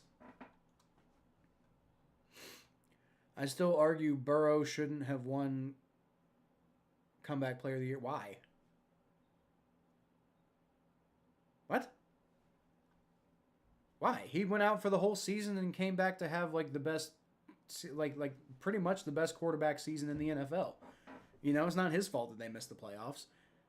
Like, I mean, I get not winning MVP because, like, if your team doesn't have success, how valuable can you really be? But Comeback Player of the Year? Absolutely, Joe Burrow deserved Comeback Player of the Year. Stafford over... Why Stafford? Like, what did Stafford do that Joe Burrow didn't do? Joe Burrow had a better season than Stafford.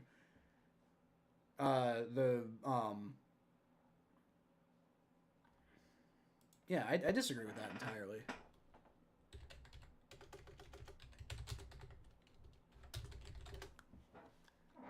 Like, I mean, Matt Stafford, does a lot of really cool things, and I get the Rams went to the playoffs, but again, I don't think that has anything to do with Comeback Player of the Year. It's an individual award for individual people. Who should have won MVP? You think Joe Burrow should have won an MVP? I think there's a good argument for it. But I also don't have any problem with Josh Allen winning MVP. Particularly because it's a regular season award. If you take everything into account, Josh Allen at the end of the day is a choke artist, but he doesn't tend to choke that much until you get to the playoffs. And the playoffs don't go into MVP voting. So, nah, I don't mind Josh Allen winning it. I would have been pissed if it was like Patrick Mahomes again or some shit. Or like Lamar Jackson. Like, I didn't think that would have been a good pick either. But like, I don't mind Josh Allen, and I thought Joe. You could make the argument for Joe Burrow, but like, if your team doesn't make the playoffs, how much value are you really adding, right? Like, if the Bengals had made the playoffs, yes, Joe Burrow MVP unquestioned, nothing. There's no question about it. But there were definitely some games that, despite how bad the defense was, the offense had a chance to go win it, and then it didn't get done. So I don't think Joe Burrow was MVP. I think Joe Burrow was awesome, but not an MVP. MVP is such a useless reward. Can't win a Lombardi. Give him Lombardi. Same for Lamar. That's not a useless award. I mean, you could argue any award that's not the Super Bowl trophy. You could argue Comeback Player of the Year is a useless award. It's not the point. You award superlatives for players who had outstanding seasons. Part of the reason you give out awards like that is because players want the accolades, and also from a player perspective, you want an MVP because next time you have a contract come up, you can be like, hey, I'm an MVP, right? So you have to pay me. It means most valuable player, which means pay me value because I bring value, which means you have to give me lots of money.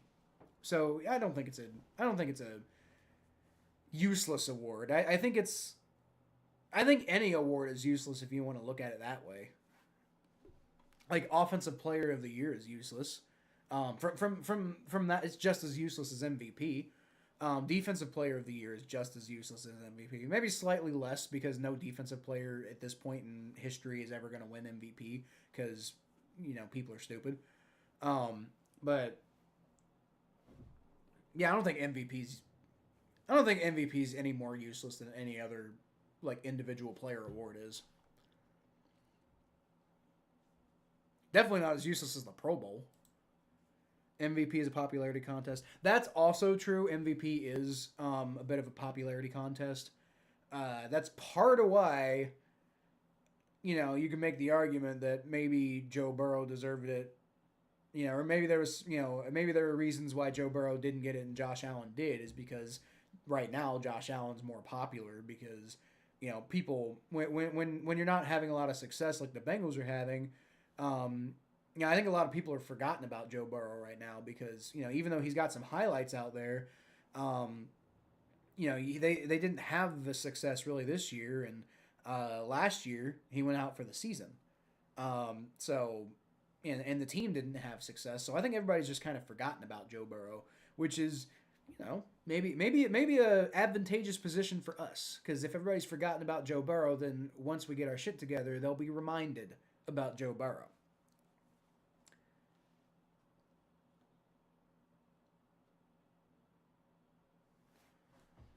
Got Patrick Mahomes announcing that he's going to switch to T-Mobile on this commercial, which is very funny. Ha ha ha ha ha. This is so funny. If it wasn't for the fact that I'm already a T-Mobile customer, I would, and I just like the fact that like I don't pay as much with T-Mobile. I'd be like, this is fucking stupid, and I hate T-Mobile. But, they're fine, I guess. All right, my voice is dying, and I need to get up in the morning. And so, hey, it was a fun Super Bowl. And don't know if I'll be streaming the Super Bowl again next year because I know a couple of y'all showed up here at the end. But,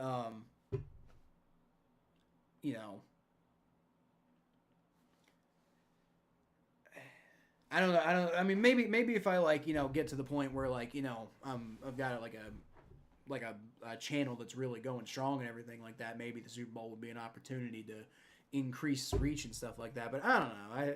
I think I had more fun watching the Super Bowl with my friends. So I don't know if I'll stream the Super Bowl again. I don't know. I'll think about it next year. We'll see. And again, as a reminder, if the Bengals are in the Super Bowl, then no, I'm not streaming the Super Bowl. It's not happening. But if it's not the Bengals, I don't know. Probably not. I probably won't do it again next year. But I wanted to give it a shot this year just in case. And it was fun, but I don't know. I think I would have rather watched it at a bar or something. But anyway, I'm gonna go ahead and head out. Until next year, y'all. We know we definitely know the draft order now. So, yeah. Eagles Super Bowl champions. The Chiefs dynasty is dead, and it feels good. You know, it didn't feel good that it had to end in the Super Bowl, but the dynasty being dead feels good. So, yeah, I'm going to head out.